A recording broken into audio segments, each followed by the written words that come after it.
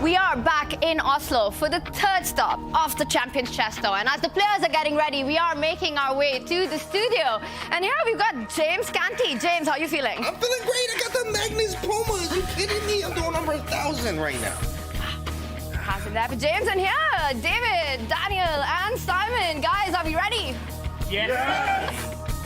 Under 1 minute now for Hikaru, and wow, what a move. Alireza, look at him. He's biting his sweatshirt. He doesn't know what to do. 8 minutes and 59 seconds, beaten by 1 second. Could he have swapped queens there? Oh, and Hikaru saw it immediately, and he shot. Oh! Magnus has had no struggles against Hikaru over the board. He should be happy. It's over. We have a winner. Magnus Carlsen takes it. He wins the Air Things Masters, the very first event. He's trading even more. No. Oh! Blunder is nice. It's time to go. Quick. Oh my God, 2 seconds! Oh my God! Here we go. Oh! Look at him celebrating! Oh my God! No more checks. Oh, and we see a reaction. Magnus is bounced. Oh no! Hikaru Nakamura. It's over. Yeah, he wins. Hikaru Nakamura is the winner of the Chessable Masters. Fabiano Caruana resigns. What an Armageddon game by Hikaru. It's going to be a fierce battle at the ChessKid Cup. Established elite with players hungry to prove themselves. We are expecting a lot of decisive games, and to keep you on top of the action in the studio, as always, Grandmaster David Howell, FIDE Master James Canty. Let's go. And joining us for the ChessKid Cup is Grandmaster Daniel Naroditsky. Daniel, It's your first time in Oslo, first time at the studio. What are you most looking forward to? First time, but hopefully not my last, Tanya. It's great to be here. It's really an honor. I'm a little bit nervous, but I'm more excited than nervous. I'll do my very best, and I know I'm surrounded by the finest commentators in the world, so it'll be all good. It's going to be a lot of fun, Danny. We're so happy to have you with us. And what a tour it's been so far. David, you've had two different winners. Magnus Carlsen took the Airthings Masters. Hikaru Nakamura won the Chessable Masters. What are you expecting from this one? Well, I'm expecting some drama. This time, we don't have the likes of Magnus Carlsen. We don't have some of those other kind of favorites of elite chess. However, we have a more open field, and there is Hikaru Nakamura that they all need to get past if they want to win. So it's going to be a great tournament. Some new names. I'm hoping to etch their names in history. It's going to be an exciting ChessKid Cup, but as David said, with Hikaru Nakamura. Now, it's hard to bet against him. Any tournament he plays, he is a favorite. He has been on fire. What a performance at the Pro Chess League as well. And James, you're a big Hikaru fan. I have to ask you, what's it going to take to get by him? I got to be 100% honest with you, Tanya. We don't know that answer. We have no idea what that takes to beat Hikaru, but of course you just got to play the board and play exactly whatever the board gives you, right? Play the board, not the person. Easier said than done, but that's what it's going to try to take to beat Hikaru. That's some great advice by James. Do not let Hikaru Nakamura get into your head, but as you said, it's easier said than done. Well, that's the task ahead of these 7 other players. Let's take a look at our roster. This is our play zone. We've got 8 players from different parts of the world. And the big breaking news has been the 3 last-minute replacement with Jules Moussard, Jordan Van Foreest, and Alexander Shimonov playing Division 1 of the ChessKid Cup. And I have to ask you, Daniel, you called the play-ins. The others can't be too displeased with this switch-up. They're definitely not too displeased with it. I mean, Hikaru, Alireza, Fabi, they're kind of licking their chops looking at those Alexander Shimanovs, but those very same Alexander Shimanovs and Dmitry Kollars, they're not just there to gain experience, they're there to score some upsets. They want their name, as David said, etched into chess history. They want to be that guy who defeats Hikaru, who defeats Fabiano Caruana, so it ain't going to be an easy journey for the top guys. It is indeed their moment to shine. Will they be up for it? David, it is a fresh field. Do you think it also makes it super unpredictable? Yeah, this it's not just the field that's unpredictable, it's the format, Tanya. It's been really successful so far at showcasing fighting chess. Of course, those 2 favorites, Carlsen and Nakamura, have triumphed, but there have been surprises along the way, and I'm expecting more of the same with these lower-ranked players there to make their mark. And that's exactly what we love about the Champions Chess Tour. It gives talents and grandmasters from across the world their platform to shine and to make sure that they get the opportunity to compete against the very best in the world. The Champions Chess Tour is a brand new format, and with $2 million on the line, this is the biggest season of the tour. Each event in the Champions Chess Tour is broken up into 3 divisions, making the CCT even bigger than ever before as the best players in the world work to win their division and progress to higher divisions, hopefully securing a playoff spot, big prize money, and tour leaderboard points. Here's what's at stake in the 3 divisions in each event. The winner of Division 3 receives $5,000 and 20 tour points. Those with the most tour points at season's end will secure the wildcard slots for the playoffs and additional prize money. The winner of Division 2 claims $10,000, 50 tour points, and secures a coveted slot in the next event's Division 1. Finally, the winner of Division 1 receives $30,000, 150 tour points, and a guaranteed spot in the playoffs. At the end of the year, the playoffs will include 8 players that have qualified either by winning Division 1 or by earning enough tour points to claim one of the wildcard slots. Of these 8 players, 4 will advance to the live finals. In the end, only 1 champion will remain. And to get to that season final, you either got to win one of the 6 events or score those crucial, critical tour points. And these are our standings going into the 3rd leg of the tour. Hikaru Nakamura so far has been absolutely tremendous. Runners-up in the Airthings, winning the Chessable Masters. He leads. Behind him, Magnus Carlsen with 225 points. And of course, Fabiano Caruana, who yet is to qualify for the season final. Some big names there. But also the other side, look at that, Maxime Vachier-Lagrave. All these players trying to get those critical tour points so that they can fight in the season final. You've also got Dan Laz there at the bottom of the table. Lots of exciting chess, and of course, in this format, it's also Division 2 and 3 action. And to give us all the updates on that, joining us in the studio will be Ginger GM, Grandmaster Simon Williams. Simon, welcome. How's it been in Oslo so far? It's been great, yeah, absolutely fantastic. I mean, Oslo's a brilliant place, and look at the tournament, look at the names we had. It was a real who's who of chess there. Absolutely. And Simon, we're going to get to the chess, but I have to ask you the most important question. Have you been to the Good Night yet? I have. The Good Night is the world's first ever chess pub, and I've already popped down there. Of course I have, yeah. I must check it out. You must check it out. The best chess pub in the world, and some of the best players are playing in Division 2 and 3. Simon, what stands out to you? There's so much on the line.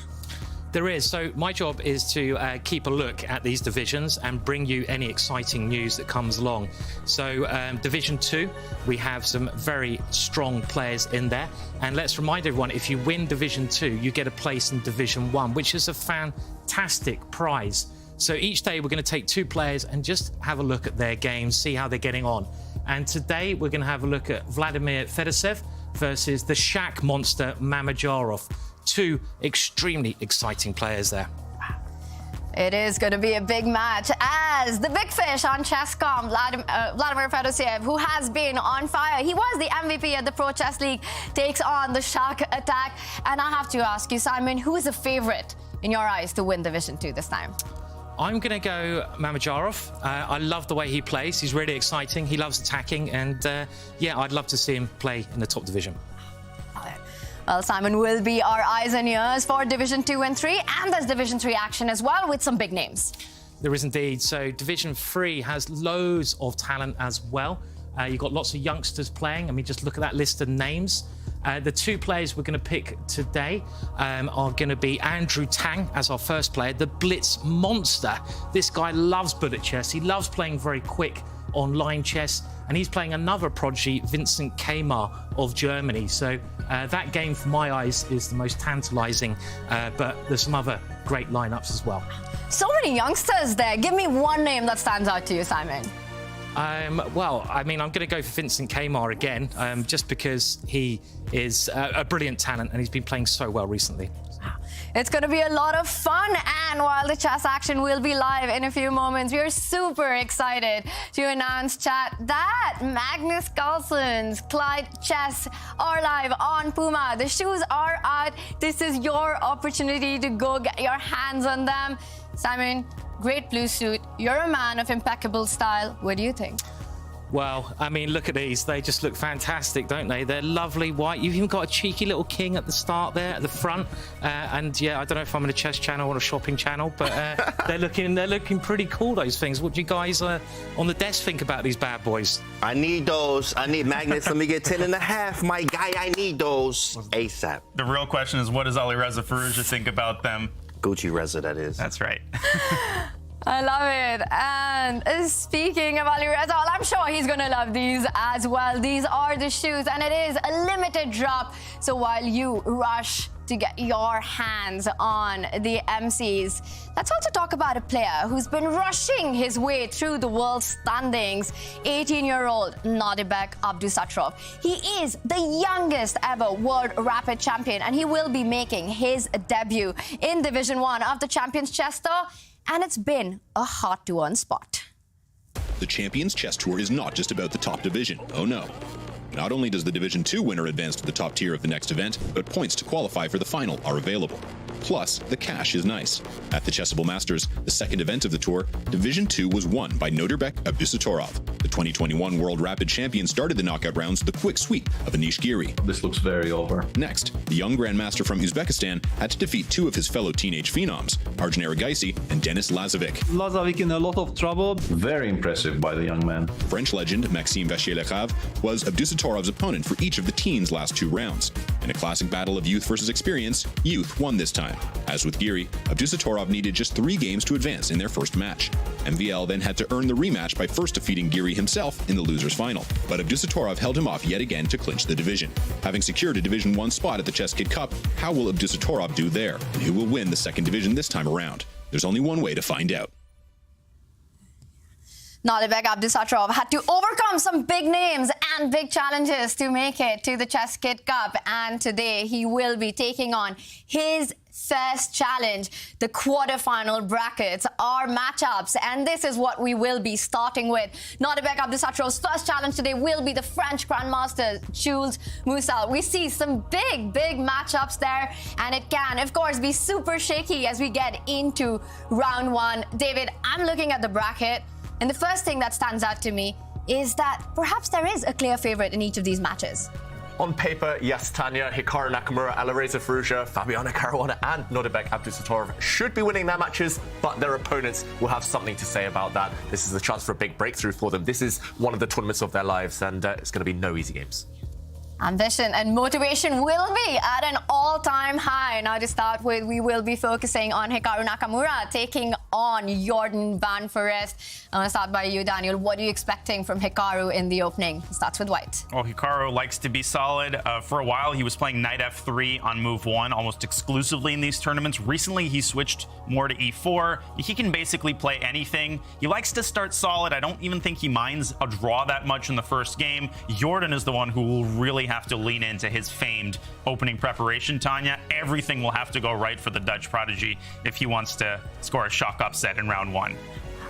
For the Dutch grandmaster, it is going to be a tough day in office, but Jordan van Foreest is known for his creative style, his offbeat openings, and that's what we're so excited to see. And guys, once again, I'm looking at the field, and James, I want to ask you, what are the chances of us getting another Hikaru-Fabi final in this one? Oh, the chances are high, but of course, I mean, with this field, I mean, it's creative, it's lots of competition, it's hard. Everybody's going to be going at each other. I mean, we even see Magnus go down to Artemiev at one point, right? So we really can't call it all the way, but it's a good chance that we may see a Hikaru and Fabi final. It is a big day of chess for the players. And speaking of Fabiano Caruana, he is fresh out of his win at the Superbet in Romania. He is in form. He takes on Shimanov. David, what are you expecting from that one? Shimanov is super solid. He has a great repertoire, and he's actually a blitz and rapid specialist. He plays a lot online. He streams. It's not going to be easy for Fabiano, but if Fabiano strikes first, uphill struggle for his opponent. Tour points on the line, the golden ticket to the in-person season final. And of course, the player who wins the ChessKid Cup will also win the Chess Champs Trophy. And chat, we've got big news for you. There will be 2 editions of the trophy. One for the winner and one will be the fan edition. This is the beautiful piece of digital art that will go out, and you can start your bid on chess.com.io. And this is the cool part. You get a VIP ticket to the in-person season final. Hikaru Nakamura and Magnus Carlsen have already punched that ticket. James, how cool will it be to watch the in-person finals? Oh, that's going to be great. In-person, it's the finals. In person, come on, right? That's going to be amazing. You want that kind of energy, you want that kind of chess, and you want to be a part of it. So I'm excited for it. Oh my gosh, yeah. Really is, and we can hear the clock ticking, which, you know what that means, that the games will be underway super soon. We see the players are ready. Hikaru Nakamura and Jordan van Foreest, they're looking pretty serious right now. He looks delighted. Jordan is so happy to be here. He's happy with his easy round 1 pairing, Tanya. Yeah, he looks stressed, just straight up He's stressed. got lift off. Knight f3, d5. Yeah, and Daniel was right. Nakamura starting with knight f3. He tends to do this, but it has transposed to a queen pawn opening here. Symmetry so far. Any predictions? London system, Queen's Gambit. What do we think? He's thinking, so Not he's the London. Come on, b3. Oh my God, it's on the board! Tanya, it's your fault. Oh, you've jinxed it, Tanya. The London system, which has experienced a surge in popularity. Ding Liren won a game at the World Championship with it. Everyone's playing it these days. What do we think? Jordan must have prepared this before. He studied with Magnus Carlsen, who tends to drop the London system from time to time. Any kind of surprises in the opening stages? What do we think? Yeah, I'm not familiar with Hikaru even playing in London. I've never, ever seen him play a London system. So here, it's definitely different. He can play anything, obviously, but it's going to be cool to see what he tries to come up with. Of course, he can play any type of position, Hikaru, that is, right? So, I mean, so far, so good. Very solid stuff, as we did see that surge from the World Championship of Ding winning that London game. So the London is perfectly playable for a win at any level here. So curious to see what happens in the rest of this game. Yeah, this has been his MO in rapid tournaments in particular. He likes to get sort of semi-theoretical positions. He doesn't play stuff that's too offbeat, no Polish openings from Hikaru Nakamura, something in the middle, right? Something where he's got the flexibility to play a nice maneuvering game, but really the London has become very theoretical in recent years. You really can't call it an offbeat opening anymore, can you? Yeah, there's so many forcing lines, often calculated out till move 20, even beyond. We've seen some of the top players in the world take this, turn it into a really dangerous weapon from the white side, and I am slightly surprised, I've got to say, of Jordan pausing to think. He must have 2 or 3 different ideas against the London, and eventually he has decided to bring his queen out. Pawn hunting, it's a dangerous profession in general, but Black neglecting development. If he goes and grabs that b2 pawn next, how will Nakamura decide to react? What do we think? Is he going to gambit a pawn? Is he going to maybe take a more solid approach, just defend that pawn on b2? Okay, meanwhile, we change games. Let's leave Hikaru to think about that one. Wow. Well, Jordan Manfores does go for the most dynamic answer approach against the London. And while Hikaru handles that question of the b2 pawn hanging, we are getting action from Caruana, Fabiano Caruana, taking on Alexander Shimonov. And wow, a 3 a6. Are you guys shocked? No. Yes and no, Tanya. Shimonov does tend to avoid opening theory, I guess because he's not as active a player as some of these top guys. Actually, I was researching, he has barely played a classical game since before the pandemic. But it is risky to take Fabiano on, to kind of provoke him in this manner. This pawn move does not necessarily improve Black's position. No, I mean, as chess fans, we're also jaded about opening now. And nothing surprises anymore. H5 on move 3, A6 on move 4. We're just basically immune to these types of moves because nowadays, you know, the computer makes anything possible. A6 is not an unknown waiting move. It's pretty popular against the move knight to d2, the Tarrasch variation. So I'm pretty sure that we're still well within some sort of opening theory. And here we see Fabi dropping his knight back, very common strategy as well in order to secure that pawn chain with c3. Fabi's had some great success with the French here, especially with this line. I remember seeing moves, obviously, or games where he's played knight f4 here, h4, rook h3, believe it or not, and moving the bishop to e2 or d3 and putting the king on f1. There it is, knight f4. Immediately, the engine's like, what are you doing? That's like a move. That's crazy how the engine just didn't like it at all. But definitely, as we've seen this before, whoa, g5, relax. You're going to have to relax, my guy. This is the ChessKid Cup. We got kids watching. g5, Daniel, what is that? I think Fabi missed this move. G5 Whoa. Is a knife right in the backside. That pawn isn't stopping there. It's going to G4, kicking the other knight away. Tanya, Fabi has to be careful not to lose his entire center. I mean, knight takes D4 is right up there. Fabi might have to drop his knight back to E2, and we got to get away from that game. Yeah, Fabiano in trouble potentially, but now Firouzja against Dmitry Kolas, and this game has progressed as well. It's a Catalan opening. Black has grabbed a pawn. Black is temporarily a pawn up, but White has the bishop pair. White has the potential for a very strong pawn center. Early thoughts on this game? What do you think, Daniel? What you got here? Yeah, it's one of those typical nondescript Catalan positions where White's given up the customary pawn, and he's got the bishop pair. He's got a little bit of a better center, but the issue is if you fall asleep, then what does Black want to do? Well, Black wants to play b7, b5, right? That's why he put the rook on b8 to get out of the pin. And if he deploys the bishop to b7, very often you look up and suddenly you don't really have compensation for the pawn. So it's the ball very much in Firouzja's court, and there we see him actively trying not to cooperate, preventing b5. Yeah, it feels like a Firouzja type of position at least. It's got huge dynamic potential. Yes, he's a pawn down, but he's not too materialistic. And if Black isn't able to kind of activate, unravel, and either maintain the pawn or get his pieces out sufficiently, then I think advantage White. So promising signs at this early game, at this early point in the game. And yeah, of the games we've seen so far, the opening positions, which one do you think has the most potential? Definitely the G5 one. That G5, he played G5 casually. You know, he's sitting back in the chair, relaxing, just played G5 like it was nothing. Now, I did see it was a knight G5 and knight E6. Like, was that possible? Danya, of course, right? Knight G5, Why are you Knight asking E6. me? I never sacrifice you know pieces, what I mean? James. Come Exactly on. right. Of course, I don't like what you're implying here. I do like what you're implying, of course. actually. We're aggressive players ourselves here, so we definitely will talk about this type of stuff. Knight G5, I think, was there, Knight E6, and Knight to C7. Some crazy lines in that, but here, yeah, I think Firouzja has obviously a great position. You have the Catalan with the bishop on G2. I mean, these positions that even Magnus has played all the way through, right? So, you know, it's a little bit of life here.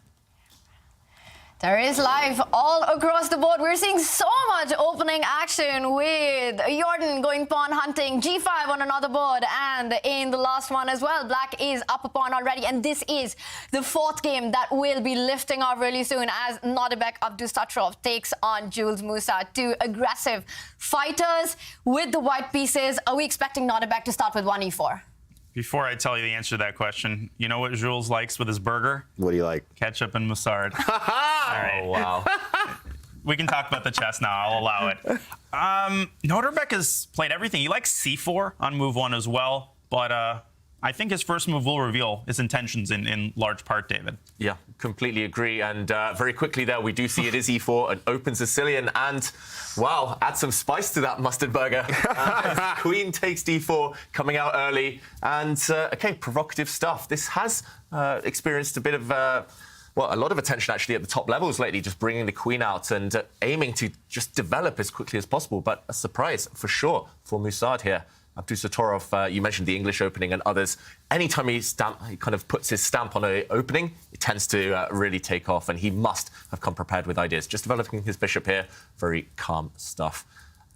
Early days, but Musard, the first one to really tank, the first one to start thinking at this point in the Sicilian. Yeah, this one's is there's a straight, like the plans are very nice here. Pintala Gary Krishna actually likes to play this with white. He played this a lot, and actually he likes to play Queen E3 after Knight C6, Bishop D2, ended up castling on the Queen side there. So really quick development, castling and getting the rook to D1. Sometimes you can even just castle Queen E3 and then put a rook on D1. So very, very fun, I think this is. Yeah, there's the Queen E3 move, right? So very fun, I think it is from White's point of view, but Black definitely is just pretty solid. I'm not even gonna lie. G6, Bishop G7, move the Queen, castle. Like, you don't have many problems here. So we're gonna see what Abdusattorov has up his sleeve in the next few moves here. Yep, solid start to this game, looks like. Yeah. They're still blitzing out the moves. Anti-Sicilian's more popular than ever as players are just trying to avoid theory. And this line, the theory of this line has really built up over the last couple of years. But Nodirbek just kind of trying to get a normal, standard strategic position, castling to safety on the king side. And Jules Musard, the first to take a bit of a think here. But it's been amazing to see the kind of unique openings that we've been seeing at the very start on all these four boards. And how important is it to get your opponent to think early on in these formats?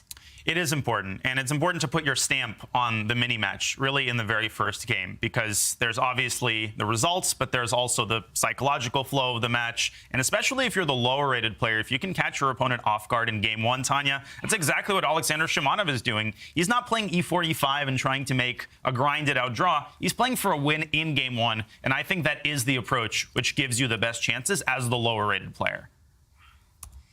And meanwhile, we see Fabiano, Caruana, and this was the game. French defense, some quick moves there. We joined it a few moments ago when G5 landed on the board. Now look at Caruana's knights. They've undeveloped, they've retreated. Clumsy, ugly development for White, but has Black overextended. I'm loving Black's position, I've got to say. Queen's out, knights looking good. But what next? H3, Fabi's trying to develop his rooks. Rooks before knights and bishops, not conventional chess wisdom, but what do we think here? I'm skeptical for White. I'll try this at home with the developing your rooks first, chat. But at the same time here, I'm actually a fan of Black too as well here. I've been mentioning this lately a lot in the commentaries. We've been seeing a lot of French at high level, definitely Argent and the Indian teams as well in PCL. Been using the French a lot, but I have noticed that in French games, usually the middle games are the most tactical you'll ever see. In fact, even sometimes more tactical than Sicilians. So here, as you see, this is a wacky position. I mean, G5 open, F7 is weak. Like, where do you put the king for Black? I mean, he plays E5. Like, this is a wild game. You would never think you would get that from a French defense, but in fact, it definitely is much so. So I definitely take Black here, Daniel. Yeah, me too. I mean, you don't even have to ask me. You know who I'm going to prefer to play here. But Alexander, he's following basic chess principles. When you've got the lead in development, strike in the center, try to open up files, and you know, one more mistake, and Fabiano could very well get checkmated there in the center. There's no question that Black is overextended himself. He's got a lot of weaknesses that could be revealed if White is able to complete his development. But man, I don't think Fabi was expecting challenges of this kind 5 minutes into the first game with the white pieces. And talking of 5 minutes, he's almost 5 minutes down on the clock. He's under 10 minutes. Fabi in danger already. Who would have expected this? I said it beforehand, Shimanov, don't write him off. He's so dangerous. And normally he's a more strategic positional player, but he's sensing the moment. He's going for a quick kill here as black. And I've never seen such a good French defense, I've got to admit, especially by move 10, 15 of a game. And yeah, you can tell body language as well. Fabi really struggling so far.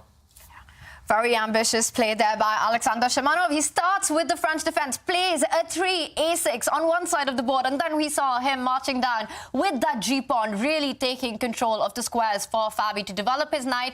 And look at White's position. All the pieces still on the first rank. The only developed piece is that white knight, which has jumped around the board multiple times, and that hasn't helped Fabi's cause. He's down on the clock, and currently with the black pieces, it looks like Shimanov is in driving seat. A decision has been made to capture the e5 pawn, and now to me, it looks like the obvious choice would be to recapture with the knight. But Shimanov takes a little bit of a think. And David, what are you expecting? A queen e5 or a knight e5 from him? Yeah, both look attractive to me, Tanya, I've got to say. Taking with the queen does have the benefit that it pins this black knight. The white knight on e2, meaning that it's harder for white to develop. You do have to calculate perhaps white's bishop coming out, but then the pawn would drop on b2. And to me, everything looks great for black. Likewise, taking with the knight does feel like you might get an opportunity later to drop in with a quick check if you can bring more pieces in to support the attack. So either way, it's looking good here for black. And at this point, I think Shimanov with a huge time advantage already. It makes sense for him to start thinking. Which way are we voting here? Dania, James? I don't know, and I hate these situations, particularly against a high-rated. I've burned almost my entire clock. You have two options. Both of them look good. You start getting stressed out because you know that this is an early chance, right? You mess up now, you might not get a chance like this again in the black pieces. My vote, I don't know. I would say queen takes e5. That was my gut feeling to prevent the development of white's dark squared bishop, David, as you astutely pointed out, aiming at the b2 pawn. James? Yeah, I don't you dare disagree with me. Okay, I have to go with queen because I was going to say knight, but I'm going to say queen because I cannot disagree with the prophet Danya. But at the same time, I did like knight takes e5 because there's just some random weird stuff like bishop f5, knight d3, like where do you move? I mean, I was also looking, of course, this is a long shot, but like knight f3 is mate. Now, of course, you can't get, it's going to be a hard thing to do, but like a strange line would be like, David, just to show it, g takes h3, right? Let's just say, or let's do h takes g, right? H takes g. Oh, okay. Yep. Ace takes G, right? And then something like, I don't know, we have to figure out how to get his knight to F3, right? I'll just make one variation, and I'll take this. Right, yeah, right. But I was also thinking queen F3, right? If he develops his knight at some point, and then knight F3. It's getting hot in here. Oh, yeah, of course. You know, someone we like turn the AC on. Right, queen F3 at some point. Like, if he develops his knight, we take... The idea is there, right? That's what we're seeing. That's why I like knight takes E5. It's very fun, but... Queen takes e5 probably is the move. And that's actually on the board, by the way. Yeah, he went the other way. He took with the queen. And after pawn takes pawn, I'm expecting a quick recapture on g4 from black's bishop. And again, developing with tempo.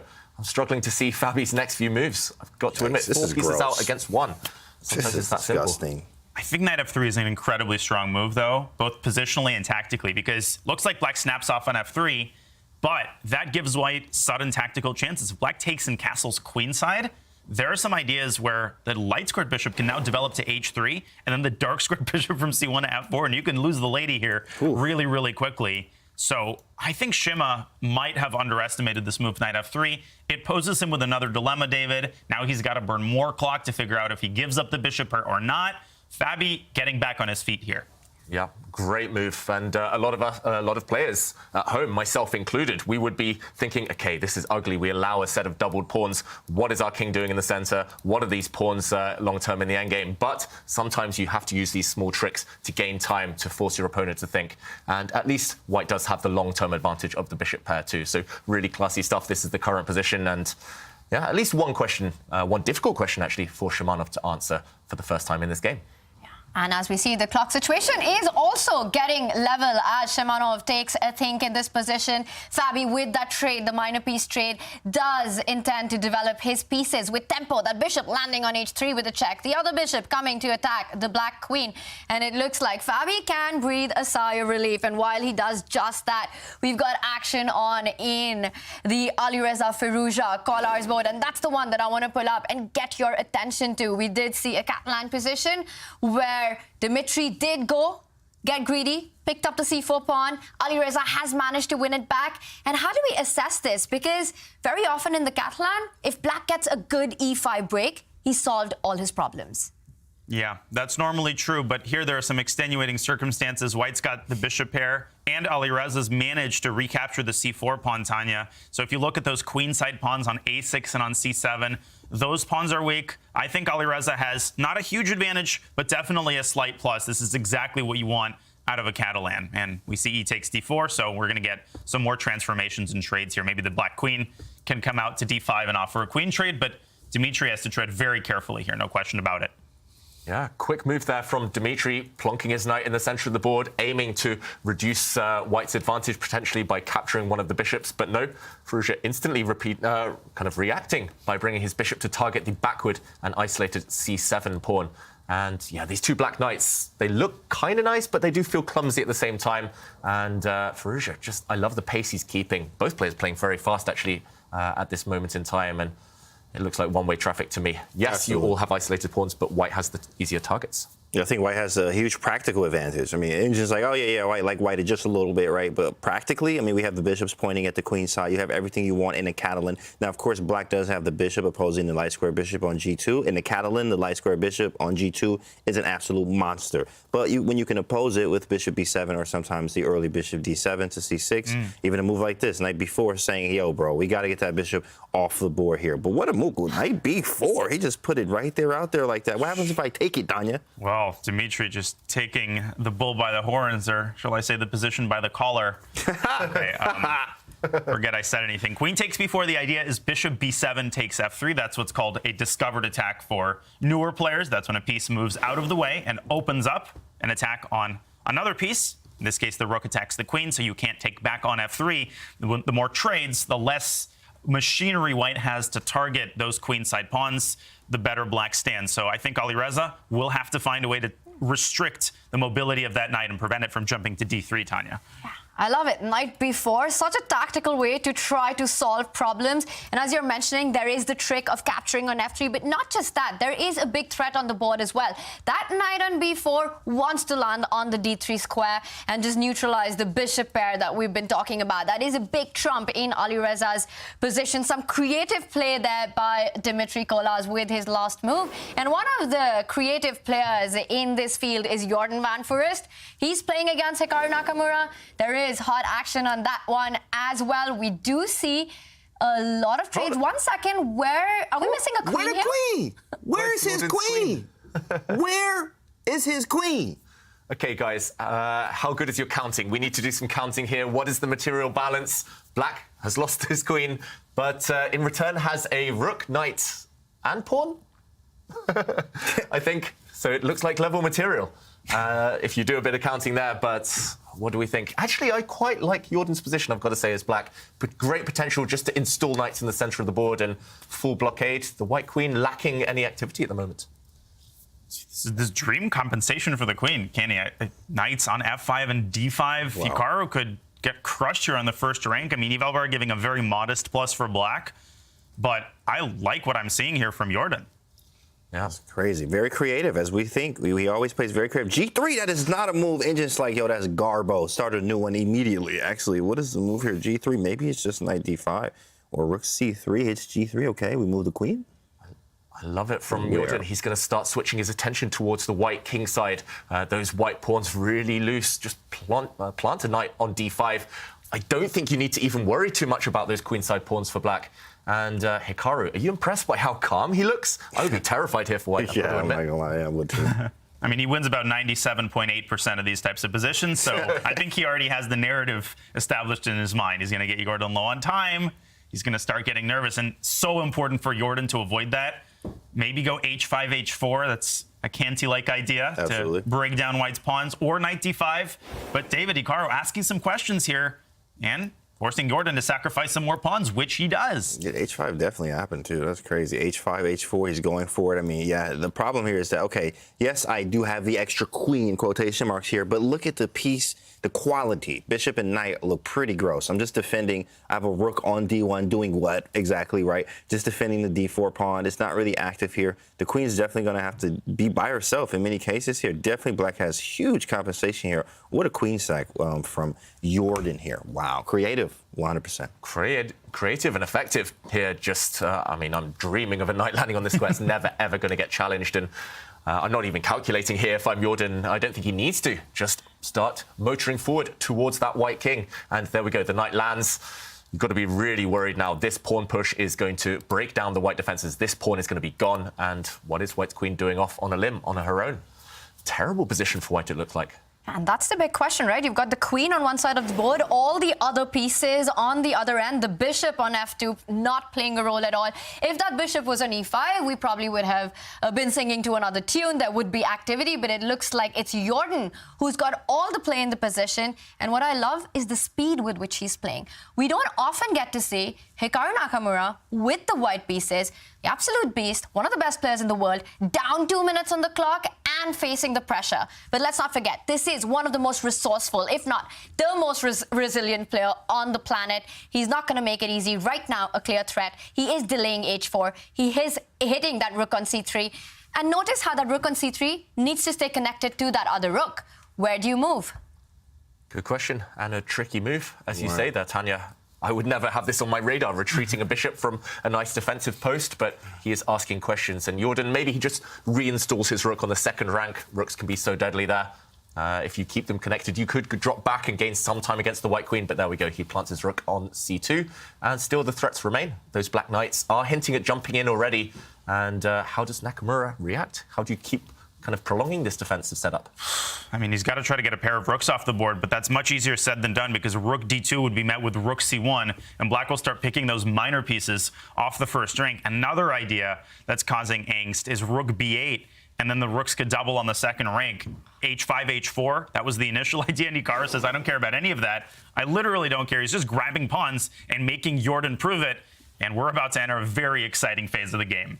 This is very dangerous. This is very dangerous for the chess kids at home, right? Maybe sure you close your eyes on this one. This is a family channel. This is definitely about to get crazy here. You went the bishop back to e1. Eval bar is all the way in black's favor here. And bishop e1. The eval bar says this is a bad move in the position. Jordan playing for immediate compensation. Does he now double on the 7th rank? Or knight h4. There's so many good-looking moves. Yeah, so many here. You mentioned, Daniel, knight h4 looks brutal, just jumping in with some checkmating ideas. Wow. Evaluation bar still stays in black's camp, so this is extremely strong. You could jump the other way. You could jump into this square. This looks killer as well, I've got to say. You can start picking off pawns. This pawn is ripe to be plucked. And also, Daniel, you mentioned just doubling the rooks, bringing them to the second rank.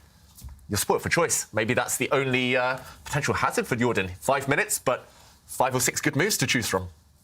Dude, I've seen everything. I've seen Hikaru win every type of position, but this is completely winning, and 6 minutes is an eternity to figure out. These are obvious mating patterns. Now knight f3. Whichever way you run, you get mated. King h1, rook h2, Arabian mate, king f1, knight d5 to e3. Let's call it the Jordan Van Forest mate. And you don't need that rook on c8. You don't need that bishop. The knights and the other rook, they do the heavy lifting here, David. Oh, this is painful. Wow. Painful and so aesthetically pleasing. This is visually striking from Jordan so far. Queens, they are the strongest piece, but if she is so far away from the defense of a king like Hikaru's queen right now, then actually, yeah, they can't fight against the might of several pieces combined. And look at those two black knights. This is gross. Look at these knights. As Hikaru says it himself, and it backfires, as these knights is definitely cooking right now in the white's camp here. Knight takes h3 is there. I mean, knight f3. I mean, anything 3. Rook b8 to b2. Like, it's so many moves here. Even sometimes even play f5, try to get rid of the knight. Some cases sack the bishop. There's so many things to do here. This is definitely difficult, even for a resourceful player like Hikaru. But James, with Hikaru, it's not over till it's over. Knight e4 does hit that bishop. We've seen big turnarounds, and he does make the impossible possible. But this position now for Jordan Van Forest, it's so important to keep the pressure on the clock, to take those decisions quickly. But is this a good moment for him to slow down and calculate it till the very end, to pick the right choices? Does he jump with the f4 knight to h3? Does he land on f3 with a check? Is this time for Jordan to slow down a little? It is, and he has to, because I've been looking at this position for a minute, and I don't actually see a super convincing move. Knight takes h3, king f1, and for the moment, white's king is dodging the biggest bullets. He gives a check with the other knight. The eval bar creeps up. This is what always seems to happen in Hikaru's games. You make one little mistake, and then you start feeling nervous. I think after king h1, that knight on f3 is in the queen's crosshairs. Knight e4 to f6 check, as well as knight takes bishop, become the threats. I think Jordan might be losing control already. Wow. Yeah. You do fear for Jordan here just because of Hikaru's track record, just because of the fact that now it's actually far narrower, the path towards victory. The margin for error for black suddenly is high, and I would be blundering here against Hikaru. For sure. One of the two black knights is going to drop off. The white queen is going to do some damage. Commentator's curse, I said it earlier. The white queen's doing nothing, but something feels a bit loose now for Jordan. Okay, he grabs a pawn, and Hikaru keeps some measure of control. He's very good at consolidating, Hikaru, just surviving, asking the opponent to find those difficult moves. And it looks ugly for white still, but this defensive setup for now is holding. What does Jordan have to do? Does he take a timeout? His bishop is attacked. You mentioned, Dania, this threat of knight f6 check, the white queen picking up the black knight on f3. Everything's really loose. This is such a misleading eval bar because bishop d6 to f8 would be like the move I'd play in a bullet game, but then knight f6 check and white picks off the knight on f3. You get a massive liquidation, and then at the end, white's got that passed a pawn, which could be really unpleasant in time pressure. I'm not seeing the knockout blow. This might be one of those positions, David, where you have to find a narrow path to victory, and if you don't find it, you're basically not even better. Yeah. Engine like, look at that. You see this rook c3? Wow, rook to c3. I'm assuming it's this rook.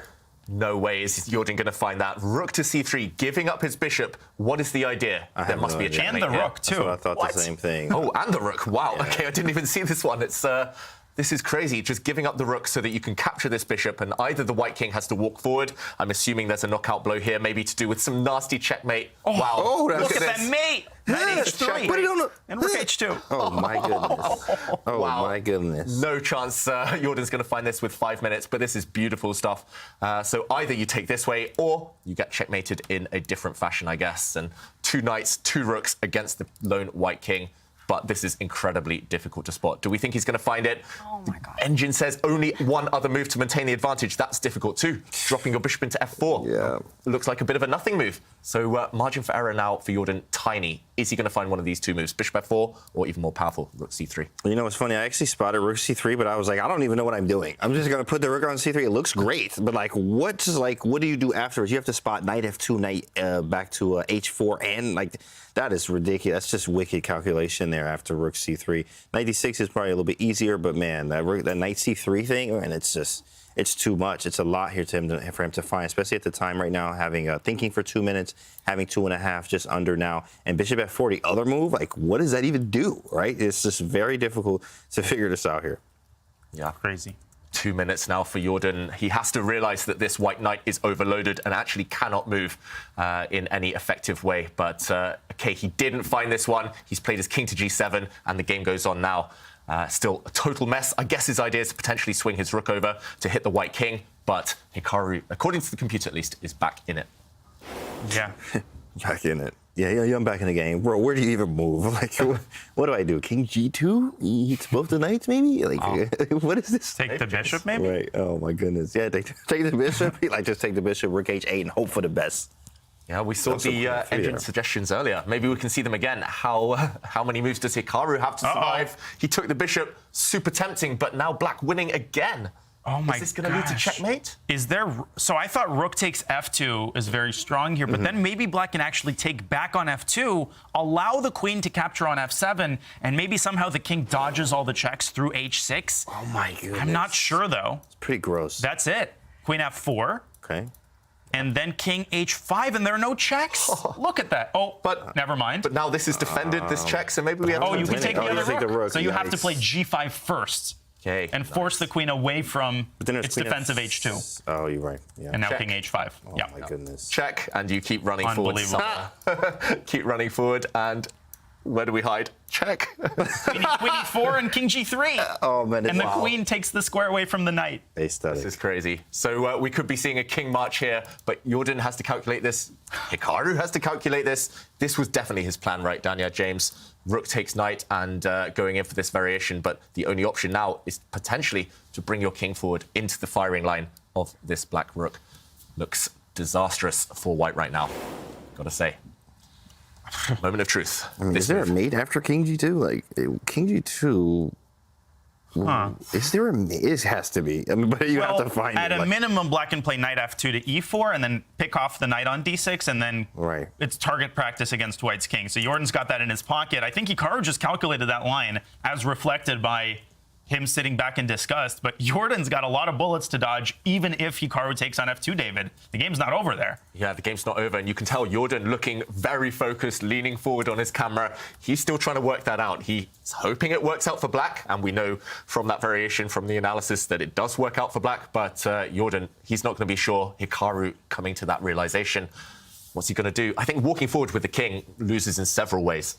So you pretty much have to take that knight and just pray, just cross your fingers and hope. But Hikaru, devastated. He's realizing now that he is crashing to defeat with White in the first game of the day. Yeah, that London Hikaru Nakamura there shaking his head. He's down to a minute on the clock in a position that looks absolutely busted. And as you mentioned, the only move to go up with that king to g2. Will Jordan van Foreest find the killer blow? He seems to be doing everything right. What a great game with the black pieces so far. He will pick up that knight on d6, and the other rook comes into the attack. Is this game over? Dang. No. If it wasn't Hikaru, we would say game over. But it is Hikaru Nakamura. And maybe he'll find one way to at least prolong the game, force some accuracy from Jordan. Daniel, are you sure? It looks like game over to me. King f4, and you still have to find that mating net. And I've been in this situation a million times where you're like, all chess principles tell you that there's 500 mates, but you're actually looking and you cannot find a single mating construction. Maybe f6 and g5 is the way to force the king onto the h file, but rook g1, rook f2, king g4, I mean, it's so easy to make that one wrong move. Yeah, it should be mate, but a couple more accurate moves required from Jordan. Yeah, this is one thing I think everyone should note at home. Don't lead from the front with your king. You will get checkmated, especially if there are heavy pieces on the board. But Daniel, you're right so far. Rook g1, he's prolonging the tension. No matter what the bar says, he still has to prove it, Jordan. Can he deliver the killing blow? I don't see it yet either, got to say. But Hikaru does. G5 and king g6, I think, was mate. And I think it's f5, right? f5, knight f7, rook h3. It's there must be something like that.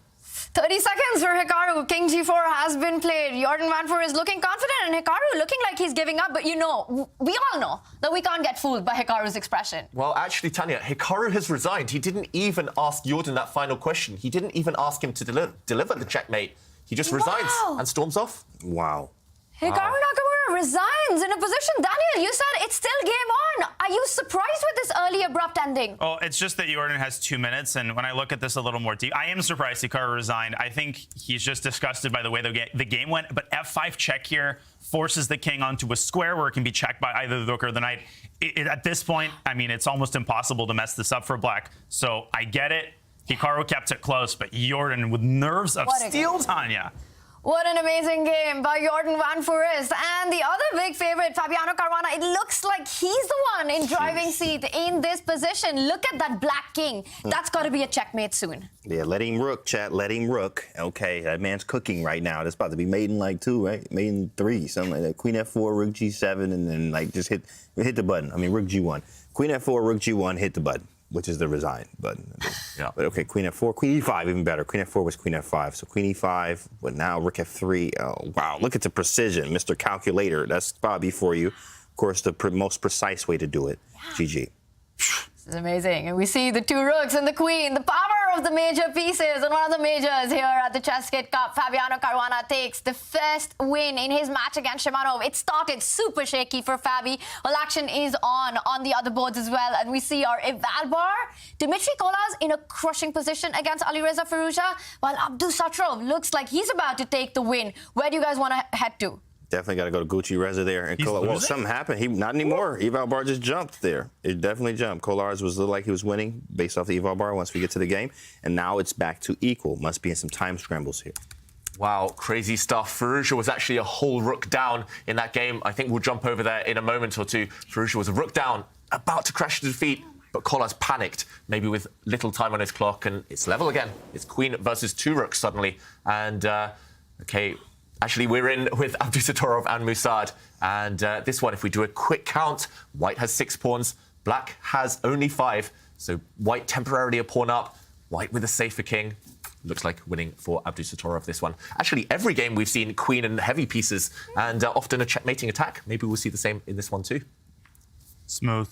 This is just winning from all sides. White's up material. The king is permanently weak on h8. Queen is coming to e5. This one's game, set, match. Well, not game, set, match. Just game for now.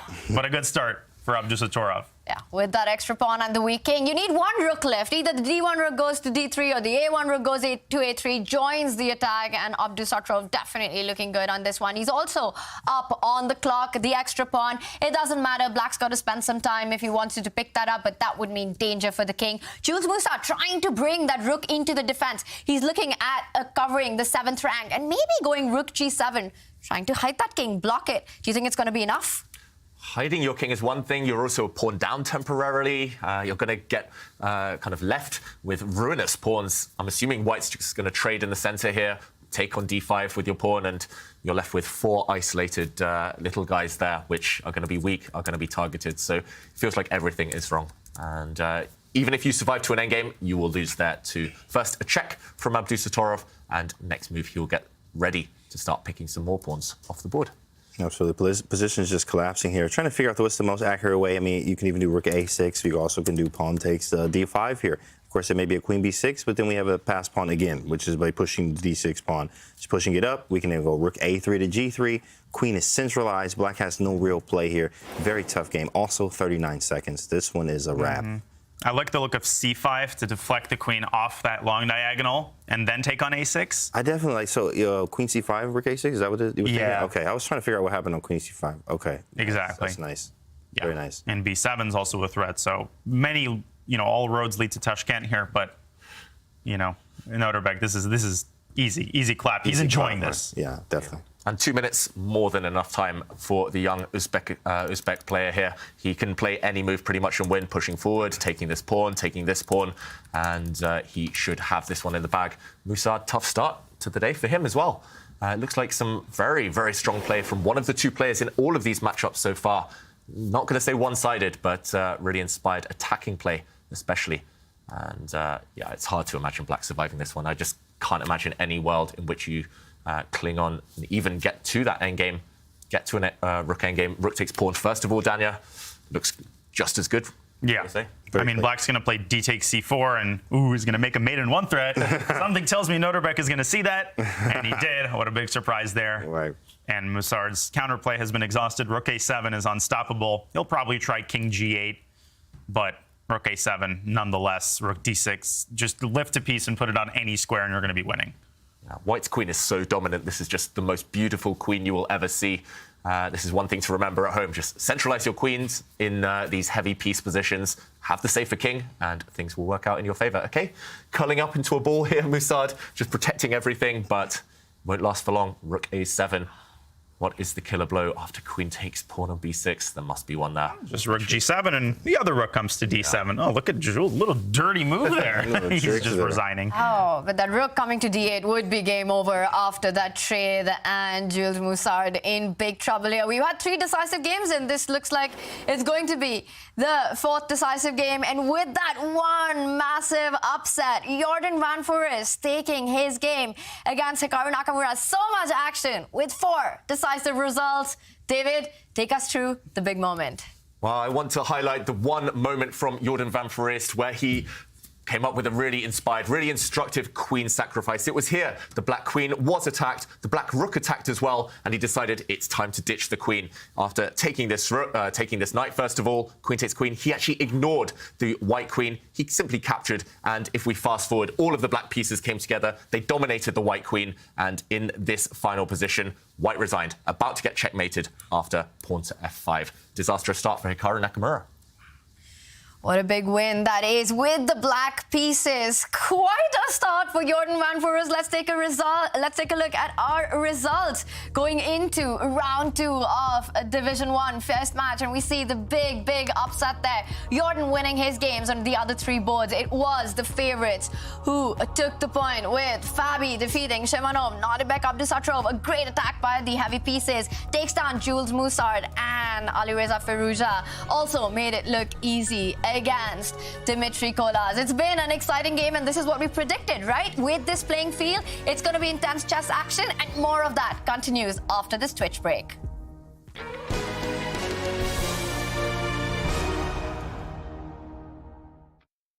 ChessKid is fun. Chess is great for the brain, but it's also fun to play. And ChessKid makes it easy to have fun. Whether your child is a total beginner or a prodigy, they can hop on and find a well-matched opponent from around the world at any time. ChessKid is the safe, parent-approved way for your child to play chess online. ChessKid is educational. To kids, it feels just like playing, but chess is a great way to learn patience, strategy, and critical thinking. ChessKid features a comprehensive training program that guides kids to level up on their way to mastery. There are more than 50,000 chess puzzles and a whole library of entertaining videos that teach strategies, tactics, openings, and endgames specifically for kids. ChessKid is easy. Whether you're a parent helping your child, a coach managing dozens of kids, or a school of hundreds. Signing up is free and easy, so what are you waiting for? At Magnus Academy, we've taught chess to 100,000 kids. With summer around the corner, we're gearing up for camps. At online chess camps, kids learn about chess in a safe, fun environment from a team of all-star coaches. Kids are grouped by skill level from beginners up to national champions. There are never more than 8 kids per coach, so every child gets plenty of attention. You might even get the chance to meet Magnus and ask him a question or challenge him to a game. Each week has a different theme, like opening traps, learning from your losses, or Magnus Carlsen's best games. Sign up by May 31st to get a $30 discount. Join the 100,000 kids and counting that have learned chess with Magnus Chess Academy.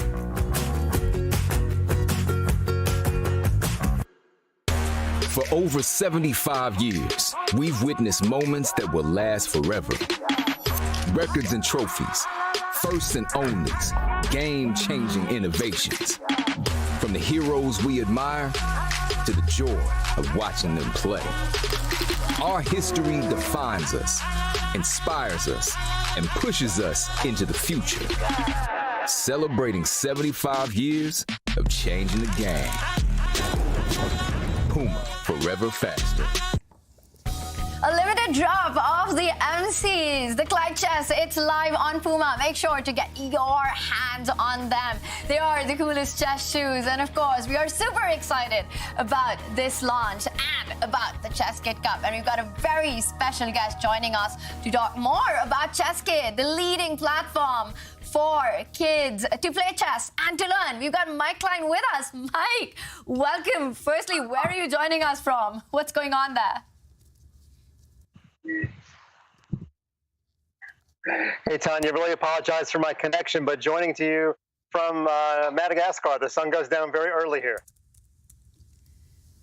I think we are having some issues with the sound there. We will try to get Mike back on as we fix those technical issues and hear more from him on the ChessKid. But for now, Mike, we'll try to have you back on. But for now, let's just quickly talk about the action that we just saw.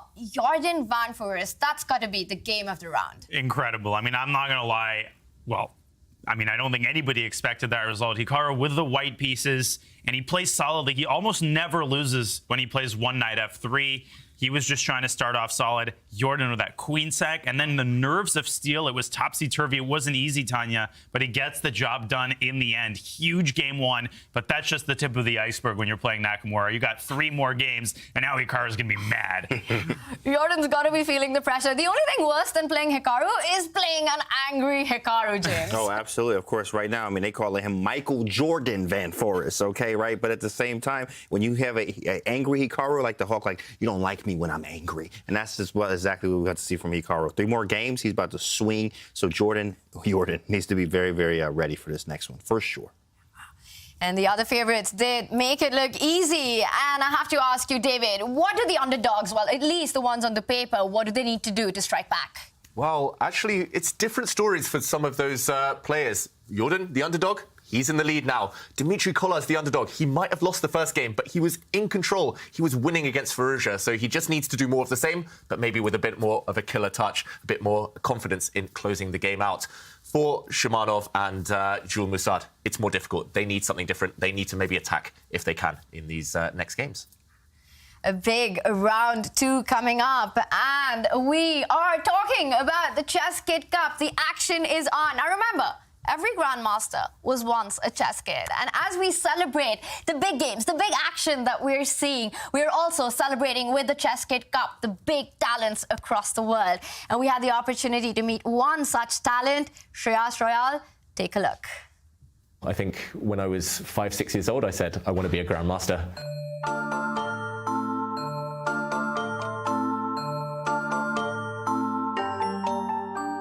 Getting the title, the Grandmaster title, but also being the youngest to do it in the UK, that was a huge goal. It drove me throughout my entire childhood. It was all I could think about at times.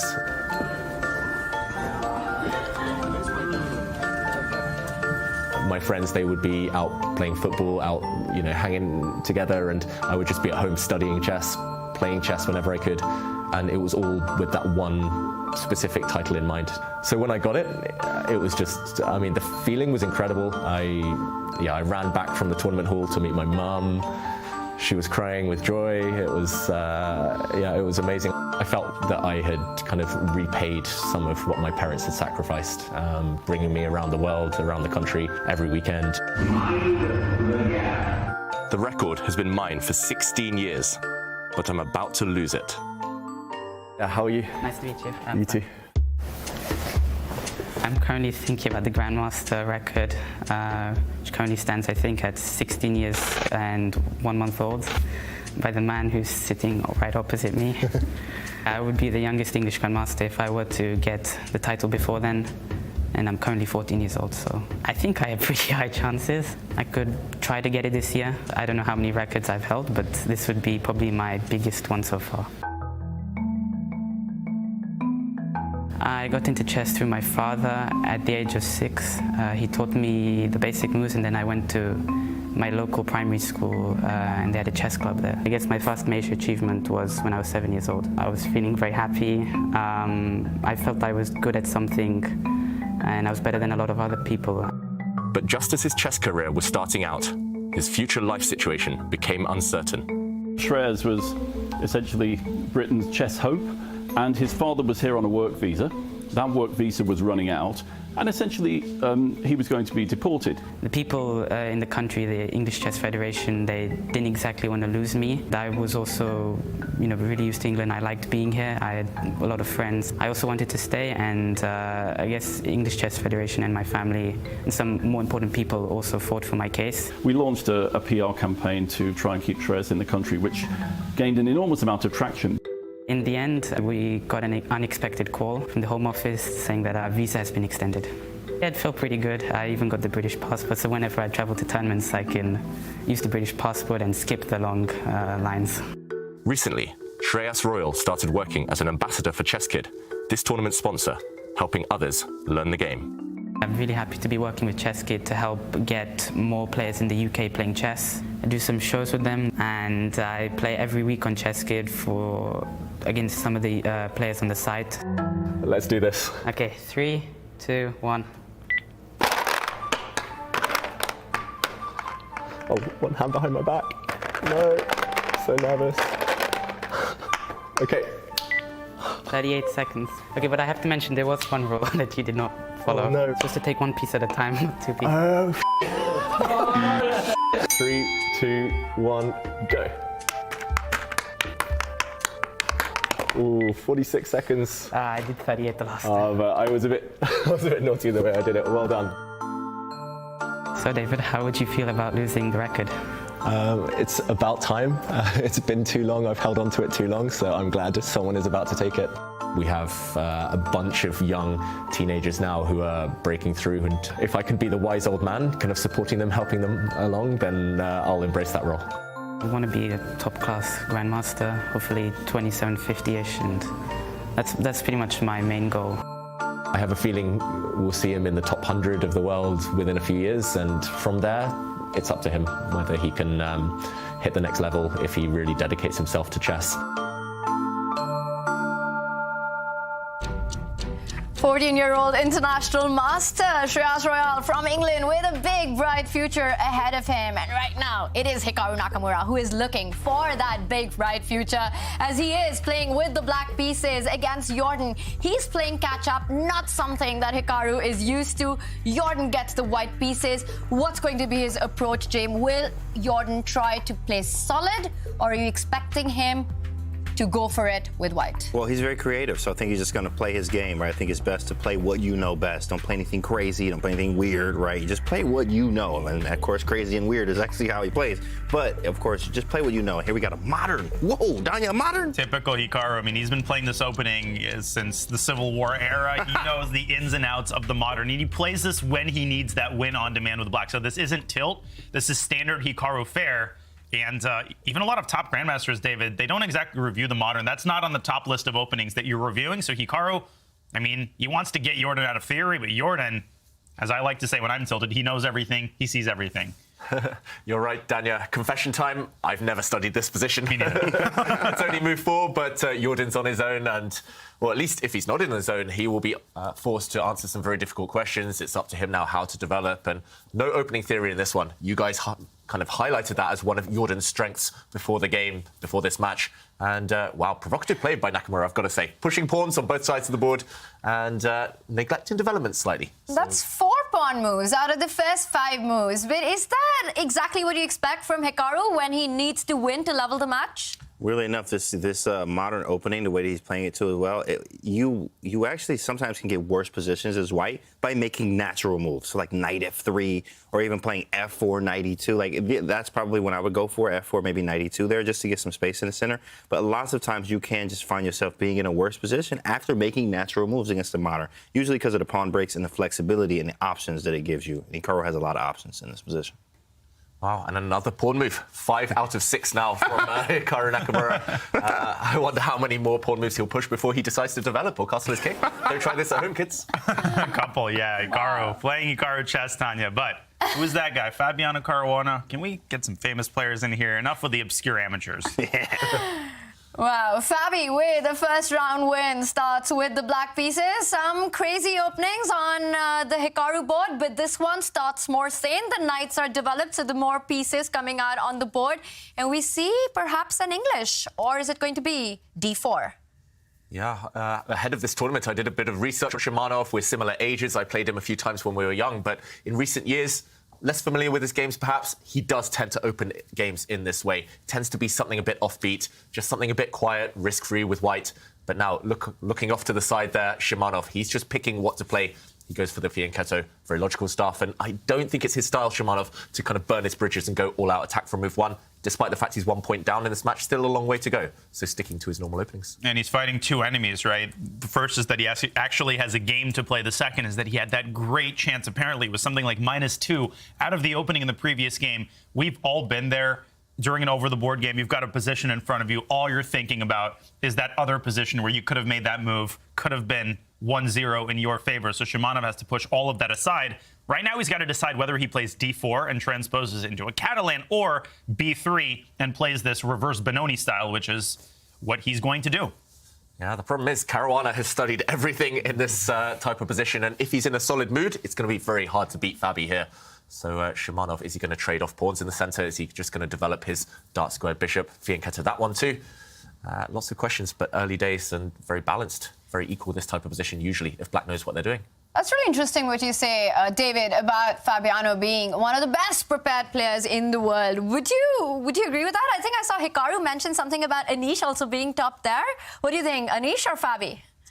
I'm gonna have to go with Anish there. I'm gonna have to go with Anish just because of he got some courses out. You know, I'm Mr. Chessable here. I know all this stuff. So he has a lot of courses out, a lot of coursework. But I mean, also Fabi did go to the World Championship based off prep. He even prepped for a year to beat the Nodirbek from MVL with the piece sack. Waited a whole year just to unleash this prep on him. So definitely gonna have to go with Anish there. But Fabi's, I think, is a close second here. Fabi is prepped up. And look at this game here. Wow, clearly the 2 best prepared players in the world. But right now, it's also Alireza, and we've got a Petrov. What kind of preparation is that for this format?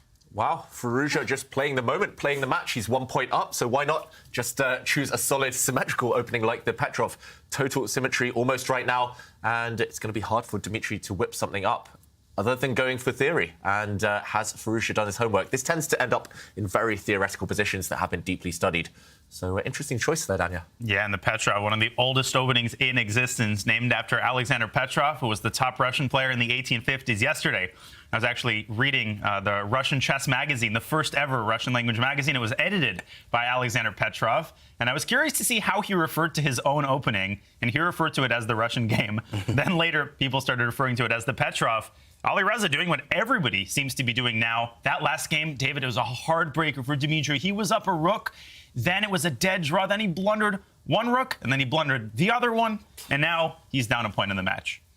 Yeah, chess can be brutal like that. And, OK, meanwhile, some pressure. It's all revolving around this black knight in the centre, the knight on e4. And Dmitry Kolarz choosing a really creative way to try and break down that knight in the middle. I haven't seen this one before, I've got to admit, guys. Never. I mean, he's actually swinging. I mean, very, I think, impressive, to say the least, with that knight b4 move that he made, was really nice in the last game. He was winning there. Knight g5, I have never actually seen this move. We always see c takes d5, followed by a knight c3, or even knight c3 immediately, sometimes even taking on e4. Knight g5? That one is going to make you think a little bit, as Firouzja isn't a think tank here, and that is pretty nice. Loving his knight g5 move. Yeah. Very creative stuff. And as you pointed out, we saw a similar motive by Dmitry in that last game. And of course, we've got action on our fourth board as well with Jules Musat currently trailing Nodirbek Abdusattorov. Jules starts with the white pieces. And once again, will Nodirbek take the Alireza path and decide to be solid with black? Or will we see fireworks in this one? Well, French, and James, you've always called it out with the French, that it starts slow, but it has all the potential to be a blowout. Absolutely, of course. I mean, hey, the French defense is very solid. Of course, you have the bishop. Really, the only problem they have with the French is the bishop on c8. But that doesn't mean that the position isn't going to get aggressive and crazy. These positions get very razor sharp from both sides here, as we saw at that Fabi game. Of course, definitely Shamanov had some chances there, but Fabi was just able to win that game there. It happened. So let's see where he goes here with bishop b4, win hour. Very, very sharp stuff here, too, as well. Yeah, not solid either, this stuff from back.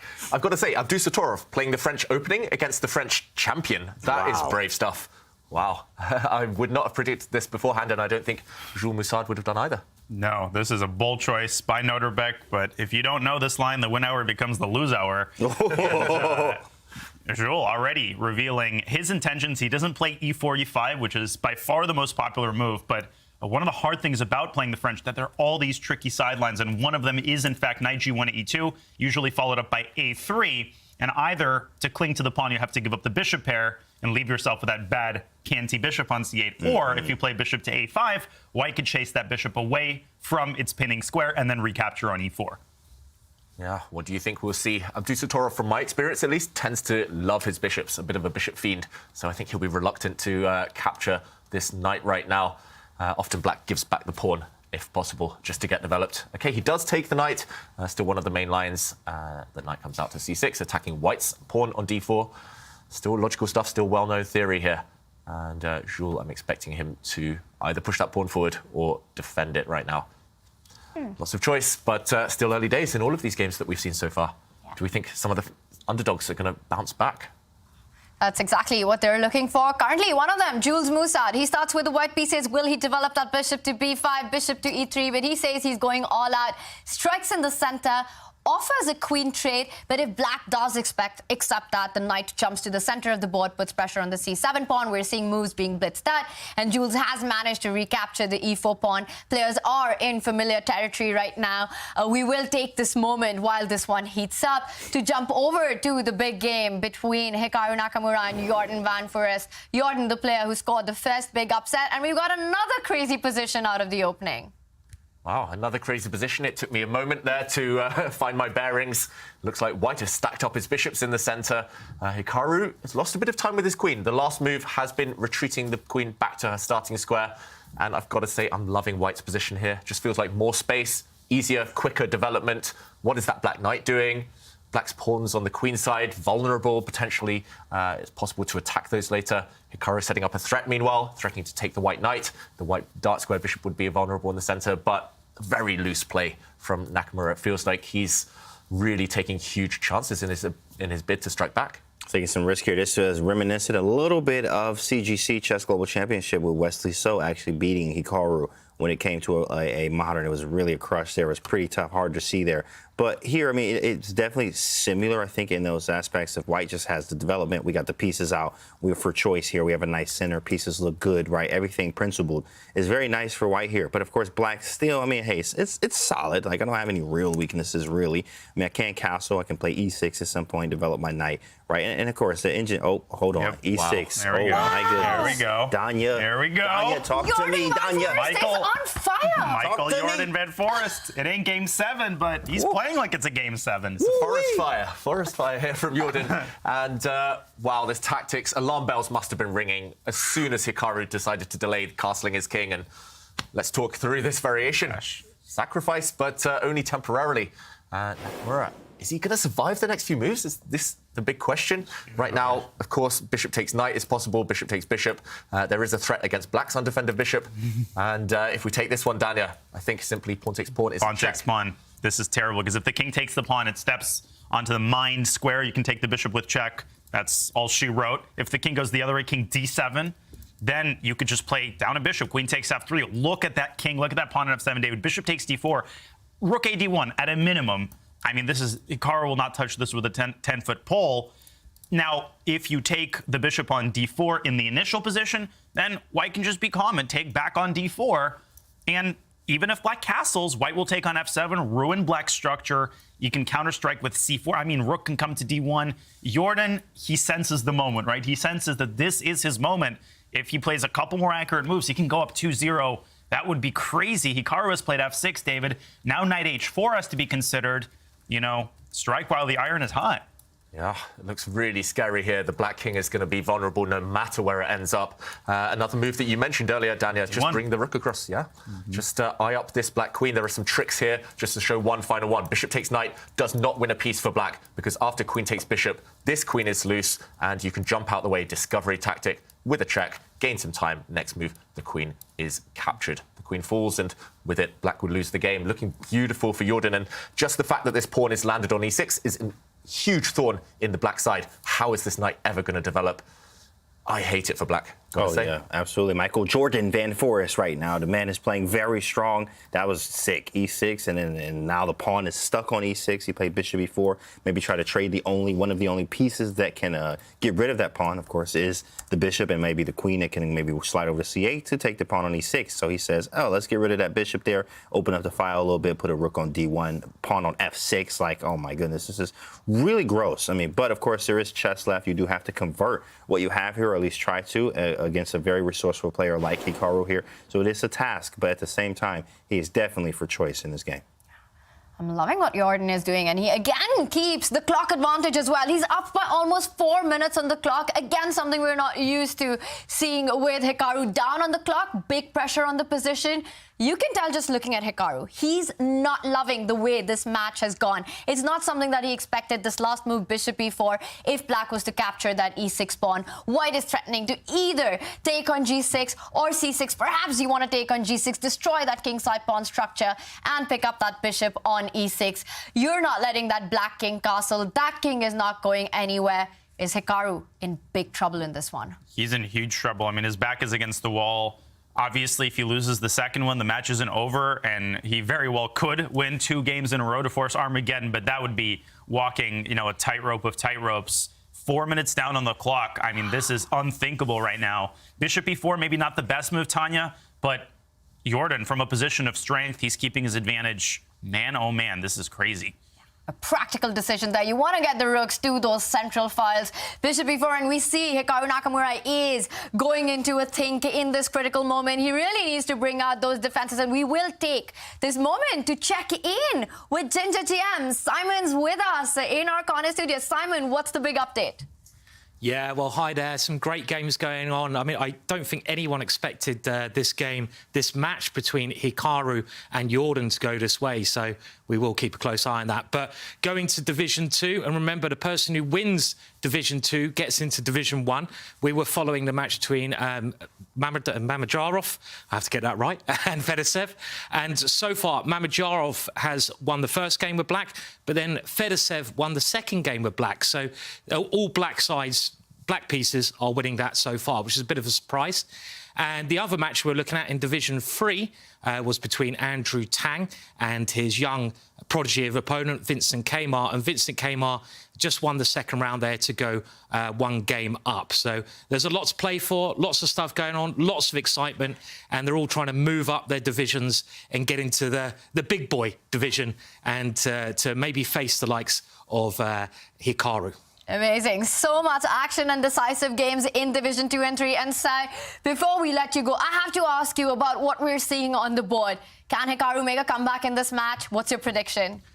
Well, if anyone can make a comeback, it's clearly Hikaru. He's just so slippery, isn't he? Like a slippery eel. He's very hard to track down and actually kill. But I'm just really impressed with the way that Jordan is playing. I mean, Jordan so far is playing fantastic chess, and he's kind of out-calculating Hikaru, and that's something which you don't really see or hear of. So all credit to Jordan at this moment in time.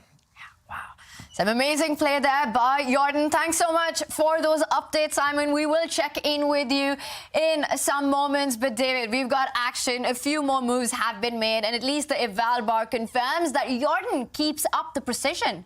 Yeah, the eval bar, sometimes we don't trust it. Sometimes we say, OK, it's misleading. In practical terms, it's extremely difficult. But here, I think we can trust the computer evaluation. Black has finally castled, but it's small solace here. Black's pieces just simply trapped on the back rank, dominated. White's rooks can gravitate towards the center.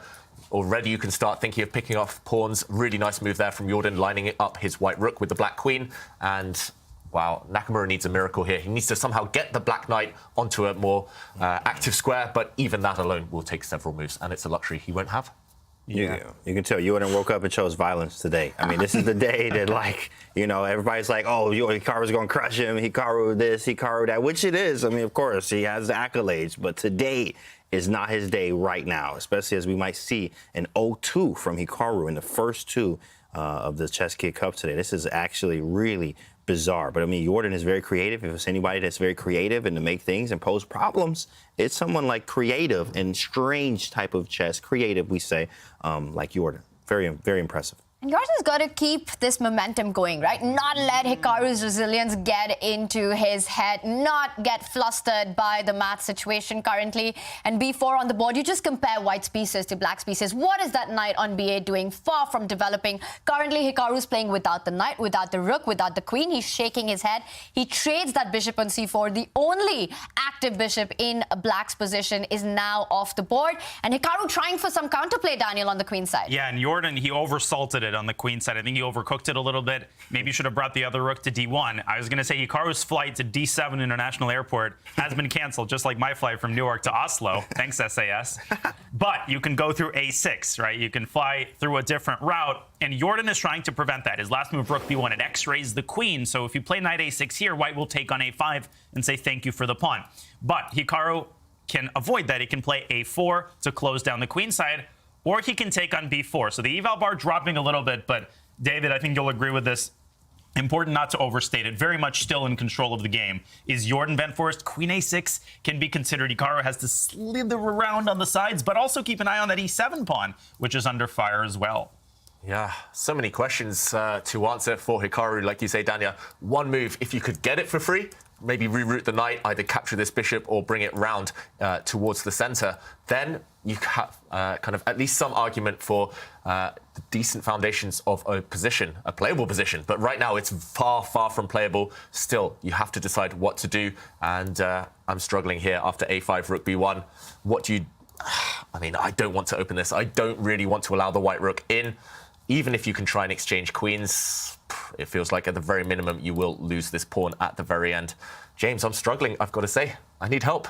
Hikaru needs help. Oh, yeah, he definitely needs some help right now. 100%. This is difficult here. I mean, he's facing it. I mean, look at the time, too, as well. You rarely ever see Hikaru down on time. That was both games he's been down time, by the way. Wow, fancy move there, huh, Daniel? Too fancy. Knight A6, I think, well, knight A6, he wants rook D7. That's his idea. He smells but it, something feels off about the way he's playing. It looks like Hikaru is close to untangling. He needs that one more resource. Maybe queen b5 or queen a6. Maybe give up the e7 pawn, because then you'll be able to go rook e8 in some circumstances and win the pawn back. But 4.5 minutes now for Nakamura, and one more mistake, he loses the game, regardless of what the eval bar says. Yeah, and maybe we can ask for the computer's help here. How many moves does Hikaru have to unravel? Okay, one move minimizes the damage. Everything else looks like a huge advantage for white. That was it. Found it. Rook e8. Great move. This move, at first I was reluctant. I thought, oh, wow, I can plant a rook on d7 with the idea that if you take it, this is just a discover check, and I win the black rook. But of course, black will not get tempted by the material here and will simply trade the queens off. Suddenly, signs of life for Hikaru Nakamura. Very resourceful, as we say, as always. If anyone can do it, it is Hikaru in these type of positions. He found rook e8, very tough move. Not the hardest to find, because you do understand, okay, e7's hanging, we do want to defend it, but the move order really matters there. Knight e6 was something you really wanted to play, but rook e8, of course, defends e7. Rook d7 is going to be answered with queen to b5 here. Hikaru shakes his head after the rook e8 move, but he always shakes his head. It was the best move on the board. Still shaking his head. Oh, I had this. No, you actually didn't. But rook e8 was the best move here, and he's trying to untangle here, but he is still down time, and he does have an uphill task to try to get the rest of these pieces out and develop and hopefully have some chances for some life. I don't think anyone's surprised when Hikaru Nakamura finds the only good move in the position. He is known for his resistance and resourcefulness. It is an exciting game, but the other action that has caught my eye, David, Firouzja versus Dmitry. Look at that eval bar. It says that Firouzja is on the way to win, to get his second win in that match. And we're going to take this moment to jump over to Alireza versus Dmitry Kollars and get an update on that one. Let's try and pull that up. David, what's going on there? So, as the evaluation bar says, Firouzja is winning. However, it is level material, and if he doesn't seize this moment, then Kollars is right back in the game. So just as we wait for that board to come up, yeah, Alireza Firouzja has a chance to land almost a knockout blow in their match, but he needs to be accurate. He needs to calculate well. I'm still not writing it off, that game, despite what the computer says. And here we see it, level material. Queen and knight versus queen and bishop is the imbalance right now. Both sides have rooks, pawns, of course, but killer blow. We need to find it. What can Firouzja play? Level time here, about 7 minutes each, so it will be well worth the investment if Firouzja spends 2 or 3 of those valuable minutes and finds a way to attack. Queen and knight, the ideal attacking combo here. Great duo when they can face off against the lone king, but I don't see it. It's not easy, gotta say. I think I might be onto something. So if you go knight f4, which is begging to be played, that's not what Alireza's thinking about. But after g3, there might be some idea related to queen dropping back on the h file, queen h6. Right. G takes f4, queen h5, doesn't matter. Then queen h3 check, king g1, and I think the rook lift might decide the game. Rook e6 threatens both the checkmate on g6 as well as rook h6, which sets up further mate threats on h1 and maybe h2. So this path is indeed narrow, but I feel like Alireza's got the time to find it. That's very nasty. In fact, I was trying to figure out what happens after king g1. I was like, yeah, you can sack the piece, obviously, but then king g1, rook e6 was the move that you have to spot there, and that's a hard one. Not the hardest to find, but you have to see it in calculation before you actually do this move. Oh, he's made the first right move, James. Do you think he's going to find this piece, Sack? Yeah, he probably found it now. He probably found it now. Big moment there. G3 on the board. Will Alireza sacrifice the knight with this line that David shows, with the queen coming into the attack, followed by the rook lift, queen h5. A big move. That could be game over, but Alireza makes a mistake. Whoa! Gucci Reza. I was going to say, this is very tempting as well, because now you're hitting the queen, hitting the pawn. It's easy to get tempted when you have such an attractive move. The other move was an instant kill, however.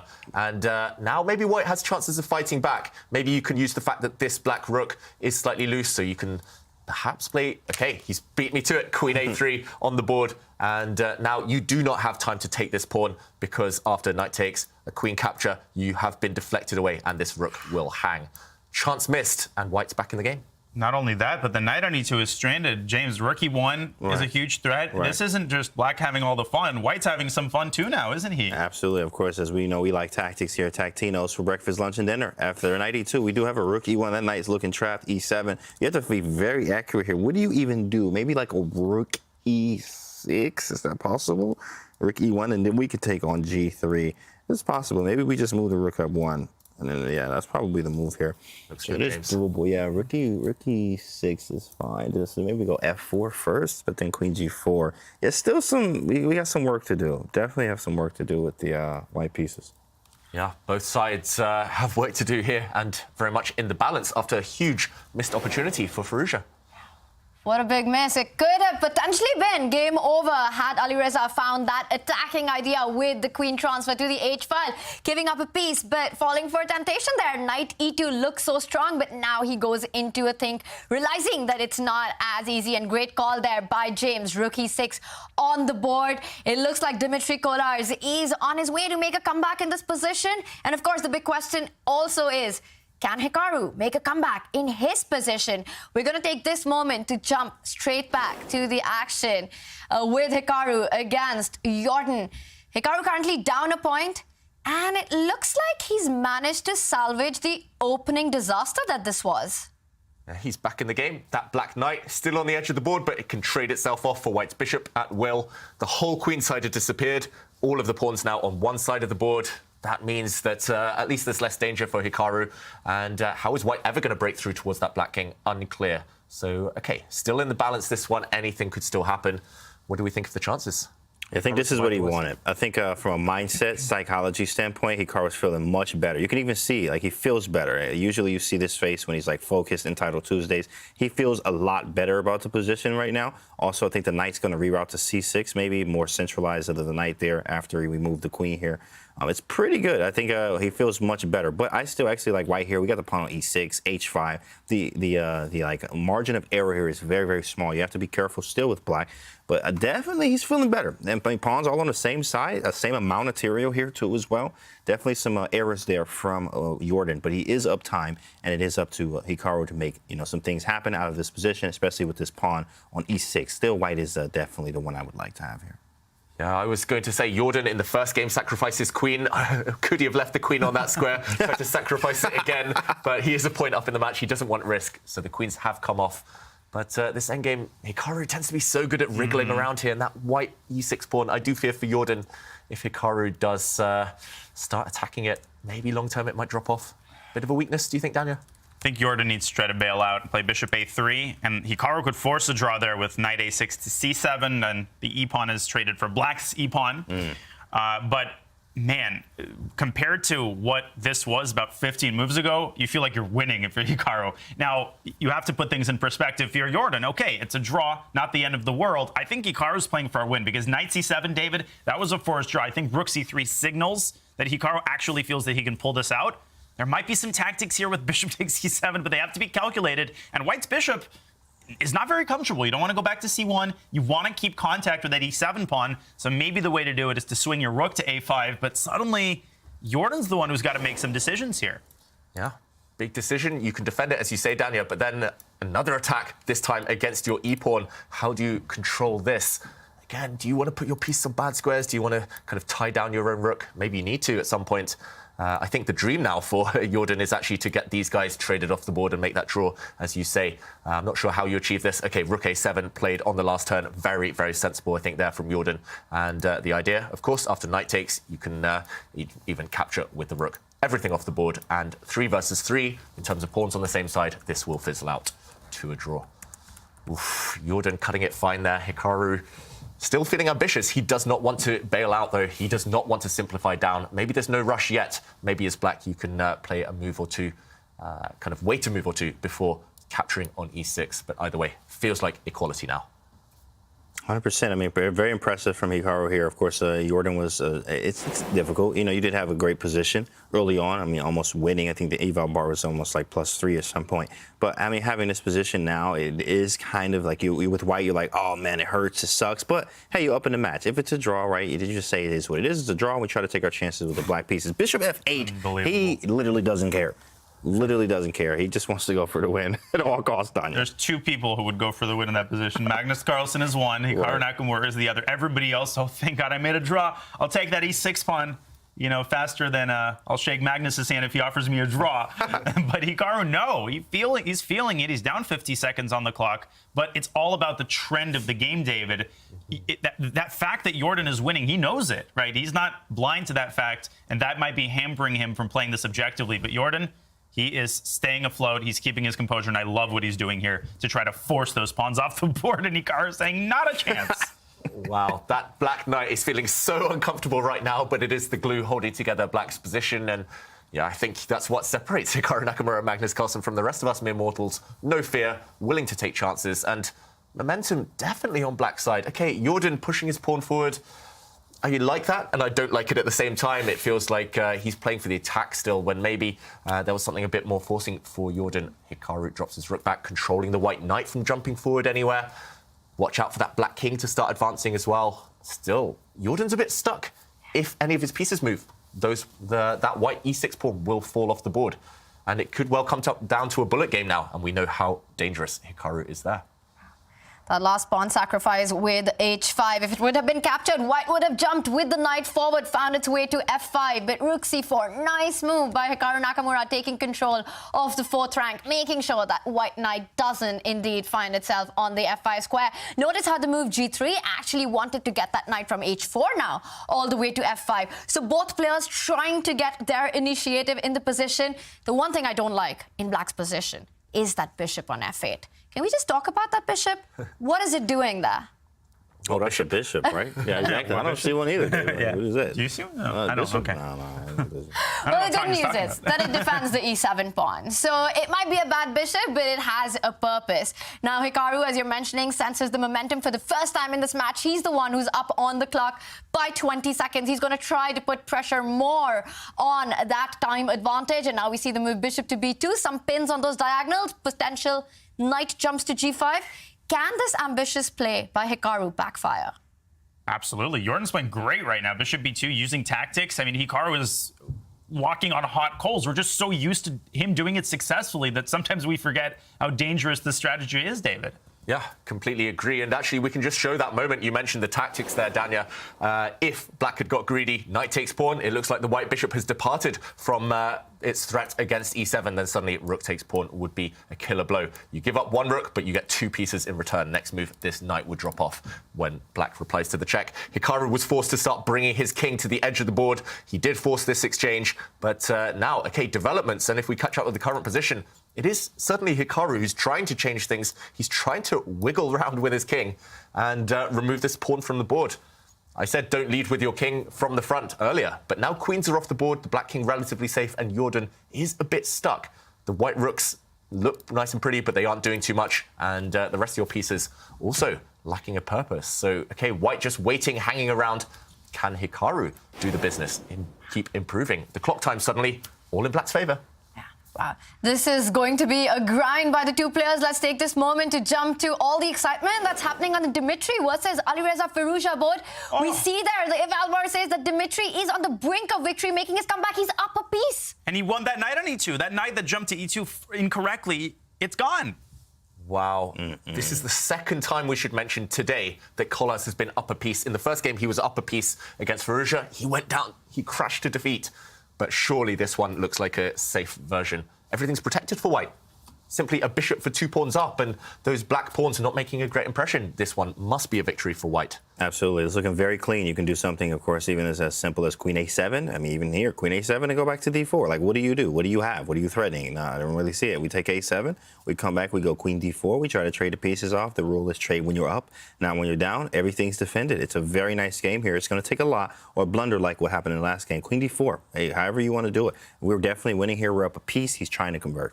Yeah, you can take the c4 pawn now, I think, pretty safely. Just get greedy. Why not? Minimal threats. The only potential hazard is the black queen coming across, but wow, there we go. That's nice. Really nice geometry, just blocking off the black queen's attempted infiltration there. And again, Firouzja has to run away from that trade. Bishop down. No threats anymore for black. You can just slowly untangle this one. I think it's a matter of time. Dmitry as well, handling the clock so well. 3 minutes left. And it's just a matter of technique, as they say. Yeah. Anything else to add? It feels like a win for white. It's inevitable here, just a matter of time. Wow. Dmitry Kolas is up a whole piece. It looks like he's going to be taking this point, but of course the action on the Hikaru board, that endgame was anyone's game with both players pushing for a win there. We also see Fabiano Caruana Shimanov has ended in a draw while as well as with Jules Musa drawing his game against Nodirbek Abdusattorov. This is where the action is. We can call this one out as Dmitry taking this point. Guys, what do you say? Should we switch to the Hikaru board? Absolutely. Let's switch. Barring a big blunder, this one is a win for white. All right. Let's bring up the board. Hikaru Nakamura, will he be able to come back in this round 2? That pawn on e6, which was such a big strength for Jordan, has turned to be the big weakness in this endgame. Hikaru continues to push for it. Now that dark squared bishop is finding its activity. I think Hikaru's going to win this game. Now he's flat out better. I mean, he's dominating the knight. Jordan with 10 seconds. Hikaru just doing Hikaru things, and F3, David, I can see your expression of disgust. Jordan now is the one walking the tightrope. Probably still a draw objectively, even if he loses that pawn. But you just know Hikaru's going to play that position for 700 moves. Yeah. What else to say? It is going to be a long grind. Jordan also with under 10 seconds on the clock. I don't like where he's put his 2 white rooks. Okay, a pawn has dropped. He's begging for bishop versus knight trade now. I was going to say earlier, that black bishop on f8, even the worst bishop is sometimes as good as the best knight.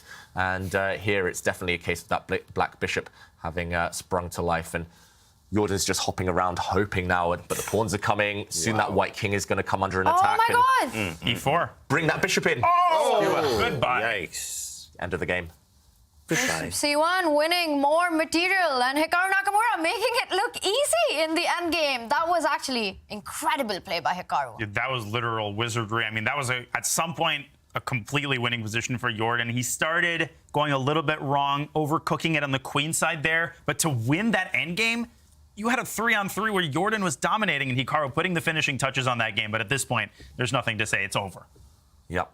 Simply those black pawns are going to march forward. The white knight cannot hold things together much longer. Jordan's ready to get out of there, just playing on out of inertia. But, wow, heartbreaking. This match has totally turned. If this game was a draw, it wouldn't have been the worst thing for Jordan. Look at Hikaru!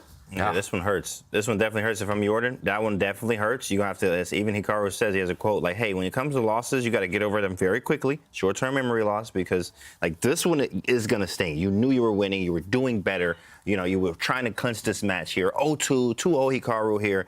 To lose this one when you're winning, especially with the white pieces, is definitely a tough one. And with that, Hikaru Nakamura wins the second game. What a phenomenal game by him in a difficult position. He played masterfully in that endgame. This is why he is one of the best defenders in the world. Well, this one as well, we see Dmitry is about to make his comeback. He's up a piece, not even for a pawn, and I don't really see an attack for black. I don't see a way to create counterplay against white's king. Rooks are going to come off the board. Is this over? It is. And with that, on that call, we see that Dmitry Kolas scores a big win with the white pieces, leveling his match against Alireza Firouzja. Amazing, amazing chess all around. Big moments to pick out from. And David, what was the highlight for you? The highlight, Tanya, has to be Hikaru Nakamura coming back, equalizing the score in his game, and it was such a good practical decision. Earlier we saw him just keep the game alive. At any moment he could have captured this pawn, just hoovered off all the pieces, and it would have been a draw. But just slowly edging forward, pushing this pawn, bringing his king around to try and gobble up white's pawn, just slow and steady, nerves of steel, and eventually he went on to win. I recommend everyone at home to go and play through this endgame in slow motion. There's a lot to learn. So much inspiration and to learn for all the chess kids out there to not give up. We saw Hikaru with patience winning that pawn. What a phenomenal play in that endgame. He levels the match. Let's take a look at our scoreline going into the third round of the quarterfinals. We see Hikaru Nakamura strikes back in round 2. And not just him, Dmitry Kolas against Alireza Firouzja also levels the match. Meanwhile, Nodirbek, Abdusattorov and Fabiano Caruana continue to keep their lead. A lot of action, intense chess is on, and we will be back with more ChessKid action after this Twitch break.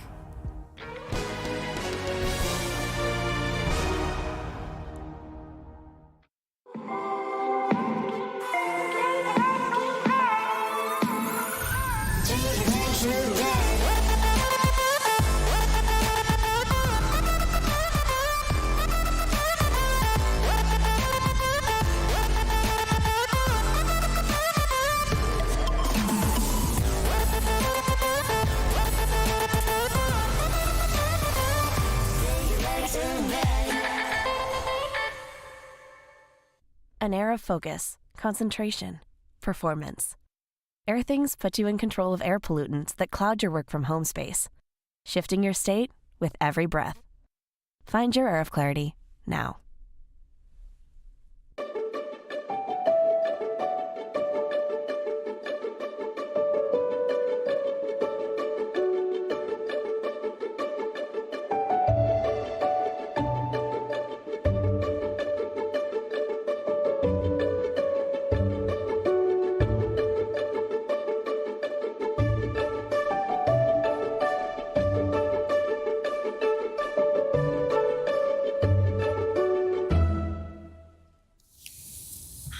This is your opportunity to get your hands on the Magnus Carlsen Clyde Chess limited drop on Puma. James, my favorite bit about the shoes has to be those kings on the laces. That's I like those. Yeah, the king on the laces, guys, the shoes are absolutely amazing. I actually did 1,000 curls with them in the beginning of the show. So, of course, if you do 1,000, then you'll start to feel them. But the shoes were very nice. They even have a chess piece right on the tongue there. It's amazing. It's also on the lid there. I mean, it's everywhere. Like that's a very cool shoe. Hopefully, they got it in different colors, too. We can get some black ones, some white ones, some red ones. I'm going to have to spend my whole check there, or Chess.com. Thank you for spending money to get these shoes for us. Those are amazing. Great idea. There are more colors, but right now it is the classic black and white, and you can get your hands on these shoes on Puma right now. And of course, we also have a lot of fun with the chess action that we're seeing on day one of the ChessKid Cup. We've been seeing a lot of decisive games, some amazing matchups there.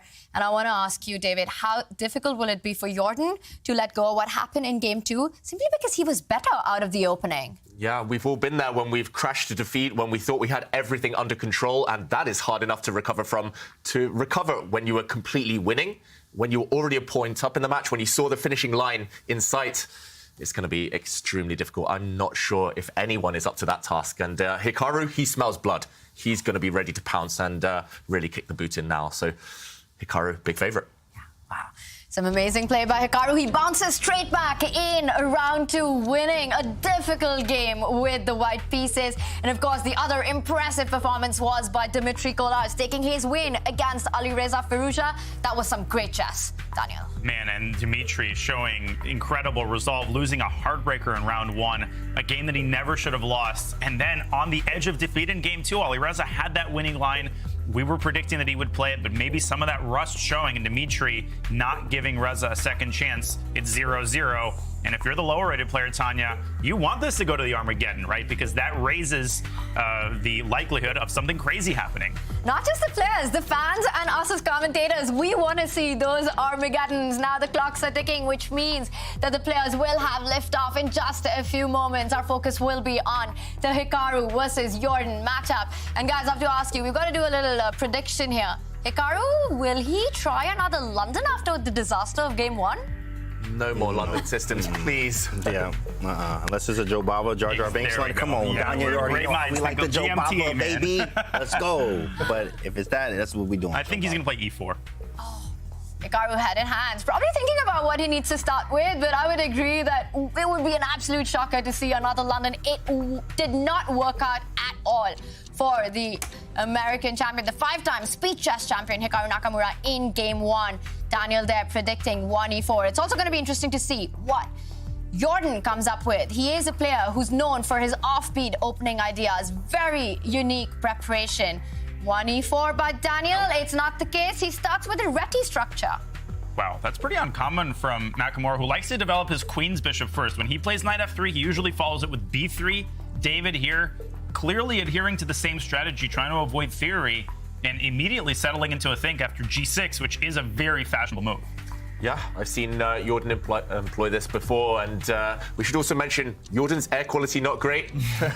Adding perhaps to the fact that things have been spiraling a bit out of control over the last hour against Nakamura. And okay, opening white, he's got the center. Nakamura needs to fight against that. Often white now strikes, pushes a pawn forward. There we go. He's basically playing a King's Indian defense. Nakamura, remember, is one of the world's leading authorities on the King's Indian. He's playing it with reverse colors, however, white set up there, and it has allowed Jordan to simply get queens off the board at this early stage. Jordan, isn't necessarily his style. He doesn't really like getting queens off, kind of playing endgames. It does favor Nakamura, but objectively, I think a good choice. Objectively, this looks very balanced to me. James, thoughts on this? Disappointing to see the queens come off? It is, and King's, I mean, and even me and Danya are King's Indian. Like, of course, we just love King's Indian defense. Like, it's very annoying when these queens come off like this. You do have your choices of C3, Knight A3, Rook D2, and I think even Rook D3 are moves here in reverse. Yeah, the C3 move, which is the standard, but I mean, it just gets boring. It's very boring, and of course, yeah, okay, King's Indian, you don't really want those type of structures here, but he was kind of forced into it when he played the E4 move. He could have maybe went Knight D2 first, then try an E4 just to mix it up a little bit. But at the same time here, I mean, Hikaru can play any position. This one is going to be a long game for sure. And Jordan, with his expressions, seems to reflect what you're saying, James. He's not impressed with the queen trade either. It is a queenless endgame because all other pieces are still there, so there's still a lot to fight for. This is going to be a long grind, everything in control. Now, the other player who has been in control so far is Fabiano Caruana. He does lead his match against Shimanov, and they are ready to start their round 3. Fabi at 1.5 with the white pieces. He's got to be feeling good. What are we expecting? Well, maybe another French defense. Yeah, exactly, right? Yeah, you know, Fabi actually, he always says, like, you know, I actually had time when CGC, when we were at CGC, and me and Daniel, and I asked him, like, yo, what do you like? You're playing E4, D4, like, what do you really like? He was like, yeah, mostly E4, right? So he's played a little bit of everything. I think E4 for sure. He loves this stuff. Even if you look at his repertoire, it's mostly E4. I'm 100% E4 here with Fabi. Yeah. I mean, it's so hard to say whether Shimo is going to repeat that French line because Fabi wasn't born yesterday. He's not just going to walk into that same position. Either Fabi will deviate early with Knight D2 instead of Knight C3, or he used that break to look up the line. So Shimanov is a Caro-Kann player, I think, from birth. So he might resort to what he feels more comfortable with. A lot of questions here. We're about to find out. Yeah, and Fabiano with slightly better air quality than we saw from Jordan, so will that help him? We know that players tend to play worse towards the end of the day as it gets later, as the air quality in their room gets worse. Open a window, everyone. Tends to help. We've seen it before on the tour plenty of times, and we've also seen this before, the French defense. And moment of truth, will Shimanov. A6? Oh, a new one, a new third move here with Bishop B4, so it is a classic Veneva. Yep, mainline stuff, and Fabi knows knows a thing or two here. Bishop A5, though, slightly more rare, Danya. Yeah, that's called the Armenian variation. It's named after a few OGs, Rafael Vaganyan, Simbat Laputian, two very strong Armenian GMs from the 90s who played this line religiously. It fell out of fashion because of this move B2, B4, which for a while was considered the refutation of the line. But nowadays, White has other options. I don't know how the theory of this line has developed. Shimanov adhering to the general strategy, right? Playing the French and then playing something offbeat, which he has researched better than Fabi. And Fabi takes on C5, took a little bit of time to remember his prep. Yep, takes on C5. This is also a move, but perhaps not too popular because White was achieving a set of triple pawns there. And, OK, we are about to see Firouzja as well kick off this game, aiming to strike back after defeat in the previous one. Look at Firouzja on the camera there with his head on hands. He is not pleased with the way the match has gone so far, but it could have been a lot worse for him. Dmitry Kolas was also better in Game 1. He did strike back in Game 2, and we have seen fireworks in this match so far. We expect more of that now for Firouzja with the white pieces. And we've got action on. Wow, it is going to be another Catalan structure? Yeah, another Catalan, just as it was in Game 1 between these two, where Firouzja did obtain an advantage, but let it slip later on. And a bit of a roller coaster game, that one. First, this check, very trendy stuff, one of the main lines of the Catalan. And Firouzja, how will he block this with his knight or his bishop? Bishop. Think bishop? I think knight, because it is I think more... queen. I think he'll move his king. Yeah. Wow, that's so it funny. reminds me of that meme when it's like a picture of Hikaru, Fabi, and Anish. Oh, yeah. And it's that famous one, right? Where everybody's mating differently, and Anish has that Queen G6 smile and Queen G6. Yeah. With the smirk. That Queen was D2. great. Tanya, I think, wins the bet. Blocks with the bishop. And the game goes on. No queen blunders, no king moves. It is just very standard Catalan stuff. This is standard fare. Often black is very solid, but white has more control over the center, at least for now. What do we think? Gonna suit Firouzja. Let's go! I'm so hyped. Oh my goodness. This is the Catalan, we don't get to see h4, but what am I talking? We get to see h4 in every single opening now. I love seeing h4. I don't care what it is. Of course, me being a Jar Jar Binks London, aka Joe Bava London expert, right, with another expert right next to me, we do love to see an h-pawn push, especially from the white side. h4, knight g5, something like g4 too. If you're going to go h4, you might as well go everything then. Knight g5 and g4 and just try to take his head off here. Oh my God. To do, it seems like. That one's going to be a hot middle game. You get h4 and we live it. We live, as you say, James. h4 on the board. And this one, will we see more h4 action? Well, currently, Nodirbek Abdusattorov is leading the match 1.5 to half. And we see Jules Moussard. They are ready for liftoff. And again, it comes down to their opening approach. We've got another queen's pawn opening. And is it going to be a queen's gambit declined? It looks that way, Tanya. Which variation is Moussard going to choose? Okay, now he's fighting in the center. This does tend to lead to very kind of sterile positions if white isn't in the mood for a fight. The Berlin of 1d4, as they say, the semi-Tarash here. And okay, Abdusattorov chooses to keep more tension in the center. Now play transposes to the queen's gambit, accepted. And often black will try to expand on the queen side as quickly as possible. Still very mainline stuff. I know Moussard has had this in his repertoire for a long time from the black side. The queen's gambit accepted. And, okay, who will this suit at an early stage? Abdusattorov, it feels like he's in the mood to fight. His first white game was very, very impressive, and he took the lead. He could end it here and now if he wins. Yeah. But, yeah, early days, of course, in this game. Yeah, very early days here. I think the a6 move, of course. This is just a classic theory here. He's trying to figure out what he wants to do. a4, you can also just castle and allow b5 and back the bishop up. But he really just trying to figure out what he wants to do here, which is, you have many options. Danya, what do you go for here? Yeah, I mean, d takes c5 is also possible. I don't approve of that. And a4, as you said. Of course, the downside, that weakens the b4 square. But you don't have to worry about b7, b5. So oftentimes black plays b6, which is compromise. I mean, still, you need to eventually develop your bishop. Yeah, and this is still standard fare. I think e5 here is a move. And you get a lot of draws in this line, David, because there's a very high chance that the center basically liquidates. And there you see it. Yeah. We will eventually reach a symmetrical position. White is likely to win the earlier sacrificed pawn back. But, yeah, as you say there, Danya, things do fizzle out slightly. It's also direct transposition to a variation of the Slav defense, but black has this extra move a6. And even without this move a6, which surely helps black, the position there tends to be acceptable for black. So looks like Moussard has got out the opening in a solid state. And is Abdusattorov happy with that? That's the question. He still leads, remember. And I don't think he'll want to risk too much unless he really has to with white. And we are also getting a big update that the third round game between Hikaru Nakamura and Jordan Van Foreest after that queen trade has in fact ended in a draw. So it will go down to that fourth and final rapid game. Will we have an Armageddon? That is the big question. And we're seeing some trades on this one. There's action here, Daniel. Whoa. And currently, white has temporarily sacrificed a piece. This is all theory, right? If you're seeing this for the first time, it may appear exciting, just like the Berlin with queen d4 and queen e4, until you find out. And this was played by Capablanca 8,000 years ago, and it's been well known ever since. Now, from an untrained eye, knight f3 check might seem sensible to give away the knight and ruin white's structure, but then black's king could get stranded in the center. So probably more wise here to prioritize the safety of your king. Castle, give the knight back up, and I mean, again, to my untrained eye, looks like white is an initiative, but I think it's probably objectively equal if black is careful. Yeah, I remember actually studying, if not this exact position, at least the position without the pawn on a6, and the key to solve your problems, as Moussard has just shown there, get the queens off the board. White's queen is nicely centralized. You're about to get hit in the center anyway. Swap the queens, force the queens off, and yes, white will regain the knight, but at the very end, you have a nice active bishop. And pawn structure almost symmetrical. This game is likely to end in a draw. So great opening preparation from Moussard, but a decent result there for Abdusattorov, inching him closer to match victory.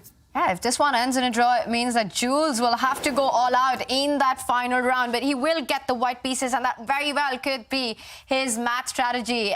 And joining us in our studio once again is Ginger GM Simon Williams with more mat strategy from Division 2 and 3. Simon, what's up? Yeah, hi there, everyone.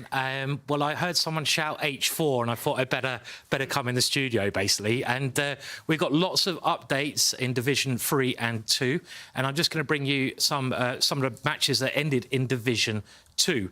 Now, one player you should really keep an eye open for is Liam Lee. He's a fantastic player, and he won his match 3-0, which was a brilliant result against Baraf, so he's through to the next round. We also have Kirill Alexenko through. He beat George Mayer, and lots of the other matches still going on. They're quite close, but those people are through. And the next person who's through is Ranuk Sadwani, a young Indian player, and he won his match against Mamikon. So those players, they can relax a little bit. They're through to the next round. And, of course, the winner of Division 2 gets to play against these big guns here in Division 1. And that's where you want to be, isn't it? Division 1. Inside the player that we have on our screen, Nodirbek Abdusattorov, he in fact made his way into the ChessKid Cup Division 1 by winning Division 2 of the Chess Masters. So for these players, sure, the prize money, that's cool and all, but this is the big ticket that they're counting on. Yeah, this is where you want to be. This is where all the action is. This is where you make your name. And this is where you can win, well, even bigger bucks as well. So it's a great situation to be in. He's a fantastic player anyway, you know, a young gun. And he's just going from strength to strength. But you've had some really exciting matches, haven't you? This Hikaru match against Jordan has to be the highlight of the day. And I've no idea what's going to happen in the last game of that. It's going to be very exciting. And because of what you just mentioned, I'm going to put you on a spot and ask you to make a prediction here, because we are going into the final and the fourth rapid game between Hikaru and Jordan. The score is level. Sai, are we going to see an Armageddon in that one, or will it be decided in the rapid game? I think the momentum is now going with Hikaru. I mean, Jordan had a chance to go 2-0 up, but I do want to see an Armageddon. So even if I think Hikaru is probably going to win, I'm going to say Armageddon. Come on, bring on some Armageddon for us. I think we can all agree with that sentiment. Thank you so much, Simon, for all the updates, and we will catch up with you in some moments from now. Right now, it is back to Division 1 action. We see a lot of trades, a level position in this game. The Hikaru game has ended against Jordan, and I want to take our attention to the Fabiano board. He is up against Shimanov. Shimanov also needs to win a game to level that match. And let's bring up the Fabi board and get an update on that one, David. Yeah, so we will get an update once we jump in. This game in front of us, Abdusattorov against Musad, looks very balanced, almost symmetrical. Look at the bishops just cancelling each other out. I think not too much to write home about here. But the other game, if we can bring it up, we actually see on the right side of our screen, Firouzja is the one with a big advantage. Caruana's bar jumps up as well on the white side there. Just as I say that. And this is the position. The computer not liking Black's last move at all, breaking kind of the rules. Conventional chess wisdom says don't plant your knight on the edge of the board. To me, this looks natural. It looks like Black is targeting some of the weaknesses, white structure compromised, but maybe it's because of this. Fabi sensing the moment, going forward, leaping forward with the white knight, clearing some squares for his queen to come out as well. Maybe this is a fearsome attack for white. Very aggressive. I mean, that right up my alley here. I'm a very aggressive player here, hyper-aggressive, I like to call it here. I mean, this is very nice. What this looks like, it reminds me of a Milner-Berry Gambit in a way, where many times in the Milner-Berry Gambit, a very aggressive gambit, you can play against the French defense. You do have the pawn on e5. Knight g5 is a move. The bishops do sit on d3 and d2. You give up the usually you give up the d4 pawn there, but it's already gone. So giving up the c3 pawn is basically like the same thing. So we're going to bring our queen maybe even to h5. There's some sacrifices on f7, very possible. You can just feel the aggressiveness here. Something's going to happen in the next few moves here. And you need to be very, very cautious. You can't even play h6 because there's a knight f7 in there. So you have to be very, very careful here. That knight is very sick on g5. So really cool stuff here from Fabi with knight g5. And did you see that? Shimanov shaking his head. He hates the outcome of this French defense right out of the opening, feeling the pressure. Knight g5. Amazing move there by Fabi. You want to go short castle, but that just invites the queen jumping into h5. You're threatening a mate in one on h7 if Black was to go castling. Also, all the sacrifices that we have been pointing at. It just doesn't seem that Black has enough time instead to capture the c3 pawn, David. That would also invite the queen jumping on to f3. Now you're eyeing the f7 weakness and also x-raying the knight on c3 with threats like bishop g6, winning more material. Heat. Yeah, this would be disastrous. Just to show this, Tanya, bishop takes knight now would unleash a discovered attack against this knight, and when black recaptures, white would win a piece. Instead, he's chosen a bit of an ugly, well, I shouldn't say ugly, a bit of a strange-looking move. Bishop to c6. What's the idea there? I guess he's just defending f7 with his queen, but now there's no longer a threat against this pawn from the black queen, and white does have an important tempo to get developed to start attacking. I'm feeling that this queen needs to come out. The question is where? Does she sit on this square, this square, this square? Plenty of choice for white. Daniel, what you got here? Oh, I think black wants to castle queenside, which is what I would call a positional threat. Like, if black can make that move, the king's not entirely safe on the queen side, but with white's pawns as ugly as they are, it's hard to use them as a coordinated pawn mass to shatter the queen side. So I would consider queen f3 to hold black down by the f7 pawn. There's other ways to attack. You can also send the f-pawn down the board, f4, f5, and then even if black castles queenside, that may not solve all of black's problems in the center. So a lot of options for Fabi, but the most important thing here, I think, is whatever you do to account for the possibility of black castling queenside. And he picks a third option. He puts the queen on the g4 square. So now it's a big moment for Shimanov to decide, will he go for that queenside castling, trying to get his king to safety? And while he does just that, we will take this moment to check in on the other big game, Alireza Firouzja, who has been shaky in his match against Dmitry Kolarz. And we see the eval bar says that Alireza is back to doing what he does best, getting an advantage. And how big is this? It just looks like white's the one who's created all these attacks on the king side, David. Yeah, I see this position. I think of one word, or two words, James Canty. Where is the checkmate? It feels like all of white's pieces are perfectly centralized. It feels black's position is passive, loose. I'm seeing hanging pieces all over the place. And that h7 square, maybe there's a way to cash in. I don't see the immediate knockout blow, but at the very minimum, white can bring the final piece into the game. That white rook on h1 can just slide into the center. All of white's pieces are at work, at play. And black hanging by a thread here. Is rook d7 a threat here? That's the move, Tanya. Get him off the board! Get him off the board! I think might survive for black. Yeah, wow. Right. You want to sacrifice? I do. I want to sack him. But of course, bishop e4 is just like, he might be holding, right? You know, with bishop e4. The problem is if knight d7, you had knight d6. If queen d7, you have knight f6, right? That's why it's so nasty. I mean, it's such a sick move. But bishop e4 is like, then you have to take with the bishop, and then maybe he can take, you take on h7, and you now you have like, it's not there. It's not enough yet. It's not enough. It's very difficult here, so we got to keep looking, right? And the Firouzja in a think tank here. Let's see if we can figure this out, chat. Ooh, He's thinking about rook d7. I'm thinking too. Hold on, I'm in a think tank. Let me just. Dude, it's so tempting, man. Oh my goodness, what is this, bro? Where's the kill shot at? So we need to remove this knight, and then it will be checkmate. What you got? But well, maybe just play like a Russian schoolboy. Knight takes f6, knight takes f6, and bishop e5. Okay.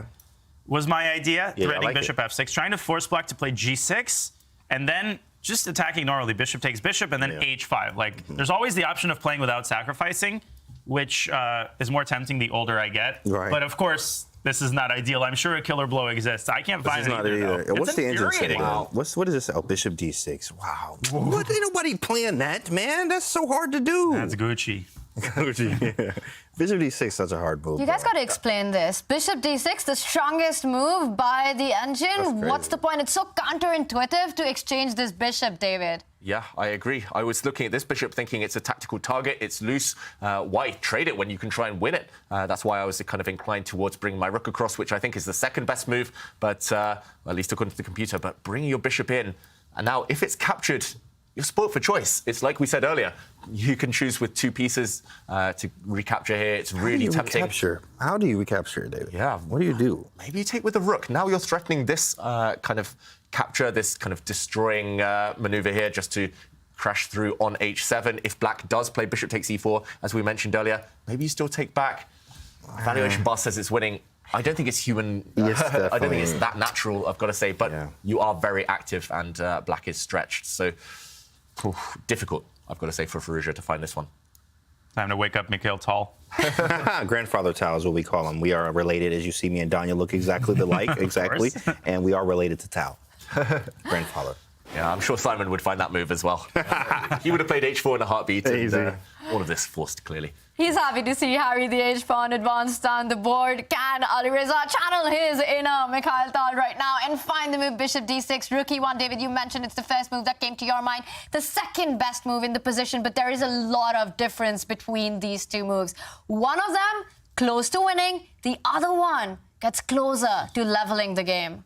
Yeah, and it makes sense. If Black is able to trade off a bunch of pieces, Black is a pawn up, remember. So it feels like now or never. It was like that moment in the last game. Firouzja had one shot. He could have won on the spot, but he missed it, and things spiraled out of control. So key moment now. Firouzja should burn his time here, and he has been doing 5 minutes on this one move.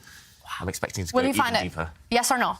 Bishop d6, that's so hard to find. It really is. I'm going to say no because bishop d6 is so hard. He is spending 5 minutes, though, so maybe he'll find it at the end of the day, but bishop d6 is so difficult. I mean, rook d7's for choice, like knight f6, bishop e5, like you mentioned. So many choices, right, Danya? Yeah, it's not like bishop d6 itself is that hard to see. Like, it's on your radar. It's hard to understand why it's so much better than the other moves, right? I think the difficulty lies in distinguishing between all the tempting candidate moves, which is an infuriating type of difficulty because you're sitting there, your eyes are jumping around at all the options. Then you look up and you've got 3 minutes on your clock. You've made no headway. 6 minutes for Alireza.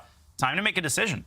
Now, what makes it so difficult is that you're always trying to trade those two knights, which are the defenders. It's not that easy to understand that what you need to trade is that bishop on e7 that guards that d6 square and get your rook into the attack. So again, not an easy move to find, but if Alireza does it, the victory will be in his hand. It is a big moment in the last game. Instead of finding the winning move, he played knight to e2. And that was a big disaster, giving the victory to Dmitry Kolarz. Bishop c6 on the board. Alireza, big think right now. He's down by 3 minutes on the clock. It's really interesting. These top players, their instincts are just so good. He has tanked at the exact critical moment. It was the same in the last game. He paused. He knew. His senses were tingling. His spidey senses there. He knew there was a winning move. But finding it is another matter. Calculating it, especially in rapid games at speed chess. And yeah, I think if he had 45 minutes on his clock, he would spend most of it now and he'd find that win. He'd calculate his way to victory. But this one is touch and go. This one, anything could happen. If not bishop d6, momentum might turn a bit later on. Deep. Especially with the clock times. Yeah, this is very sharp, chat. This is very sharp. Make sure you're doing your tactics at home. Okay, let's put your puzzle rush in the chat. What is your puzzle rush at home? Would you find bishop d6 if we didn't see it or we didn't have it there for you to see already? Would you have played bishop d6? What's your puzzle rush in the chat? Do your tactics at home as he's trying to calculate and figure this out. And that's the thing, right, James? It's not direct tactics. It's not sack, and checkmate. It is sort of got this strategic foundation of getting rid of a piece that's sort of counterintuitive for white, trading that dark squared bishop. The more Alireza thinks, the more I can feel the tension. The difference between the best move and the second best move is so big right now. Yeah, that's a huge difference. Crazy. 7.5 minutes on one move. That's literally half the time he started the game with. He better find this move, otherwise he will regret it a bit later on when the clocks tick down. Oof, such a big moment. Huge moment. And now there's a sunk cost effect where if you don't find the move, you don't have all that much time to convert. So now you better find it. Alireza believes that he can win this position with potentially less than 3 minutes on the clock. And King B1, kicking the can down the road. King B1, that one hurts. That one hurts to see, Danya, right? It was just so many other options. It's a prophylactic move. He is kicking the can down there. I was going to use that pawn with Hikaru, but that's exactly what he's doing. He's just keeping the tension. Now, in certain variations, David, that king on C1, it could have been vulnerable. So I get what he's doing. He's just saying, hey, Dmitry, you've got a miserable position. Here, you find a move. And maybe Dmitry will spend 6 minutes figuring out a way to untangle here. So I wouldn't, castigate this move entirely, but definitely Alireza will be kicking himself for not playing bishop d6.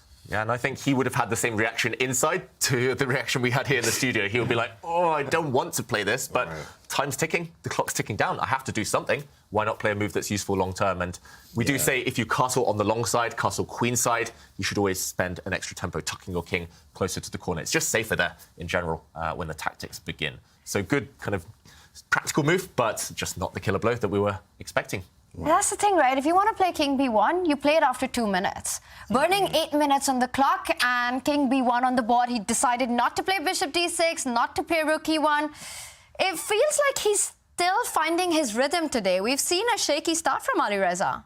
Yeah, no, it definitely is the case. I still think he's the heavy favorite in this game just because of how difficult this is to defend for black in the long run. But, man, I mean, 2 games left, 4 minutes down on the clock. Alireza, you know, he better step it up at the final part of this game, because if he loses with the white pieces to win on demand with black, that's going to be real difficult. And he's sped up. He's trading pieces. I think he's going to stick that dark squared bishop on e5.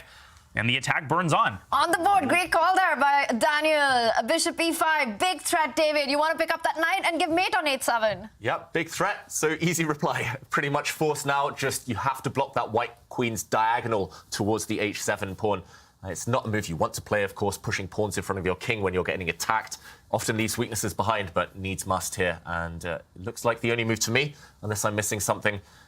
Dmitry most likely just calculating the consequences behind that decision. And it's still very forcing. Still anything could happen. I think in a blitz game, I would choose white here every time. But here, black has a bit more time, still a pawn up, something to play with. And clearly momentum. Not necessarily on Firouzja's side. So, yeah, there it is. Joe Baba vibes, baby. Joe Baba London. Jar Jar Binks London. I mean, this looks lost for black. How is black the one? Evo bar is giving a slight edge for black. It's so misleading. It might be because knight g4 puts a lot of white pieces under fire, but then there's like knight takes h7. Oh my goodness. Only Alireza had those 5 minutes back to calculate all those lines. Right. Yeah, this is definitely, as you see in the Joe Bava London, this is a huge theme. The bishop, we have the bishop, we got the queen, we got the knight, with the rook on the h file. You sacrifice it if knight h5. So this is definitely up White's alley. Lots of attacking chances here, looking good for White, even though the eval bar says it's equal. Practically, this is definitely a huge attack for White here. Huge chances and lots of chances for Black to go wrong. Yeah, just to put some of those moves you said on the board, James. Knight takes pawn. Looks like you can grab a pawn, but simply rook takes knight, and you break open this diagonal again. Boom, checkmate on the board. So you cannot contemplate this one for black. If you go back a few moves here, Dania, you mentioned knight to g4. Maybe this is the key. It's on the board, David. Wow, it's on the board. He finds it. Hitting this bishop, hitting this knight, and the evaluation bar doesn't react. That's crazy. It's a good move. Best news in the world. Chess players, that's the dream. Bishop f4 and okay, you keep attacking. Yeah, drop the bishop back, defend. Game goes on. This is crazy, bro. You mentioned another move, knight takes pawn. This looks like a killer. King takes knight, would walk into a discovered check, a double check. You're forced back and checkmate again. All of these lines lead to Rome. They all seem to lead to checkmate. But here, I guess you're not obliged to take back this knight. You could, for example, take back this bishop and the evaluation bar reacts. But the game goes on. It would end up with black having 2 pieces for a rook. Looks good. So I think you're right, Dania. Just drop back and just, again, kick that can further down the road. Just keep the tension. But h6 and g5. And once the king side dries up, I mean, black is up a pawn, which I've actually forgotten about. I didn't even see that. So if black consolidates that time advantage and that extra pawn, Alireza is now in serious danger of losing this game. Jeez, man. Chess is brutal, man. I mean, what a wicked attack here. Looked great. And then Kolar, I mean, it's showing the strength of Kolar's. Winning the first, almost winning. He was up. He should have won the first game. Chess is brutal like that. He loses, right? Wins the second game. And this one defending like an absolute machine right now as he's defending this attack. Of course, Alireza had his chances. Missed bishop d6. We don't blame him. It was an engine-like move there and an engine-like follow-up. You just had to find all the moves there. He didn't find it here. Now we have this position here where he's trying to figure out what to do here, and he's getting lower on time. As we keep talking, knight h7, he goes for it. Yikes. And a mistake, according to the engine. Wow. Dmitry Kolar's just sitting back, taking a sip of water there. Really calm stuff. But Firouzja, he's gambling now. He's going all in just because he feels momentum was turning. And, okay, knight takes bishop, I thought was the most natural move. Yeah, what was the move? What else is there to do? Yeah, that's a good question. Bishop f4 like David. I'll check this while you guys talk through what's happening now. But apparently black missed a big opportunity. Okay, that was never going to be found. Moving the black rook after knight takes h7 gave a decisive advantage, but never going to happen, chat. And now it is knight and bishop versus rook. How weak is the black king? That's the big question.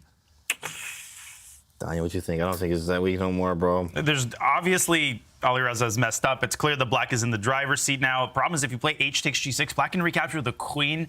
Nastiest news of all time. When the queens get off the board, then it's basically a 2-result game. So Alireza has to keep that pawn on the board, maybe play f4. He goes rook e1, tries to attack in the center. It's going to be a wild ride here the rest of this game. Wow. Going to be a wild ride. The problem is, where do you go after black drops the knight in, attacking this rook? I'm also seeing, not yet, but later on, the black knight plonking itself in the center of the board, dominating, closing lines as well.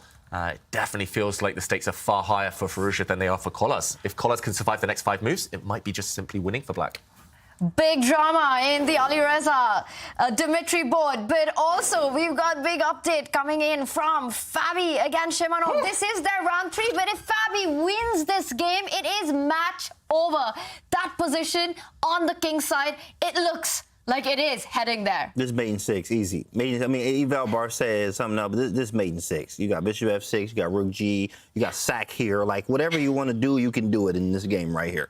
The rook's attacked right now, so do you just pick up the b7 pawn, or it's hard to imagine sacrificing the rook and going for the mate? That Tanya, can't you be might real. be able to do that. Oh my this God. position's so nice, you might be able to go bishop f6. I have 2 words for you. Dark squares. That's it. Right, dark squares, exactly. Yeah, if you cut the board in half, if you just look at the kind of 4 rows on the right, E to H, white just has all the heavy pieces, black only has a king. Simple as that. The black queen is so far divorced from her king right now, she'll never be able to defend. Yeah. Just, I think, go up, take that b7 pawn, and she ain't paying child support either. Yeah. It's actually hard to imagine any of the pieces coming to the black king's rescue. There's just nothing. The bishop on d7 can't contribute anything to the king side. The 2 rooks are on the queen side. The queen's super far away, hard to find its way back. And Fabiano Caruana on the brink of not just a game victory, but a match victory, making it look very smooth. He is taking a thing to put the finishing touches. He can't just simply grab the b7 pawn. And as Daniel, you mentioned, no need to rush, no need to start calculating all those sacrifices, because there's nothing in the world that's going to stop rook g3 and bishop f6 next. No, and Fabi's enjoying this, right? He's not sipping his coffee because he doesn't seem to have a beverage next to him, but if he did, he'd be sipping it right now. He knows that there's about 7 paths that lead to victory. I think he's going to take on b7. Your ultimate allegiance is to winning the match, right? You're not trying to write a tactics book, as my coach used to say. You're trying to win the game, and Fabi's trying to find the most efficient way to do it. There we go. Yep, he takes the pawn, and we saw Shimanov's body language a few moments ago. He was kind of rubbing his head, then he leaned back as if like, oh, why am I even playing chess? I have that feeling all the time these days. But yeah, he just needs to find one way to fight on. He does try and get the queens off the board. He takes a pawn back. Clever move, but the problem is this tension between the queens can simply be blocked, right? You can push the white d pawn forward. No queen trade for you, and the attack will continue. There we go. Very kind of simple, sensible play there from Fabi. Still looks deadly. White's going to crash through very, very shortly.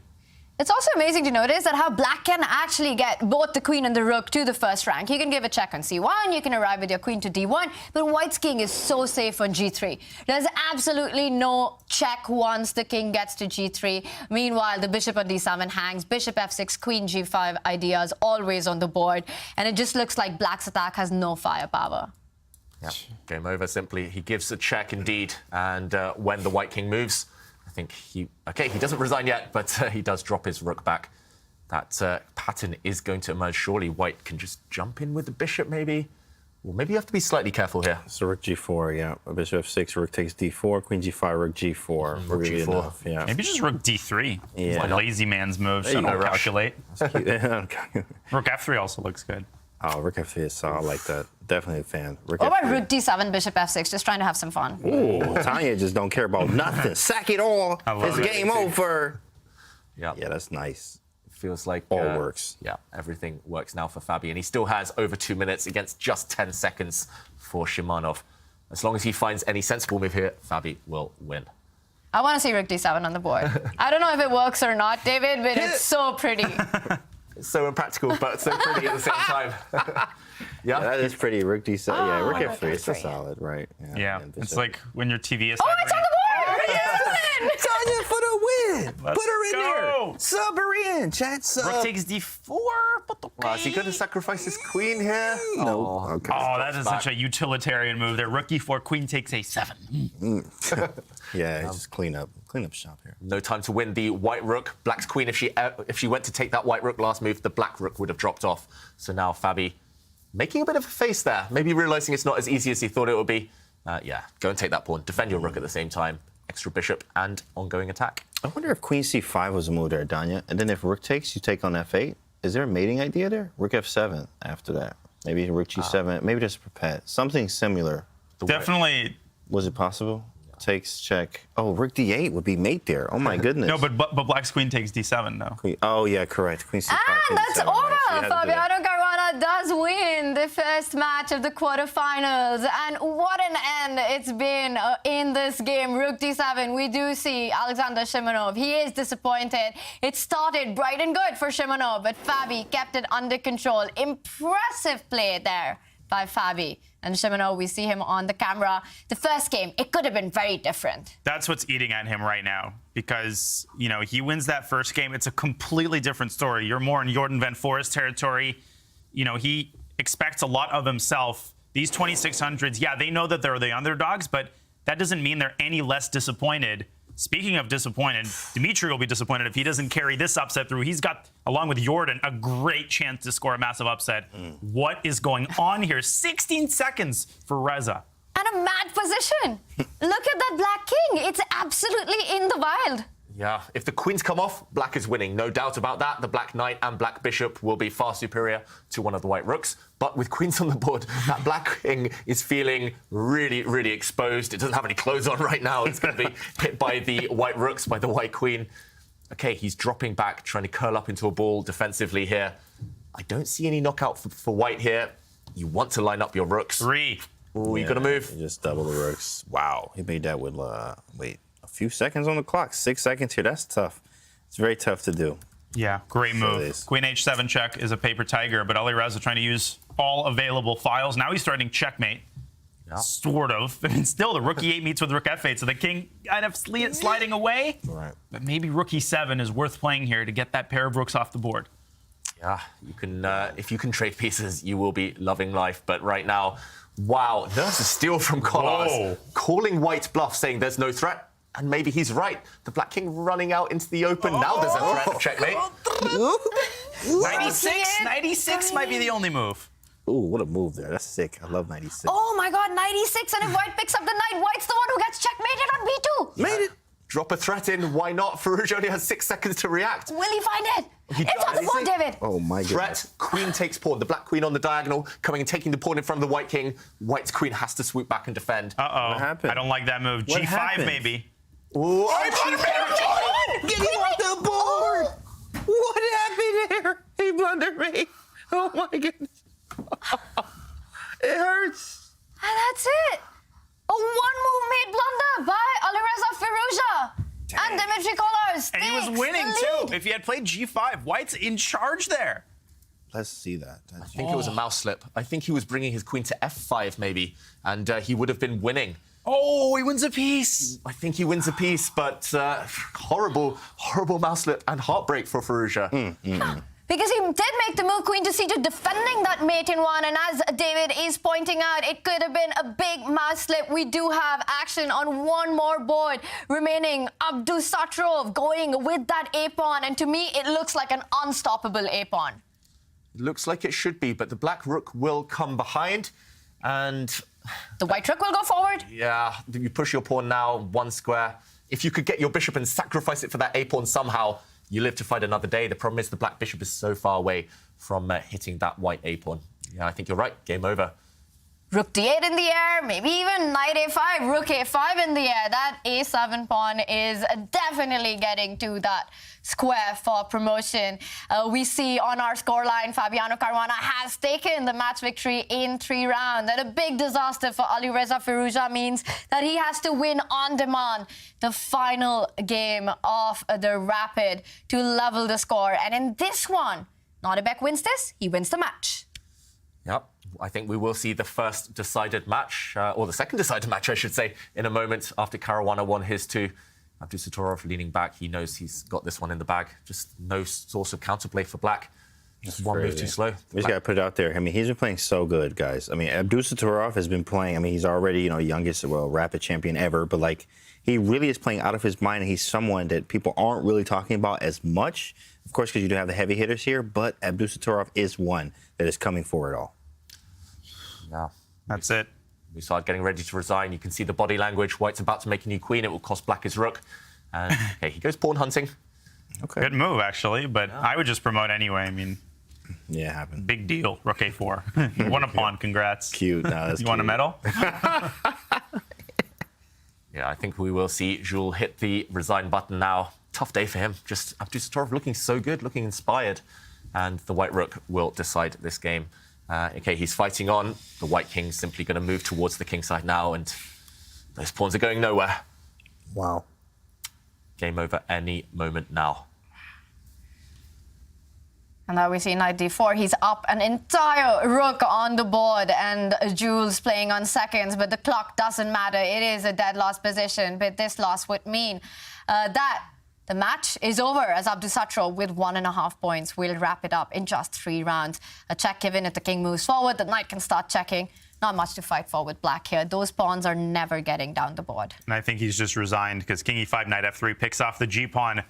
Abdusattorov with just enough endgame technique to convert this very difficult endgame. You can find it in Dvoretsky's endgame manual, page 478. That's correct. He makes it happen. Nodirbek on form, on point. He's winning. He has won in style as he wraps it up in 3 games, just like Fabiano Caruana. What a performance by him. We've seen some incredible moments in this one. Such amazing attack. David, you've got to tell us your highlight. My highlight from this round was that game, that dramatic game between Firouzja and Kollars. It ended so abruptly, and we have to go in slow motion just to take you through what happened here. It looks like the black king is under attack, and indeed, Firouzja slid his rook across, threatening to bring his rook to e8. With a checkmate, the black king would be trapped. Instead, nasty counter threat, dropping the knight back, blocking that file, the e-file, and threatening a checkmate of black's own on b2. Firouzja, of course, spotted this. Queen c2, rook e7, and this was the moment of heartbreak for Firouzja. I think, at least my theory is, that he wanted to play queen to f5, pinning the black queen, and once the black queen is traded, white would win the black knight due to a pin on the e-file too. But instead he mouse-looked, he dropped his queen on that diagonal. Now, no defense to b2, and checkmate. The white king was the one that perished. Big heartbreaking moment there for Alireza Firouzja. It means that he has to win the next game on demand, and he will be playing with the black pieces. These are the score lines going into the final rapid game. Hikaru Nakamura, Jordan Van Foreest level at 1.5 apiece. We could see an Armageddon in that one. And of course, we've got Alireza against Dimitri. Alireza has to win to force a playoff. He has to. That will be also a potential Armageddon, but before that, Alireza with the black pieces needs to score that win. The 2 players who have managed to wrap up their match 1 of the quarterfinals, Fabiano Caruana and Nodirbek Abdusattorov. And we are being joined by Fabi. Fabi, welcome. Congratulations. Thanks, Tanya. Amazing match today, terrific play. And I have to ask you, Fabi, Chessable Masters, you had such a great run in that one. You're just fresh out of a hot victory in Romania at the Grand Chess Tour, and you made it look easy today. You feeling good about the chess? Yeah, well, today could have been very different, but overall, yeah, overall it's very, very, very good. I blundered g5 in the first game, so I had a very bad position after like 8 moves with the white pieces. And but then everything went very smoothly. I was a bit surprised. I thought I could easily get mated with my king on e1, kind of surrounded by my pieces, which can't move. But it somehow worked out. I won that game, and after that, it was pretty smooth. I wasn't too worried. I think I was also slightly worse in the third game, but never in real danger. And yeah, overall, that first game was really essential today. And Fabi, in these formats, it's so important to feel confident. And are you feeling like you're playing some of your best chess these days? Well, I don't know about that, but the last few tournaments have been pretty successful. I mean, if we're counting the ChessKid Masters and the Grand Chess Tour event in Romania, those were 2 quite successful events. But you never know how form is. It can go up, it can go down, and a lot of it is also based on circumstance. So let's say a few things change in a tournament, and you can either have one of your best tournaments or a tournament which doesn't go very well. A lot of it is really down to details that you kind of know if you're in the heat of it, but you might not see from the side. So I know how quickly fortunes can change. And Fabi, how important is it for you to get that ticket into the season final? You are, of course, one of the favorites in the ChessKid Cup. Yeah, it's really important because I haven't, let's say, I'm in a good position overall in the tour, but unfortunately last event in the ChessKid Masters, I didn't qualify directly to the final, but that's the ultimate goal. And in terms of points, I'm doing very well. So if I keep up consistency, then hopefully I might even make it on points. But it's still a bit early to say. And it's very important, of course. I think Hikaru said that the most important thing is to get in the top 3 because that also books you a spot for the next event. And I think there's a lot of sense to that, although ultimately the goal is to win. But it's a huge privilege, of course, if you can keep playing Division 1 time and time again, because that gets you guaranteed points. Well, an awesome start there, Fabi. Congratulations for today, and we wish you all the best for tomorrow. Thank you. Fabiano Caruana takes his match in just 3 games. And the other player to do that is Nodirbek Abdusattorov. And Nodirbek is joining us. And he's joining us from Stavanger. Hello. Hi, Nodirbek. Are you in Norway right now? Yes. Wow, and it seems to have worked out really well. Great match today. Tell us how you're feeling. Yeah, it's very nice to start with a smooth victory. And I'm really looking forward to keep it. So, Nodirbek, you are playing Division 1 after winning Division 2 of the Chessable Masters. Yes. How important is that to get this spot in the ChessKid Cup, and how do you see your chances going forward? Oh, it's very important for me because it gives a chance to play against the top guys, which is very important to constantly playing against them is very helpful, and it's huge honor for me to play in Division 1, and I will try my best. And yeah, it's looking great, and I'm really looking forward to play good chess. Well, Nodirbek, you're also playing in, of course, the Norway Chess tournament. How excited are you for that tournament? What are your expectations, and what's next on your chess calendar after Norway Chess? Oh yes, it's hugely important tournament for me, and I've prepared almost for a couple of months, and I'm really looking to play some interesting chess. And after Norway, I will play in Global Chess League. I think it will be a team championship. So yeah, I'll be playing there. Nodirbek, congratulations. Tremendous first round here at the ChessKid Cup, and we wish you all the best for tomorrow. Thank you. Thank you. We really appreciate your time. Nodirbek Abdusattorov and Fabiano Caruana taking it in just 3 games, but the other 2 matches, the action is still on, as you will see that 4th and final rapid game on the other side of this Twitch break.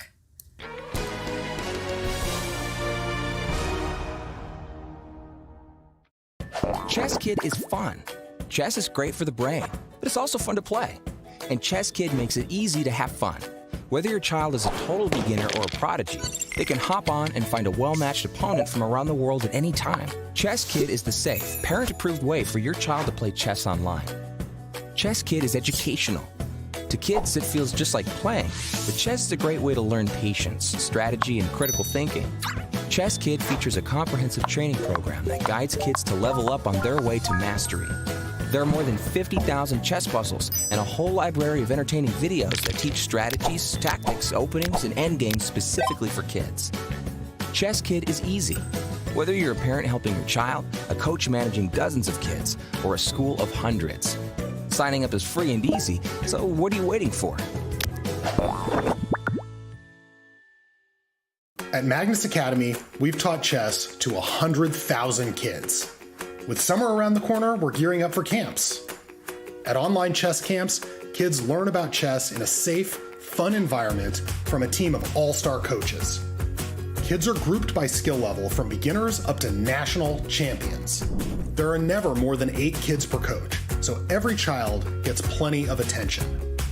You might even get the chance to meet Magnus and ask him a question or challenge him to a game.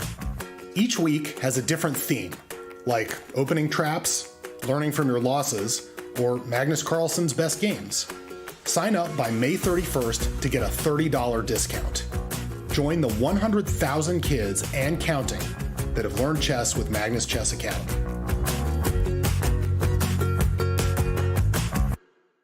An era of focus, concentration, performance. Airthings puts you in control of air pollutants that cloud your work from home space, shifting your state with every breath. Find your air of clarity now. Big action coming up as we are about to lift off the final rapid game. Hikaru Nakamura, Jordan van Foreest. The score is level. Meanwhile, in Alireza versus Dimitri, Alireza needs to win on demand to force an Armageddon. Daniel, prediction time. Are we going to see an Armageddon?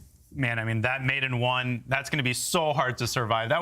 And what made that doubly heartbreaking wasn't just the mouse up, it was that queen f5 ended the game immediately, as David so astutely pointed out. I have no idea how Alireza is going to fight that demon. One thing is for certain, this is going to be awesome. What's stressful for the players is fascinating for the commentators. I can't wait for both of our games. And the clocks are ticking. Hikaru Nakamura is ready to go in round 3 with the white pieces. He did decide to level it out, to shut down the play, but now Jordan van Foreest will start with white. James, are we expecting Jordan to be happy to take it to the Armageddon, or do you think he's going to try and push with white? Yeah, I think he's going to try to push with white here, of course. I mean, we do want an Armageddon here, obviously. That's what we want, right? But I mean, it's all about what he wants. You have to play some solid chess here. You are playing Hikaru Nakamura here. Hikaru is very, very strong. We do have the white pieces. We want to take the chances that we have. Be creative here, play our game, and hope for the best. Yeah, he looks focused. He looks nice and focused, and anything could still happen. I like the fact that Jordan was able to kind of stabilize in that last game. Didn't look like the biggest opening success for Hikaru Nakamura, but Jordan has stabilized. And in terms of these small mini matches, that is so important. After you lose, the most important thing is to at least get on the scoreboard in the next one. And okay, we're off. And Nimzo Indian. Nimzo Indian. Yeah, Hikaru kind of going for his main line. No modern, no c6 or g6. He's playing what he normally plays. And this is a very old school line. This 3 pawns in the center line, it's been very well known for several decades. There's a lot of forced draws in this line, so we might be going straight for an Armageddon here. Wow. Did you see Hikaru's reaction as soon as e4 landed on the board? He just looked away. He was like, oh, not this again. He's had this so many times against Wesley So, but this time, slightly spicier version. This one is not heading towards any forced draws. As far as I know, at least Jordan van Foreest choosing a very ambitious line. And look at what he's done. He's parked his king on the f1 square. That black knight in the center of the board is actually pretty much trapped, but there is a way to keep it alive if white hits it now with the f-pawn, which I think is going to be Jordan's next move. Ooh, is it f3? Is it f5? I think so. Oh my goodness. This is sick. Ooh, spicy. Tabasco sauce in there. Wow, the green kind, like that green bottle is Tabasco sauce. The super hot stuff. I agree. F3 and F5, huh? Finally, someone who likes the green sauce over the red sauce. Come on, I do. I know we look alike too, right? That's crazy. And is it surprising that Jordan is thinking? He was the one who chose this opening variation. It's all been on white's terms so far. He's the one who forced this line. And now he's paused after Hikaru's last move. Is this rare? Is this opening theory still? As far as I know, it's still very standard stuff. Maybe Jordan just kind of thrown back that Hikaru's reacted instantly. This is not the time or the place to freeze and show that you don't know what you're doing. You've dug your hole a little bit too deep. You should have played something like a London system if you didn't brush up on your theory. So danger time for Jordan, who plays 92 and prioritizes his development. And Hikaru, he's surprised at that move. He did the classic Hikaru looking to the side thing. Like, right. I think that might be wrong. It's not logical. Right, but I think that's probably a mistake by Jordan. He might be tilted. That's a classic Hikaru here. Yes, chat, definitely classic, tilted. Classic. And there we go again. Hikaru look 1-4-3. Meanwhile, another game starting. In just a few seconds, we will have liftoff in this one as well. Dimitri Kolarz has definitely been more impressive today, James, than Alireza. Oh, of course, Alireza being a favorite here, but I mean, first off, this is a C3 Sicilia. Me and Danya are hype right now. C3 and David Howell. Hold on, Big David. All of us are elephant players. C3 Sicilia for the kill. Okay, now, of course, this is, I mean, very impressive from Dimitri here. He's also saying, you know, Faruja was a big favorite, but right now, of course, he is on the back foot, and with this C3 Sicilian, it's an excellent choice. You can also play it very aggressively, even with the new chessable versions of stuff they have out here. It's pretty sick. The C3 Sicilian is a problem. Even Magnus has a tweet. You can Google it. It says that if you, got a pro tip here, play the Alapin. I hate facing it. The C3 Sicilian is a real thing. Yeah. Everybody hates facing it, David. That's why we play it. Queen A5. I mean, it's hard to play for a win here. There are some dubious lines. Queen A5, D6. if you're Alireza, d5, ed, knight f6, you might have to play something dubious just to get chances for a win here, because a draw doesn't cut it. He loses the match with a draw. Exactly. If you follow any traditional paths, any opening theory, there will be ways for white to achieve a very solid position, and that will not suffice for Firouzja in the match. And okay, already spending 1 minute on move 2. Yeah, he needs to do something. He's trying to figure out what to do. He went the knight f6 version, but that one's always draws. Like, or at least white has the fun here. I mean, white's just going to have all the fun, to say the least. I think he probably should have went maybe the d5 option, or even some of the, like you mentioned, some of the sideline stuff. There's b6, there's queen a5 there. But here, this is mainline stuff. Is there something that I'm not aware of? Knight g8? Surprising that first he takes his time with knight f6, and now the normal move, you get that knight to d5. But once again, Alireza slowing down. David, you mentioned it. He needs to do something. He literally needs to do something in this match. He has to win. James, Cecil for the kill. Dimitri doesn't even need to go for the kill. He just needs half a point to win this match. Absolutely. And of course, lots of times with white, you actually you just get great positions with the C3 Sicilian. It is quite annoying to face from a Sicilian player's side. It's just, they get a solid position. They put 2 pawns in the center. When they go deep, Danya the Prophet. Oh my God. I mean, he was thinking. A winning attempt, knight to g8. He lost his absolute here on national television in front of all these kids. Knight g8 is not a move, but it is going to be to try for a win here. He must have come up with that on the spot, because if he had prepared that beforehand, he would have played it immediately. I mean, knight e4 lost the knight, so I don't buy this. I'm calling BS on this. Yeah, I don't know, big fella. If he'd prepared it, he would have at least played it immediately. It might be a bad move, but if you play it immediately, it will have surprise value, shock value.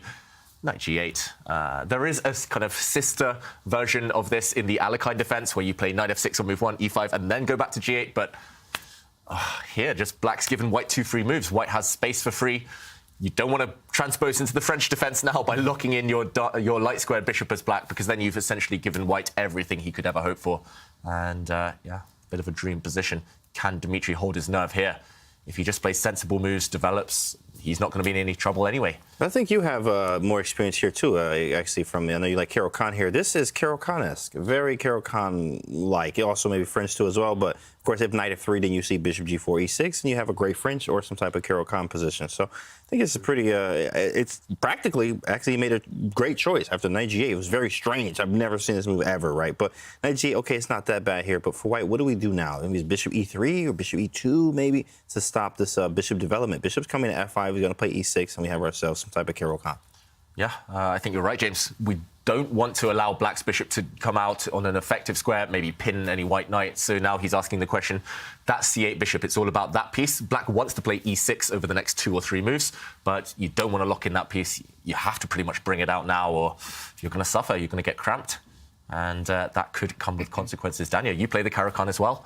Yeah, unfortunately. The problem is bishop f5 is what you wanted to play, but there was queen b3 forking the b7 and d5. It's almost like you're playing this position down to tempi, like you put your knight on f6 and then brought it back to g8. He tries to bring it back to h6 French style, very French-influenced idea. Probably what you have to do, he has to also unbalance this game, because this type of structure, as solid as it is for white, I mean, he's got to produce winning chances somehow. I think knight h6 is the best that he can do. And that is the explanation for the strange opening play that we are seeing by Alireza. He develops the knight to f6 and falls back to g8, and now takes it out on the edge of the board, aiming to try to get it closer to the center from that f5 square. That is a lot of knight moves. We are traditionally taught. This is advice for ChessKid. Do not try this at home. You don't want to touch the same piece twice out of an opening. While Alireza does it 4 times, it is his attempt to create an imbalance in the position. And while action heats up in this one, let's use this opportunity to jump over to the other game. Jordan Manfurist with the white pieces against Hikaru Nakamura. Now, it could potentially go into an Armageddon. We are seeing opposite color bishops, but black does seem to have the worst pawn structure. Yeah, long-term, black has the worst pawn structure, but short-term, the white king may be a bit uncomfortable, and white's pawns in the center as well. Slightly, I mean, we would call them hanging pawns, I guess, slightly vulnerable potentially if black can arrange the right setup. So anything could happen here. Jordan does have the opportunity, if he wants to be greedy, to grab the pawn on e4, but I think that would have come with consequences. So first he tucks his king away.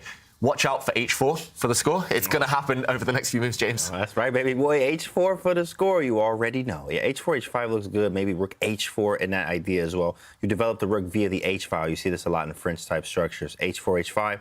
You develop the rook to h4. You hit e4, and the king can actually hide on h2. It almost looks like you castled and rook lift somehow, some way. So, in fact, this is on his radar here. Black is going to try to stop that. I actually don't see how yet. These pawns on d4 and c4 are quite good. Yeah, rook c8 might be quite annoying there. I may have to go queen e2, get out of there because of bishop d5s and queen b5, bishop b5s and stuff like that.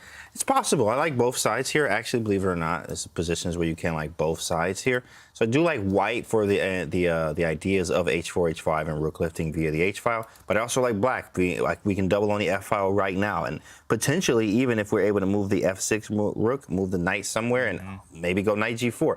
In some cases, there one day maybe even be a rook f3. Very extreme, but put something on f3 at some point with sacking possibilities. The queen's already on the 5th rank. They can swing over to the king side. Rook g6, nasty. Wow. Yeah, he's going for his king. h4 though? What's happening here? Yeah, it looks like this is going to gain time for White's plan. But that g4 square, so maybe it's worth playing h3. We're free. King h2, we're part of the crew. Okay, chef 1 and we're done. Tanya, I told you he was the same person. h4 on the board, rook g4. That rook on g4 looks so artificial right now, but it can't be attacked for a long time. Are we sure about that? It feels like queen e2 maybe hitting the rook. Maybe you cement it with the pawn. I was thinking knight f6. At some point, I could think about eliminating this knight. It does feel so weird, this rook on g4. It's either very strong or it's very bad. Right. That's the thing I'll say. Maybe it's very strong. Maybe Hikaru has seen deeper. But yeah, risky stuff either way for black. Yeah, super risky, especially for a 4th round game where a result would mean one player wins. If this ends in a draw, we would have an Armageddon. But is it fair to say that draw in this position is the least likely outcome? 100%.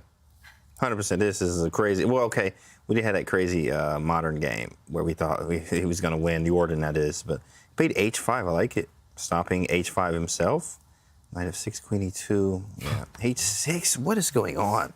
Weird chess. I think we would need hours to dissect this one to fully understand it. Again, that black rook looks like it stands alone.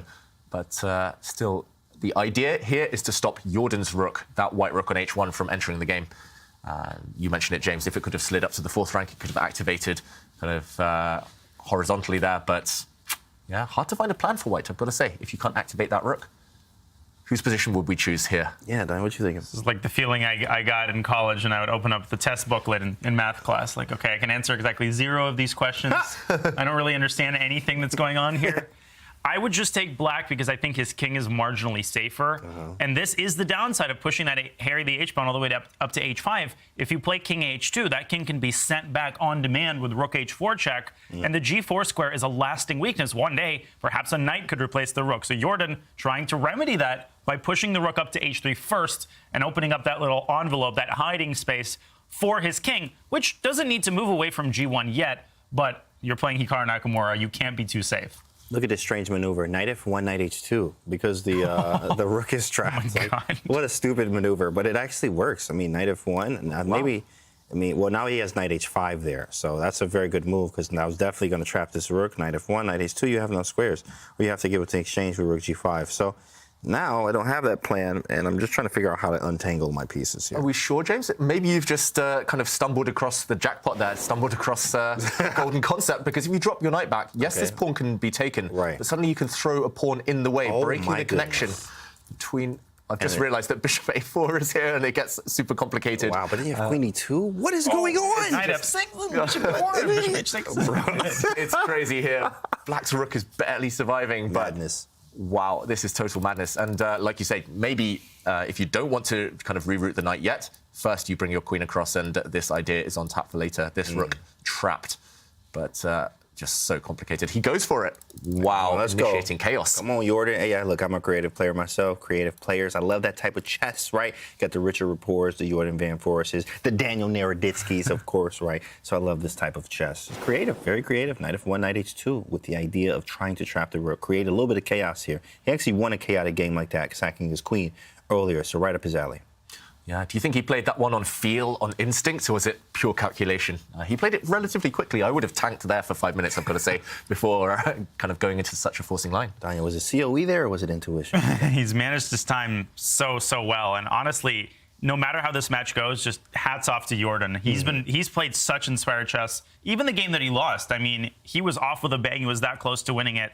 And he hasn't let it get to him. He doesn't want this to go into an Armageddon. He wants to win with white. And, I mean, Hikaru, facing the threat of knight h2, if he loses that exchange, he basically loses the game. There's no compensation to be found, so he might have to take the plunge and snap that pawn off on h5. And he might have to change his pants there, but Hikaru often gets away with that kind of stuff.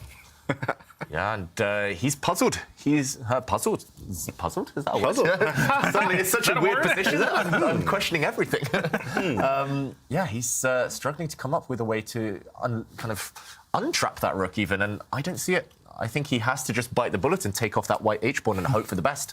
And he voluntarily put it there with the rook to f6, rook g6, rook g4, kind of just getting self-trapped in the position. And great call, James, with that knight maneuver. We've been talking about Jordan van Foreest being one of the most creative players, well, at least in this field. He's really known for these ideas and just how quickly he found it. He keeps the pressure on the clock. Currently, a big threat on the board coming up with knight h2, targeting that black rook. Once again in this match, Hikaru Nakamura in big trouble. And I have to say, when we started the day, this was not an outcome that many of us could have predicted. Yeah, not even close. I mean, Hikaru we definitely knew who Jordan's going to bring it to him here, but we didn't think it would be like this, of course, especially as Hikaru is being resourceful, so strong as he is, wins everything, sort of a bully in a way. But today, in fact, this is completely even, to say the least. Jordan is very impressive from him. Amazing stuff by Jordan van Foreest. He does march down with Harry the H-pawn, gets the king, artificially castled on G1. Just some amazing play. And when we talk about Harry the H-pawn, we of course have to bring in Chinjajian. Simon, he's joining us. Simon, you've got another update for us from Division 2. I do, yeah, and yeah, such an exciting game going on there, though. We won't take you away from it too much, and obviously always use Harry if you're in doubt. This is the key rule.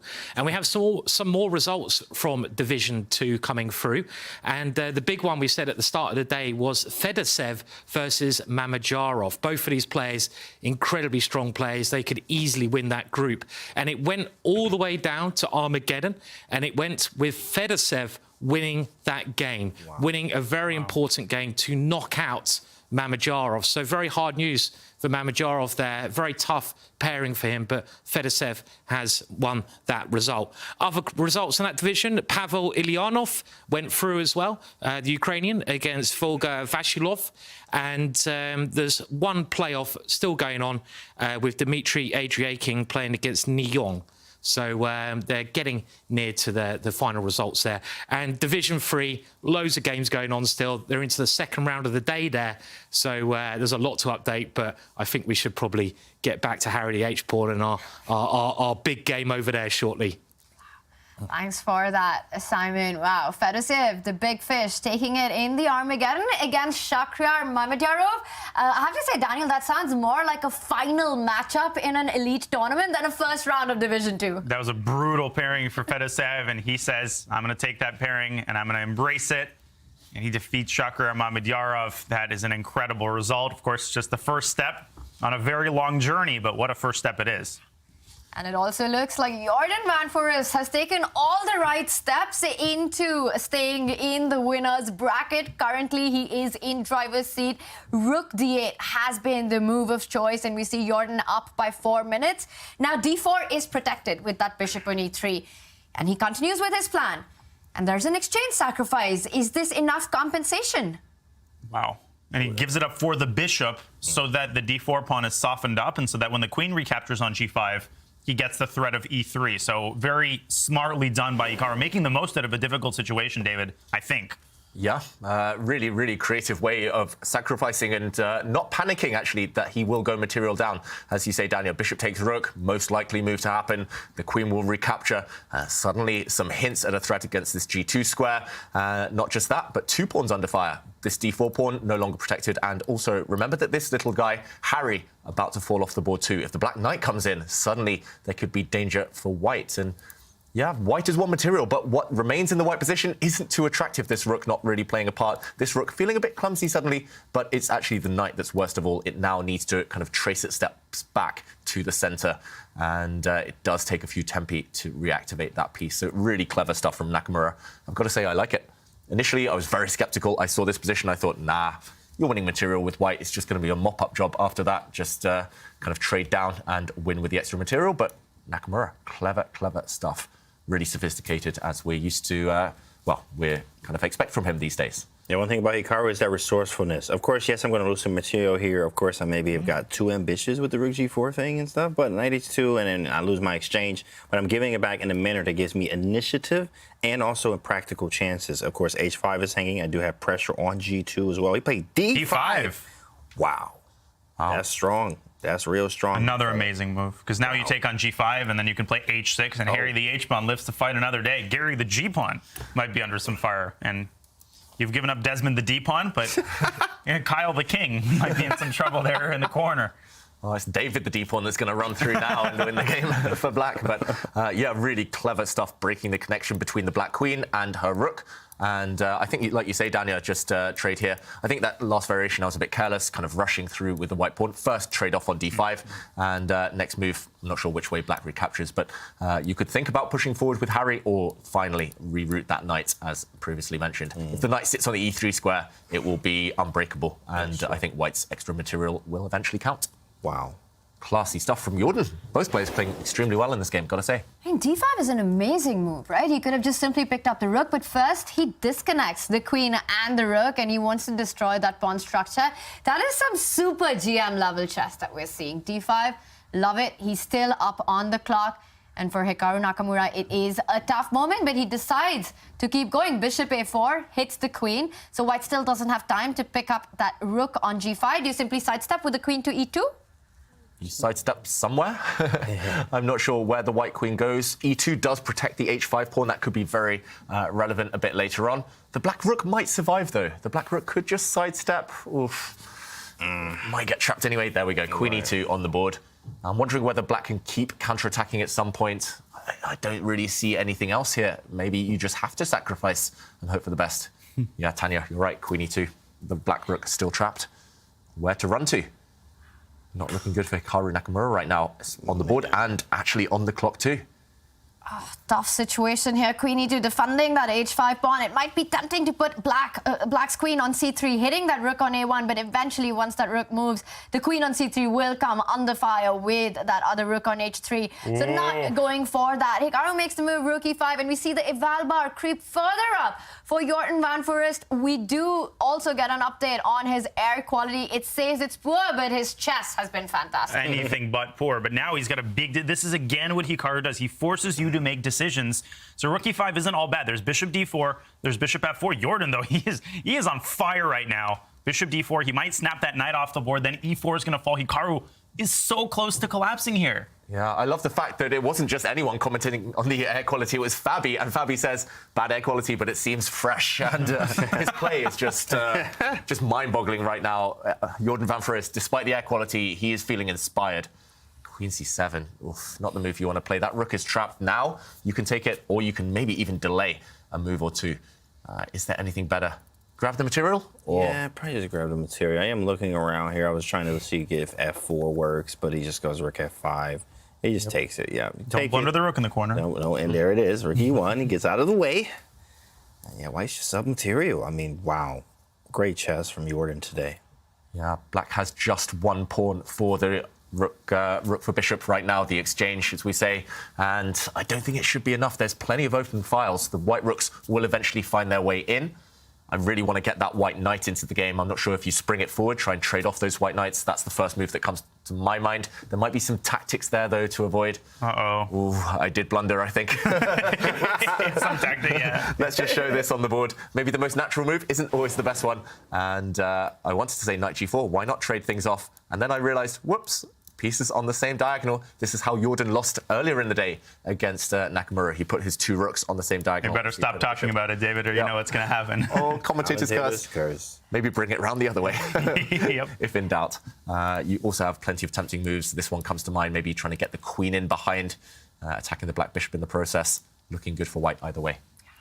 A lot of options, pleasant ones for Jordan van Foreest, but he needs to make sure he takes a decision and he does it in time. Currently, Hikaru is also putting pressure on that h5 pawn, knight h5, knight f4 ideas in the air.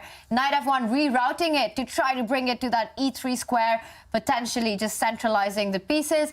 It's interesting how that rook on h3 that white has, a creative way to develop, does become a strong piece. But my first question is, can black get greedy here? Can Hikaru pick up the h5 pawn with the knight? That might be GG. It might be knight e3, and I'm hitting the rook. You got to be careful because I have a queen c4 check. So that might force a rook to c5 there. Even queen takes c4, I think, is a simple option. I think Hikaru might go bishop d7 or bishop b5 and just play for a win here. Yeah, drop the bishop back. Why not play for a win? We've seen him win from worse positions, Hikaru. But, okay, knight takes pawn, just to show that variation. Even queen takes e4, and at the very end, after the queens come off, this piece attacked, this piece attacked. Black struggling to survive. Okay, he drops his bishop back the whole way. Tanya going for the same pawn.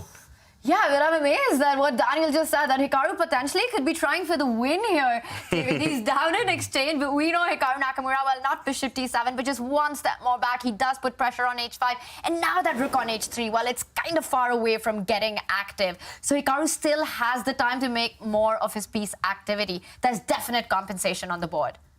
Yeah, when it comes to Hikaru, I always just think stability. If he stabilizes a position, no matter what material count it is, no matter how bad it looks, he always finds a way to wriggle out, and the momentum turns, he outplays his opponent. And it could be one of those situations. Black, despite the material deficit, has stabilized. It feels like he's kind of controlled, defended everything for now. And it's definitely up to Jordan to kind of prove that he can hang with Hikaru when the tactics begin. And look at that white rook forced all the way home. That white king not happy. It looks like it castled, and then it's kind of uncastled. That white rook trapped. He does feel momentum black. Right. Putting the momentum and the pressure with bishop g4, hitting that queen as well. Now, the good news for Jordan is that he can start pinning that rook on d5. But we saw Jordan shaking his head. He's not happy with the last few moves and how this position is played out. Hikaru doing a little bishop dance. Bishop e8, bishop d7, bishop c6. Black's better. At least in practical terms. Yeah, looks beautiful. What does white even do? I don't even want to consider opening up this diagonal, taking that pawn in the center. It feels like something bad's going to happen there. That black bishop poised to strike. We can look at that if you want, guys. Rook e5 in the end, at a minimum. Absolute minimum. Gross. Let's just show this. Jordan, he's caught between a rock and a hard place right now. If he takes this pawn, disaster will likely strike. And this move unleashes the diagonal here. Queen takes rook, of course. This ends in checkmate, similar to the Fallujah game from a bit earlier. So you don't want to touch that. If you don't touch that, your rook is trapped, your knight is stuck, your pieces here a bit stuck too. Nakamura, he's so good. It is. It's incredible to watch him play sometimes, especially when you're down in exchange. And you're like, oh, yeah, like you just feel like you're winning, but you're not. In fact, they say you have to beat these players many times in one game, right? So it's very difficult here. I mean, you even see like knight g4, e3 possibilities because the knight defends e3 in some cases, right? You're just trying to open up, loosen some things. You want to play e3 yourself here, not allow a queen takes e3. So I do like the idea of knight g4 pushing e3 at some point. But it's also very, very scary for the white pieces. Look at the rook on h1. Like, what do we do with this? Maybe rook h3, but then, okay, maybe we repeat and we go to Armageddon. But being up in exchange, that's kind of hurts, you know, especially white pieces. You hand over white to Hikaru into this Armageddon game. Right, knight f1. What a repetition. I don't think Hikaru is even thinking about that right now. He's playing for the initiative, James. And you can feel with white when you make moves like rook h1, knight to f1, that things have gone wrong. What Jordan wants to do is plant that knight on e3. Once that knight gets there, you defend the g2 pawn. You put pressure on the d5 rook. Now, unfortunately, I don't think black has time to actually sack that e4 pawn. You want to develop your bishop, activate it. He gets greedy. Knight f4 is coming in. Daniel, you've been saying it for a while. Hikaru for the win in this one. And that's the thing. Now he's got 2 pawns for the exchange, so he's not even really down material. What does that mean? That means that even if the queens are swapped, that isn't necessarily in white's favor any longer. So after like knight e3, knight f4, white could play queen g4. And in that situation, Hikaru could absolutely trade queens and still be playing for the win in that endgame. Moreover, the a3 pawn is a serious weakness. The attack could continue in the endgame. Something like rook a5 or rook d3, as David is indicating. I mean, all of a sudden, all these new doors have opened up for Hikaru now that he has 2 pawns for the exchange, and Jordan is suddenly on the ropes. How well do you have to play to beat this guy? It's crazy. It's also on the board. 93, 94 is on the board. His decision now is he going to trade? Is it forced? It doesn't look like it because G2 is defended.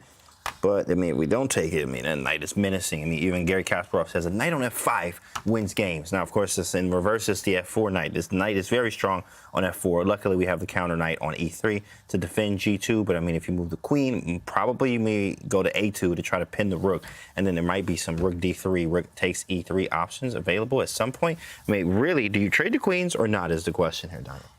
You do. He does. He goes for it. He answers it for us. Yep. He is feeling the heat on the king side, goes for queen G4. Now we know this is going to be a hot, intense fight, and it's a decisive one. We will come straight back to it, but there is also big action in the other game. Alireza Firouzja has to win on demand to force an Armageddon.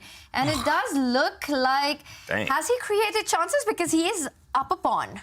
He's up 1 pawn. It might well be 2. There we go, Tanya. 2 pawns up for black. And you might argue that there are dark squared holes around the black king, but it's actually the white king that might feel the heat. Look, the black bishop, so powerful, so potent, hitting the G2 square. And it feels like Dmitry here, he's lost control. I don't see any threats against the black king that can't easily be parried. And if that black rook ever gets down to the second rank to D2, it's going to be game over. What do we think? Any chances here for white? Slightly, especially because time's getting low. As we saw even with the game where Alireza was winning there, I mean, he just got low on time in that game. It was a heartbreaker game where he had to find bishop d6, but he got very low on time, spent that 7.5 minute think there, and got in trouble and lost the game there. So it is very possible for things to happen here. Especially as we mentioned, the dark squares are weak, right? So we can obviously poke some holes eventually if we're able to cover G2. Queen H4 could be an idea, and then maybe try to make the dark squares obviously weaker. Maybe even sack the exchange, put a knight on E4 and try to get a knight to F6. Many possibilities here for both sides, but it's not over yet. Queen E2 played, and the one move that white cannot make is rook to F2. That would walk into a back rank mate. You have to count on these threats for black. The G2 pawn is a soft spot, but also back rank weaknesses. So Dmitry Kolarz is in trouble currently. Yep, he is in trouble. He's just trying to initiate this kind of perpetual attack against the black queen, but the black queen will eventually find a safe square. There we go, pretty safe. Can't be attacked or harassed anymore. If you hit her with the white rook, the black queen is happy to capture that piece. And again, what do you do with white next? You're a bit tied up. The white queen is purely passive right now, defending G2. Black has huge threats. Rook D3 coming. Just push the black A pawn. Looks almost over to me. Yeah, white is so hamstrung by the fact that he's got to keep G2 protected, he's got to keep the back ring protected, and he doesn't have access to the E4 square because the knight really wants to be on F6. That's the prime real estate. Can't get there. It'll be snapped off the board. Looks like Alireza's got this packed up, wrapped up. We're going to an Armageddon here, barring a miracle. Oh, wow, I love it. And as we saw in our featured chat by Shiba there, that how did Alireza manage to get this after the opening that we saw? The knight turns, knight f6, knight g8, knight h6, well, desperate times calling for desperate measures, and it looks like it managed to confuse Dmitry, and Alireza in a driver seat right now, putting pressure on that G2 pawn. The A pawn has a clear path down the road. We will keep an eye out on this one, but it is likely to head into an Armageddon. Let's check back with the action on the Hikaru board. And Hikaru down an exchange when we left it last, continues to be so, but the pieces still really active. But with the queens off the board, has the danger minimized for Jordan? Wow, I'm trying to do a quick scout here of the position. It feels like white has survived the worst, but can white be better potentially? Now there's no rooks on the board for black. White's rook could be the key piece. Hikaru blundered horribly a couple of moves ago. He gave up a pawn on the king side, and with that, his whole position started to crumble. He was forced to exchange a pair of rooks, which always favors the side that's up in exchange, because the minor pieces now have to basically keep white's crazy rook at bay, and it can shuttle, trampoline from one side of the board to the other and attack black's pawns. I think the likeliest outcome is a draw, but if white coordinates his tandem well, get ready. Yep, I fully agree. And maybe, Daniel, just while these players think, just a quick recap of that blunder. Black here in full charge. Black, Hikaru was almost winning, actually. He brought his rook across, simply forgetting that rook takes pawn, won a pawn. This would have walked into a nasty knight fork. And now the momentum has changed. It's all about Jordan, and can he bring this king into the game? It looks like maybe this king can start creeping forward at some point. The white knight also trying to get in with a nasty check. I think white is a big favourite in this endgame. It feels like Hikaru is playing for a draw at best. Yeah, absolutely. Practical chances for sure. I mean, white definitely has the exchange here, but of course we have seen things go wrong. And as time gets lower, things do go wrong. We do have a tricky knight for black. Don't blunder a fork. That one's going to hurt. But at the end of the day here, I mean, we do have to make sure that we, make the best of our position. 95 I actually like. Maybe, is he going to take on c6? That might be, and then maybe play rook d4. Though. Oh, e3. Check. Oh, my goodness. Yeah, gets rid of the pawn. I think this is going to be a draw. Ooh, the evaluation bar reacts hugely, though. Oh, maybe not. Is there a trick? Maybe the black knight will get caught on a bad circuit. White still will be left with one remaining pawn. Maybe that white A pawn will be the MVP and promote long term. It's such a natural move, king to d4, but we see that it's a mistake as the eval bar creeps right back up. King d6 now hitting that knight, and perhaps if you trade on c6, black wants to recapture with the king, but I would be worried with that knight on g2. That black knight, will there be a way home? That's the big question. And Jordan, yes, he does want to eliminate that black bishop, which holds everything together, but 2 versus 1 on the queen side. Black's g-pawn will fall. Let's forget about that one. I don't think it's enough to win. No. Yeah. Are we having an Armageddon in this one as well? Oh, wow. Yes, by Daniel James? Yes. Ooh, David. Yes. Looks very likely. Potentially 2 Armageddons if this one ends in a draw and Alireza wins his match. We're in for more exciting chess. Well, King d6 has been played and players playing on seconds. So Jordan decides to keep the tension on the board. The minor pieces remain. He wants to come in with the rook to He's F8. still trying to win. He's also trying to trap that knight on g2. Man. Ooh, 18 seconds for Naka as well. Drops his bishop back to e8. Maybe Armageddon in this position. Wow, okay. Ooh, this feels loose. Black's pieces. 7. The pawns start falling. Is he holding? How is he holding? He's so badly coordinated as well. Oh, he's going to lose his knight, or is he? Knight c4, no. Okay, is that knight trapped if you just take that black bishop? Ooh. Feels like there's something in the air. The evaluation bar confirms it. I think we need a helping hand. What does Stockfish say? Is there? It's not that. It's not this. It's not that. Now the black knight gets out. Knight f5. Don't blunder the fork. Yeah, be careful. Big threat on the board. King c5, maybe. Hide away. Yeah, this one should be a draw now, however. Still hard, though. a4, a5. I mean, man. Yeah, this black knight. Need to get it back in the game. And there was a move where Jordan was winning. It was difficult, though, so we might have to backtrack on that one later. But still, under 20 seconds now for Hikaru. Let's stick with this current position. Can he get his knight back in the game? Can he liquidate here? Ooh. So close. He's on the brink. Knight attacking the white rook. Slide it. Yeah, knight b4 maybe a threat. Ooh, now you let the white king in. This feels... yeah, that feels wrong, doesn't it? Definitely feels wrong. We have holes in the position. We can play this almost forever as long as we don't blunder a fork here, obviously. Check and moving fast.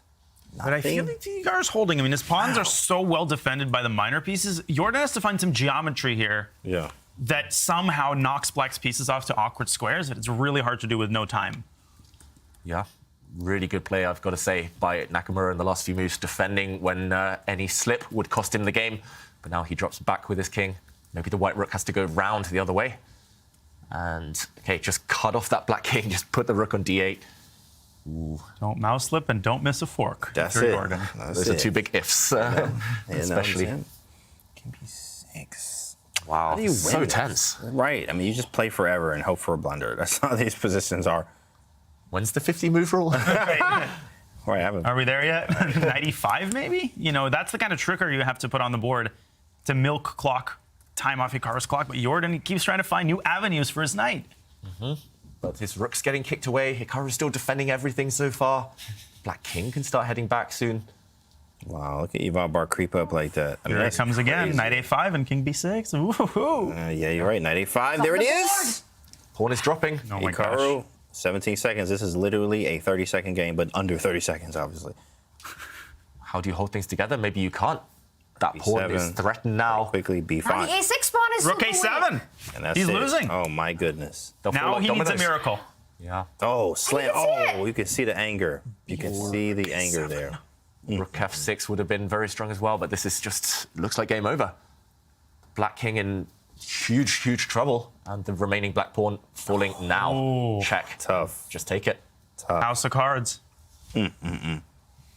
Now it should be simple. Just push that white A pawn forward, and Hikaru crashing to defeat on day one. They call me Michael Jordan. Not over yet. It's easy to blunder a fork, and if you trade the knights prematurely, there's some crazy theoretical positions here that could be a draw. Of course, it's totally winning. I've just seen too many Hikaru games. Right, understandable. I love what Jordan's done, though. He's kept his king and rook as far away apart as possible, literally as far away apart as possible, and therefore no forks. Now just don't push. Be careful. Be careful. Wow. I think this is the first time that we may see Hikaru knocked out. I mean, we was actually going to be with Fedoseev before. Fedoseev was very close, but he was able to win that match. A good thing it's a double elimination bracket. That's and right, he can make it gets back through. another life, but it will be his final life if he does lose this match. He will go down to the elimination bracket, and in fact, he has gone down to the elimination bracket. Jordan van Foreest takes it with some brilliant technique in the end. What a match this has been, and Jordan. We should mention Hikaru hasn't actually clicked the resign button. Ooh, he's just left. Oh, he just walked still away. ticking down. 7, 6. He's just left it hanging. 2. And that's it. Jordan van Foreest does take the match after that victory. Wow, what a game, what a performance. Not just the scoreline, but also the way Jordan did it. I was unbelievable. The amount of times that he did what Hikaru normally does. I mean, that seemed to be in the bag for Nakamura once he got rid of that kingside pawn. I mean, his pawns were defended. Somehow Jordan, with the gymnastics where this piece has got his king through, got his knight through, didn't blunder a fork, kept his composure. Really an amazing day in Jordan's chess career.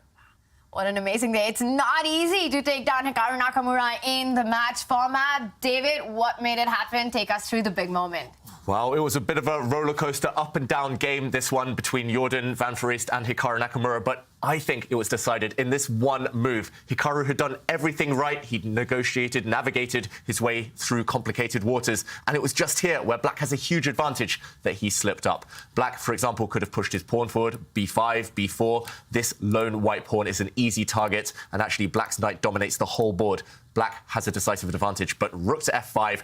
Clumsy square, allowing rook takes pawn, and suddenly the game was up for grabs. And we saw a few moves later, White was able to trade off these two rooks, and with his extra rook, was able to win the game. What an amazing day of chess it's been. So many twists and turns. And let's take a look at our scoreline and where we stand. Well, we will have one Armageddon. Alireza Firouzja doing what needed to be done, winning that game with Black in that 4th round. That match is level. We will have the bids and we will see what happens in that big matchup. But of course, the big upset has to be Jordan van Foreest taking down Hikaru Nakamura, while Fabiano Caruana and Nodirbek Abdusattorov made it look easy, wrapping up their match in just 3 games. I have to ask you guys, Alireza, Dimitri, we got an Armageddon in that one. That's going to be fun. Alireza's got to be feeling really good right now. You cannot emphasize how hard it is to win with Black on demand against an Alapin. He played knight g8. Dimitri, he's going to be kicking himself right now. He was that close to scoring the second crazy upset, but he's got to push all that aside. We're gonna have an Armageddon. This is gonna be awesome.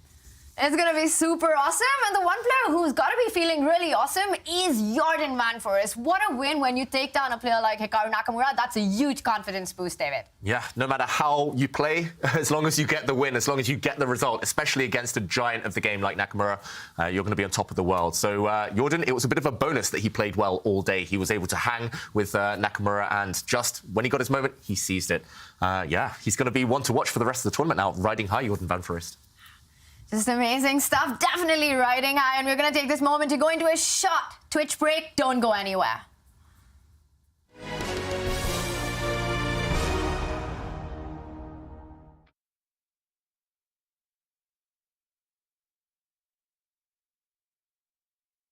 Saturday, May 27th, your favorite streamers will battle it out in a 2-hour bullet arena with $2,500 on the line. It's going to be fast, it's going to be fun, and it's going to be crazy. Use the command BRAWL in chat for all the details. Welcome back, everyone. It's been a fantastic day of chess, and we've got more news coming in from Simon. Simon, what's going on? Yeah, hi there. So we got lots of updates going on in Division 2 and 3, and we can bring up some graphics very shortly to have a look at what's actually happened there. So let's start with Division 2 and have a look at the winners there. And I think a big shock at the top there, Dmitry Adriakin, who must have been one of the favourites, has lost that one. So that is a big shock. And just going down the list, we see a favourite of Spain, David Anton, has gone through. Kirill Alexenko also going through, so it's really heating up there. Remember, it is double elimination in all these divisions, so it doesn't mean they are out. And maybe now we could have a look at Division 3 as well. And Division 3, we've had even more games, more players, and more games going on. And here's the first page, and pick your favourite player. We see another Norwegian, Arjan Tari, has managed to win that first game of the day there, beating Renato Terry. And the second page there, well, looking at names, Yu Yang Yi, a bit of a legend of the game. And one name I would like to mention is Valieko Pons there, because he is one of Ding's favourite players, the new world champion. When asked who his favourite players were, it was Valieko. And Valieko is as far down as Division 3, which is a bit shocking, really. You know, if he's Ding's favourite player, he should at least be in Division 2, but maybe he'll get there very soon. And dare I say, another legend of the game there, Gatakamsky. And we know why he's a legend, don't we? And the last page for the winners, this is the next round. Valieko beating Gatakamsky there. Vincent Kamar is at the moment 1-1 against Igor Lysy. Vincent won his first match. And Sam Sevion is also having a good time of it so far. So there's lots of stuff happening. There's so many games. And the last page here, cool, it goes on and on, doesn't it? Whoa! Keeping me on my feet. We have lots of interesting results. And Renato Terry may be a bit of a shock against one of India's strongest players. Well, nowadays they've got so many strong players there. And you have some of the strong Germans, Alexander Dongenchenko, winning a good match there. Bad day for Andrew Tang. We might see him on the Bullet Arena later somewhere, but lots of results going on everywhere there. So, yeah, exciting stuff. I mean, there's so much chess going on that you can pick from. So, yeah, Division 1 is good, but some of the names there, they were fantastic as well, weren't they? So, too much chess to follow even, really. Great stuff. But, yeah, what about that Hikaru match? That was obviously the match of the day. So, yeah. Yeah, just amazing stuff. And some really big names there, Simon. Hari Krishna in the mix, the famous fun legend, Gatakamsky, as you were talking about. And I have to say, does this just show the reflection? Is this just a reflection of the strength of the ChessKid Cup, the kind of names that we saw down in Division 3? It's amazing. Yeah, it is. Yeah, I mean, there's just so many. There's such strength going through the divisions there. It's not just Division 1. So we have that Division 2, the Division 3, and they're all fighting for a place in this first division, because that's where you get all the glory, isn't it, really? So who will be there? We'll have to wait and see. There's plenty more days to come. And speaking of glory, the one player who did get that side today has to be Jordan van Foreest. He is a last-minute replacement here at the ChessKid Cup Division 1, and he takes down Hikaru Nakamura. What did you think of that? Yeah, I mean, that was just fantastic. I mean, Jordan's a great player. He's won at Waken Z, which is called the Wimbledon of chess before. And I kind of like how Hikaru resigned that game. He did, I think it's a Brandenburg, is something like that. It was this famous player in the Hastings tournament. I think it was in 1898, who lost, I think, to Steinitz. And while he lost, he had an hour and a half on his clock, and he just left the building. So it's like, that's a statement, that is. It's like, I'm not going to resign. I'm just going to leave the building. But heartbreaking for Hikaru. But we've got to give Jordan so much credit there, because it was his great chess that won the match.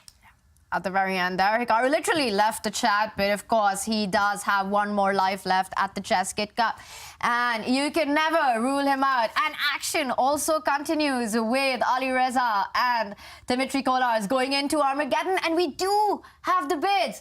Let's reveal the Armageddon bids, and there they're in. Wow, Alireza Firouzja winning the bid as he bid for 8 minutes and 20 seconds. Dmitry Kolarz 9 minutes and 29 seconds, which means that if Alireza does pick the black pieces, Dmitry will start with 15 minutes on the clock.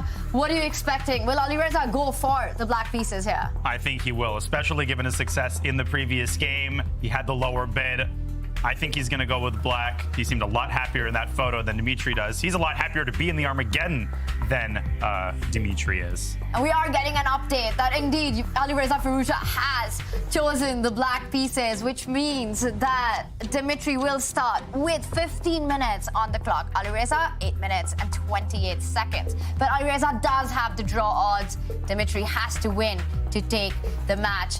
And guys, I have to ask you, 8.5 minutes, almost 8.5 minutes, is that too low by Alireza? How low can you go? That's the question. And 8 for me would be unthinkable. But Firouzja is super fast. He's super good at calculation and he's riding on a high. He just won with black. So with the draw in hand, it feels like 8 should be enough. Absolutely. I think eight's enough, especially he's very prepared. I mean, he knows really almost every opening as it is. He's been 2,800 before. So really, I think having that black, I'm always taking black every time in Armageddon because I have the two options. I either win, I win. I draw, I win, right? So always going to take that. Yeah, but the kind of chess that we've been seeing by these two, I don't think we've seen a single draw in their games. It's been 4 decisive results. I'd be shocked if we saw a draw in the Armageddon. 8.5 minutes, 8 minutes, 28 seconds for Alireza Firouzja. But he's such a beast in those time scrambles. We've seen him play online. We've seen him play online. All those 30-second time scrambles will come in handy because in Armageddon there is no increment. There's no time added per move, Tanya. So it's a completely different game. Flagging is very much on the table if you're Dimitri Callers. Got to get those bullet skills out, dust them off, and got to show them this game. Let's go. Yeah, flagging is on the menu and it's highly recommended in the Armageddon. Dimitri Kolar starts with the white pieces, but he has to win on demand. He will have 15 minutes on the clock. David, what is your prediction? What's the strategy with white here to try and flag your opponent? How do you do that? Good question, Tanya. It's the eternal dilemma. Do you go very direct? Do you try to knock your opponent out immediately and hope the fact that they don't have any time kind of backfires on them? They can't kind of calculate their way through the chaos? Or do you just keep the tension, prolong the game as long as possible, and at the right moment, speed up? And talking of speed up, they have sped off. And, okay, the Berlin rock solid from Firouzja. How about a Berlin draw? No Berlin draws. I assume he's going to say anti-Berlin, but no, okay, he castles. And what is he going to go for? The endgame? No, he goes for rook e1. Solid stuff. I'm surprised, I've got to say, Danya. James? I don't like it. Don't like it either. I mean, of course, it's very solid, and it's a great reputation from the black side with this opening here. Of course, white still has very solid play, but hey, I think we needed something a little bit more ambitious. He still can go very ambitious here with maybe some different move orders here. But, I mean, this stuff's already played out many different ways. It's probably going to be difficult for white for sure. Yeah, very forcing lines. I was saying the second kind of approach would have been just keep pieces on the board and try to flag your opponent later when given the opportunity. The problem is here, pieces will fly off the board. And unless you gain an objective advantage, the clock is unlikely to play a factor. Yeah, I'm really surprised. I'm also curious what he has in store, Dimitri. He would have had these things on his mind, so he must have a specific idea up his sleeve. But yeah, Firouzja's come prepared. Alireza Firouzja with a very smart choice in the opening, going for the Berlin, and now Dimitri has to try to keep all the pieces on the board, keep the critical decisions for when Alireza's clock is really down on the minutes.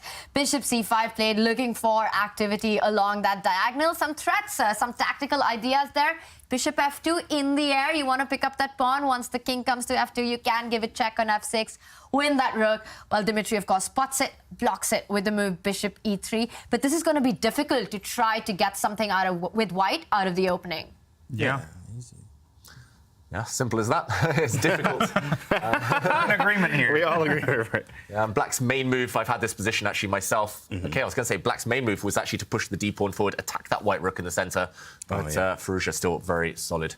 And okay, now he's just going to bring his black knight out, bring the black bishop out, and unless Dimitri can make use of his small space advantage, we will see an equal position.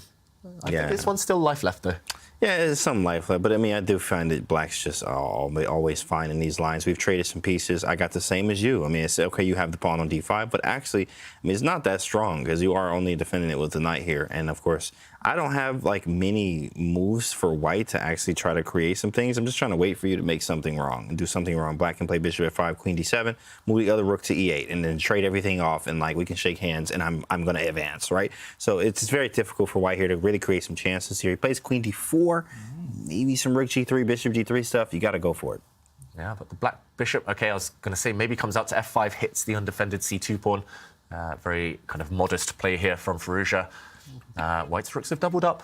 Yeah, but there's a very annoying idea: rook takes e3 and then queen f8 and rook e8. But the problem is the a7 pawn hangs, and I know it's too early to talk about flagging, and the chat's like, of course, Daniel noticed he's talking about flagging rather than discussing the position. He's looking at the clock. But these types of positions, they lend themselves to very long endgames, and you should not be shy. If you're Dimitri, you can go rook in 3 versus rook in 3, and Alireza has a minute to your 7.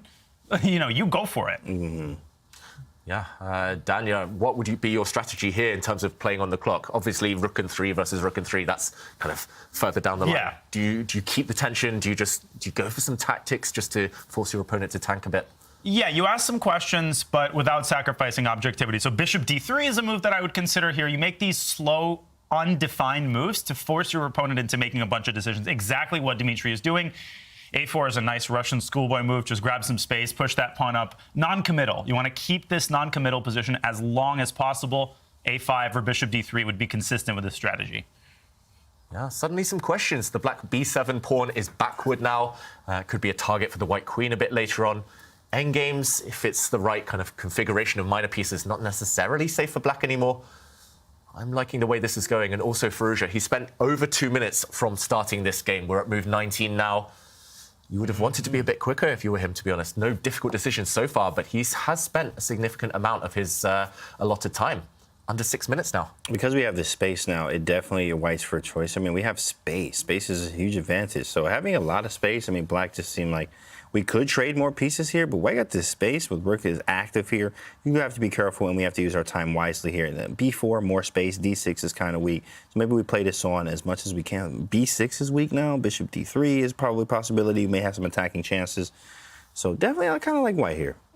Well, black's idea is clear, right? He wants to get rid of all the rooks, so he's already gotten rid of one, but rook e8 is to follow to try to liquidate the position as much as possible. Dimitri still got more than half the amount of time. He's up by almost 7 minutes on the clock. Queen d7, rook e8 is a threat. How does white keep it going? How does white keep the pressure? You don't want to trade that those last pair of rooks. You wouldn't love to, but giving away the e-file is also really committal. Rook g3, super tempting, especially for a lot of newer players. But black can slide the king over or play knight f6 to h5 and start harassing that rook. And you don't want that rook to meet the fate of Hikaru's rook on g4. Here it will be a white rook on g4, but it's still under a lot of fire. So decisions to be made for Dimitri, but even with the rooks off the board, he retains a slight pull. Yeah, for example, if you just move your bishop forward, if the rooks do disappear, even if the queens disappear long term here, I don't know if black can take with the queen. Maybe you can, just because this pawn can't be captured. There's a nasty check. But even if the queens come off, this pawn long term is going to be a big weakness. Long term as well, white has the opportunity to potentially create a pass pawn on this side of the board. I like white's position. I got to admit, even in an endgame, and he's going for that second approach, not going for any attack. He's getting ready, once the white queen moves later on, to plant his knight in the center on a nice outpost on d4. So very much the long game here from Dimitri Kolarz, and will it pay off? That's the big question. Still 6 minutes ahead on the clock. And another big question for Dimitri is, what does he do about this rook trade? Will he try to avoid it right now, or will he go for a rook e8 ideas, allow the rooks to be traded off the board? It is a big moment, which will also show us exactly how he's feeling about the position. What are you expecting? The rooks on or off? I think he's going to keep them on. I think he's going to keep his rook on e3 and consider a move like knight f4 or take on e8. I think he doesn't mind the rook trade. As David indicated, that pawn majority on the queen side, possibility of c4 and b5. I'm licking my chops thinking about black facing that with 5 minutes on the clock. Rook d3, there is a case to be made for that, hitting the d6 pawn. There's a lot of logistical problems. Bishop b5, giving up the e-file. Tactics with bishop c6 takes g2. Overloaded bishop on f1. I would steer clear of that, and I wouldn't mind getting the rooks off the board. Yeah, I think he might capture this black rook because I think the black knight will be forced to retreat, so it does give you a move or two to kind of get organised as white, but equally you could wait and trade on your terms. Say to Firouzja, okay, you spend the move taking the rooks off the board. There we go. There it is. Yeah, the black knight, at least passive for a move or two. And Dimitri stepping forward. Daniel's plan of c4, b5, very much in the air. Also, watch out for that white knight going to h5, just in case, keeping black's pieces honest. Yeah, I would choose white here every time, but winning advantage, probably not with best play. Black still forced to defend. And it's not a Firouzja type of position. He doesn't necessarily... Well, actually, nobody likes defending slightly passive positions where it's just two results playing for the draw at the very best. But, yeah, he does tend to feel a bit uncomfortable in situations like this one. And yeah, the more pieces that come off, I mean, it does look better, honestly, for Firouzja here. We do have the 3 versus 2 on the queen side, which is obviously in the end games. So they always tell you that that is great. You do want to have the queen side majority when it comes to the end games. I mean, but white is for choice, right? We got queen b6, c4, b5 at some point, knight h5 also. Just throwing it in there, just to throw it in there, make some weaknesses around the king there, right? We have options and possibilities, which gives us you know, lots of good chances for counterplay, and also maybe just chances for some type of initiative, and having Firouzja low on time with no increment here as well. Alireza's strategy looks super clear. He's just going for piece trade after piece trade. That knight on c7 is looking to head to that e6 square, hopefully get those knights off the board. Even if you go knight h5, hitting that g7 pawn, knight e6 is the idea. And your move on the board, Daniel, c4, always eyeing that b5 push, but that square currently is overprotected by black. Black's got 3 pieces defending that b5 advance, and that's going to be key to make sure that never happens. This is very mature chess by callers, not afraid of knight e6, but I was going to point this out, Tanya. d5 is a big move. I think that was missed by Dimitri, who probably devoted his attention to knight e6, which would have been bad. And he reacts quickly with knight h5. Firouzja, he can't afford to miss a second maiden one. Sorry, that was below the belt. There's also tactics. Knight e6, queen g4 again, threatening knight f6. Ooh. David, he's walking on hot coals as Alireza. But F6. Are these more than just one? Get him off the board! Get him off the board! His bishop's almost trapped, and suddenly, watch out, because... a6. Yeah. Oh, my God. Make a new queen. Alireza can't believe it. Just 2 moves ago, he had 3 pieces defending it, and now the a-pawn is advancing, marching down the board. Alireza is at the brink of defeat right now. How do you stop the a-pawn? I'm not sure you do. If you move your bishop back, for example, where do you go? Then suddenly just pawn takes pawn. A pawn drops off. Oh, gosh. He had to play king h8, and I think he was actually okay. He completely forgot about white's main idea, which is b5. Another blunder. Yeah, another blunder. And it's natural. It's easy to blunder when you only have 4 minutes on your clock. He has to deal with the ruins of this position. Maybe the best is just take and drop back and hope that you can somehow stop this pawn, but I don't think you will long term. It feels like this is a potential killer. And simple play for white as well. That's the problem for Firouzja right now. Over 5 minutes down and with a terrible position. That's tough. And they say that to play for a draw, you have to play for a win, right? So it didn't seem like black really ever tried to just do anything besides trade pieces, which seemed like he was trying to play for a draw there, which is easier said than done right now. Obviously, we have the trade here. You play a6. We take, the bishop can go back to c6. And it's not over yet, but you are definitely, I mean, what Engine's like, yo, this is over. Start a new game. Look at the bar. But it is, it's a practical chance as a human here. And, of course, he doesn't know. a6 wasn't even the move. That's crazy to even say that. I don't even know what the move was. But, of course, it's still chances here for black. It's far from over. Right, far from over. I think we would have all played a6, but then the engine was like, no. Why rush? Right. So maybe the white queen could have repositioned herself, but this looks very, very natural. And surely there's a way to kind of combine threats against the black king with kind of deflection tactics, pushing that white a-pawn even further. What you got? The thing is, it's so easy to sack other people's pieces. Knight takes g7 does not work. It's very tempting. Knight g7, queen c8, Ooh. But black can simply block that with his queen. So you don't want, you don't want to walk into the trap of writing a tactics book here. You want to win in more straightforward fashion. I'd consider a slow move, David, like bishop f1 to d3, involving everyone in the party. Queen g4 can also drop back to g3, marking a path to b8. So one of those slow moves to keep the tension. Also, you're keeping an eye on black's clock because that could decide the game as well. f4 is a risky move, opens his own king up. Yeah, suddenly this white king vulnerable to checks on the diagonal. I don't like it. To be honest, I'm very bad, actually. My biggest weakness in chess is kind of spotting the moment to push these pawns forward just because I'm so kind of concerned and obsessed with king safety. Is this a good moment? Evaluation bar says, yes, it's okay, but not the best. And suddenly look at what Firouzja's doing. He's keeping an eye on this white king. I'm assuming he's going to drop his queen back now, and white's going to have to weaken himself even further if he ever wants to step forward. I really, really don't like it. And, OK, Firouzja's actually going in a different angle. Queen to d4, pinning the pawn in this direction. Still white advantage, you've got to say, but black with some chances of counterattack later on. Absolutely here. This is white to move. Okay, so he played queen g3. Okay, well, let's see. Maybe f5 still on tap here. f5, queen b8 pushing. f5, we live. f5 and we live, absolutely. f5, also f6 possibilities too as well, but queen b8, a7 looks really good there. Yikes for Firouzja there. He's just moving a little too fast. Obviously, he had to and move quickly, being down on time, no increment, but also not playing for, I think, more ambition, just playing a little bit more ambitious, playing for the win. You wouldn't play for a draw, you play for a win, right? And I think he kind of played for a draw here. Queen b8, we're doing great. a7, we in heaven. Come on, bro. Right, that's my brother here. Johnson Canty here. Right? You know, I'm learning from the best, right, but Firouzja, he is not going gentle into that good night at all. Right. Hitting the white bishop now. Do you ignore that threat? Do you kind of motor on forward, push the f-pawn forward? Absolutely. Let's go. You don't even think twice about it. It's too tempting. Yeah, Itchy F5. fingers, just push forward. It's f5. f5. Yeah, the option is moving the white bishop, which also looks tempting, I've got to say. But, OK, he chooses the latter option. Evaluation bar approves 2.5 minutes. Still so much tension, so many pitfalls to negotiate later. Oh. a7? Oh, yeah, but what's the move now? Because the bishop on c6 also holds the promotion square, so you don't have these deflection ideas where you promote, because black's bishop also holds the promotion square. Okay, question, is f5 completely crazy here? No, looks nice, Tanya. It's definitely mine. White queen.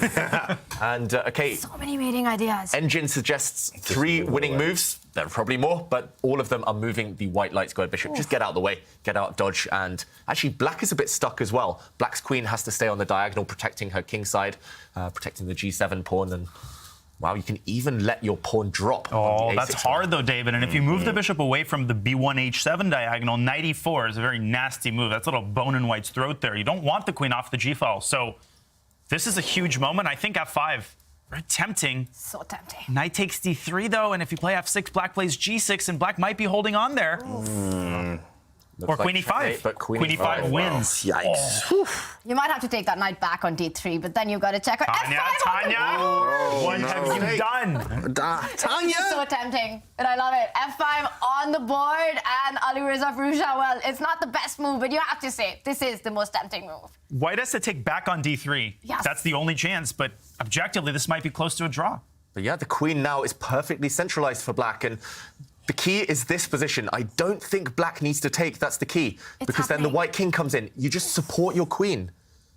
And oh, my goodness. if you take, then black's pawns are running. It's Danya, the d-pawn, that's going to win this game. Oh, my gosh. Wow. Huge turnaround. 5, and let's not forget that Dmitry has to win the game. A draw would mean that Alireza Firouzja takes the match. f5 was a tempting option, but it was incorrect. And now Alireza slows down. He's a minute and a half on the clock. Charlie the clock. Yeah, Charlie the clock is in play right now. There's no increment for the players. He can give a check on e5. I'm surprised at how much time he's taking right now. Man, he knows that if he finds the right 2 or 3 moves, he can hold a very simple position even with 45 seconds left. he hasn't done mine. it. King f8. What are you doing? Allowing what? Queen g3? You have lost it. What's the win, though? I think it just might be queen g3, and there's so many avenues. And David, that's not a mouse slip. That's not a mouse slip. It also makes almost no sense. It just feels like panic from Firouzja. Queen g3 is one winning move. Just queen e3 just coming in any angles. But as Daniel says, queen g3, slide the queen back where she came from, block any checks, keep the white king safe, and many, many angles you can infiltrate black's position. He finds it. Oh, man, I'm literally baffled by that one. You know what's funny? I felt weird because he was shaking his head before he played king f8. Like, he just was lost. But, I mean, queen e5 was just a start. Put the queen, centralize the queen. James, queen e5, I'm sure he found that, but f6 could be a move that he missed, and now queen g7 check is coming in. Yeah. Might be mate. King there, queen check, king there, check there. There must be a checkmate right now. I think f6 might be made, but that has to be fully calculated. f6, gf, and then queen d6, followed by knight takes f6 and back to h5. I think that's mate. Oh, my Wow. goodness. Yeah, you can give a check first on d6 maybe, and okay, he goes for the line you mentioned, Dania, there. That's a great call. And GF6 would be game over, as you mentioned. That's a mate with a check on D6. Maybe you've got to go king to G8, the other side then. Whatever he does, he has to do it now. It's under a minute and you have no increment. 50 seconds. Yeah, at this point with the clock, even if he survives this mating attack, you're going to lose on, lose on time. No, it's over. Even if he had 10 minutes on the clock, it's hard to survive this game. Now, we've actually said this several times today. Queen and knight versus queen and bishop, attacking combo. If you get the attack on the front foot with the queen and knight, your opponent's pieces can't fight back, and this has got to be mate, surely. Queen D6, you go in. You've got to go king G8. King E8 is a mate in one. Right. Oh, you're running for the hills here. Check. And then you go queen D8, queen F8. How do you King save? G6. Black king has to Oh run. my gosh. Even queen G7 is winning. You can just take the F pawn and promote. G4. Oh, yeah, It doesn't promote. even matter what you do. Yeah, that's true. As long as you don't allow perpetual, like G4 queen A2 check would be literally the only way to mess this one up. Yeah. That's what I'd probably do.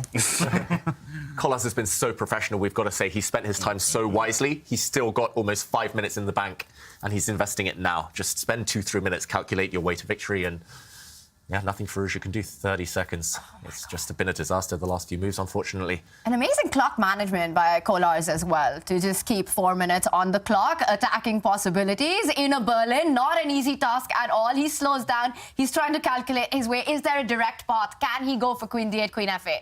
He goes queen B8, but I think queen F8. Oh! I saw this too, but it's just he just repeats. You go king G8 and you have to do it anyway. You have to go for the same line. So Queen B8. professional. He takes even 1 second off Firouzja's clock is worth its weight in gold. Right. Wow, that was sick though, Danya. That was very smart. I mean, because he's low on time, so what he did there was repeat. That was sick. Queen G7, easy clap. Yeah.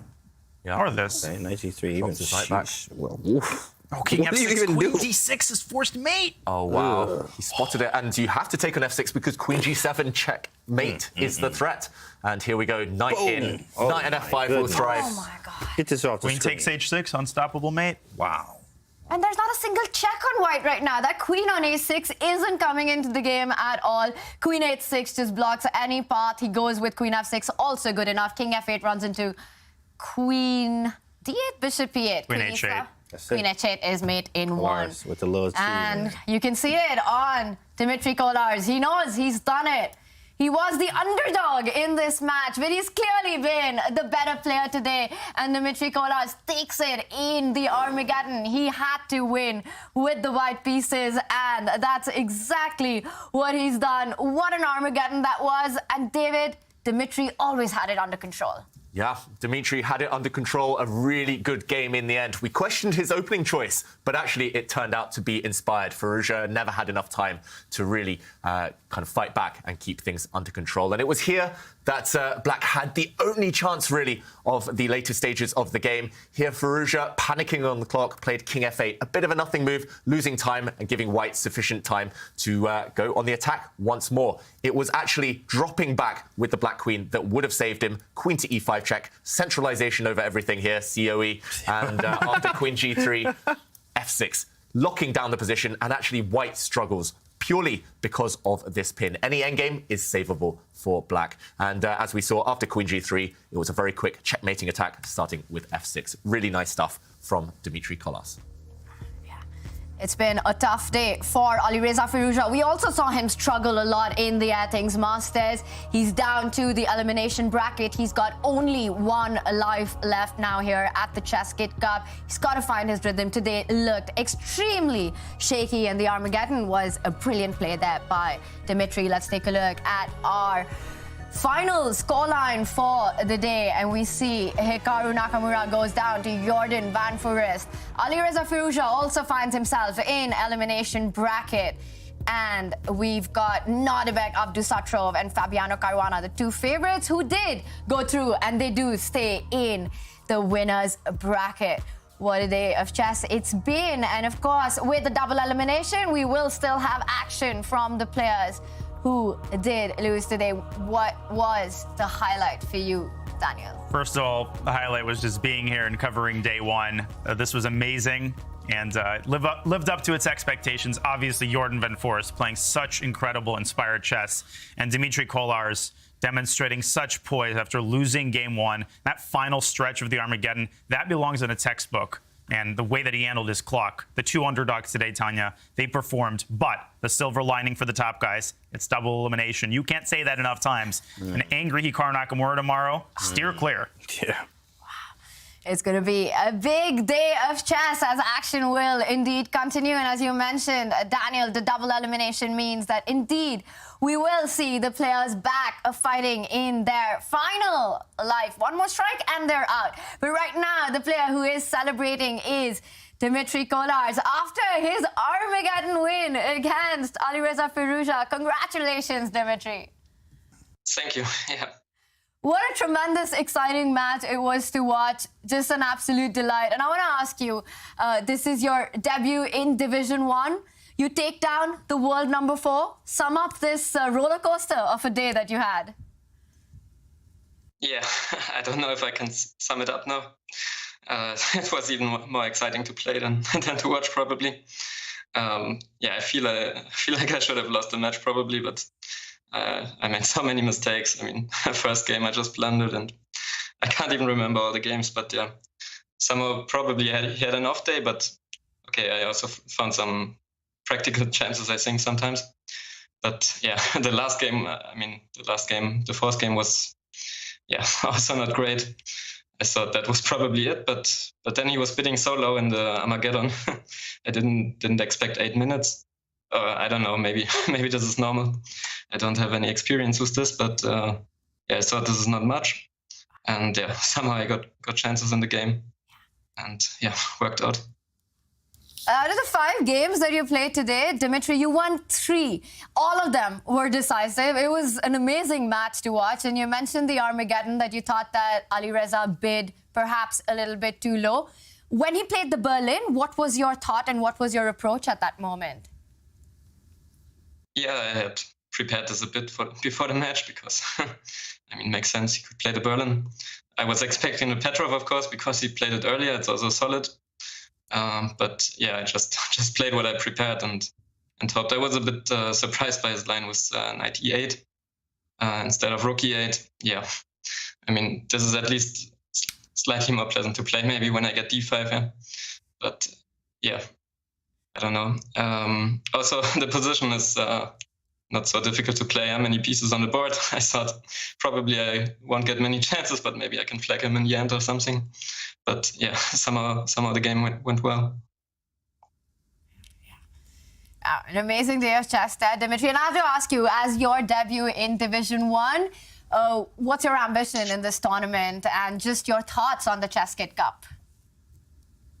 Yeah, I didn't have any ambition. I thought I'll be here for 2 days and then then I'll start watching. But now I have to play a bit longer. Yeah. I also have to switch some plans now, I think. But yeah, it's just exciting to play. Yeah, of course, something completely new for me. Normally, I don't get these opponents. Not sure who I'm playing tomorrow, but yeah, still can't speak apparently. But yeah. And do you think that's the special part of this year's Champions Chess Tour, the format with the play-ins? It gives the opportunity for strong grandmasters like yourself to compete against the world's best? Yeah, this is something very interesting about it, yeah.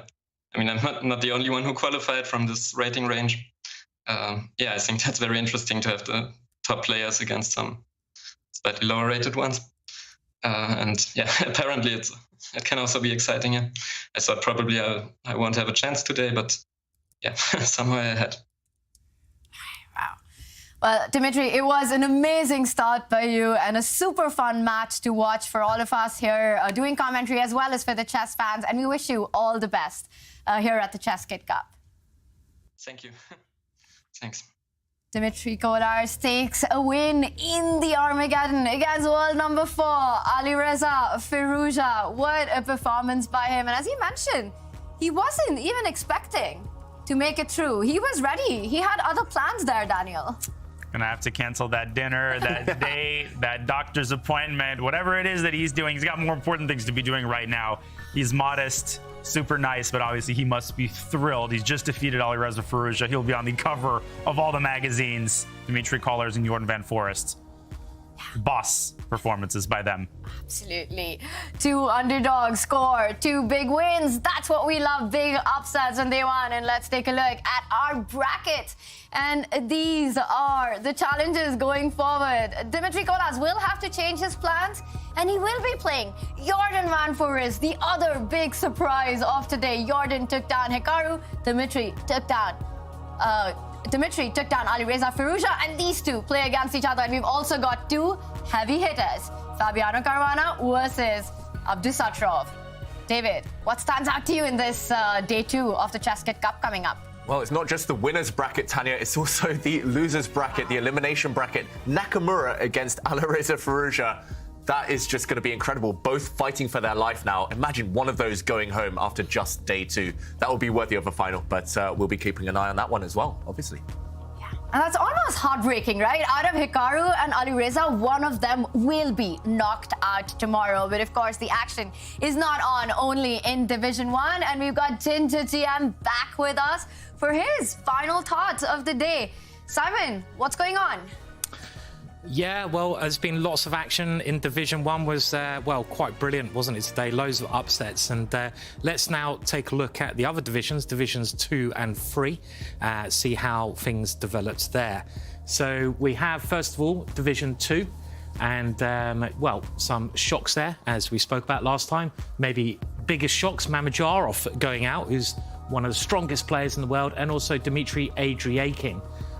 So the winner of Division 2 gets a load of money, $10,000, but also gets an invite into Division 1. And that's maybe the most exciting thing. And then we've got all these games going on in Division 3. And even for a grandmaster who is okay at maths, it's quite hard to keep up with them all. But let's have a look. There's pages and pages of games.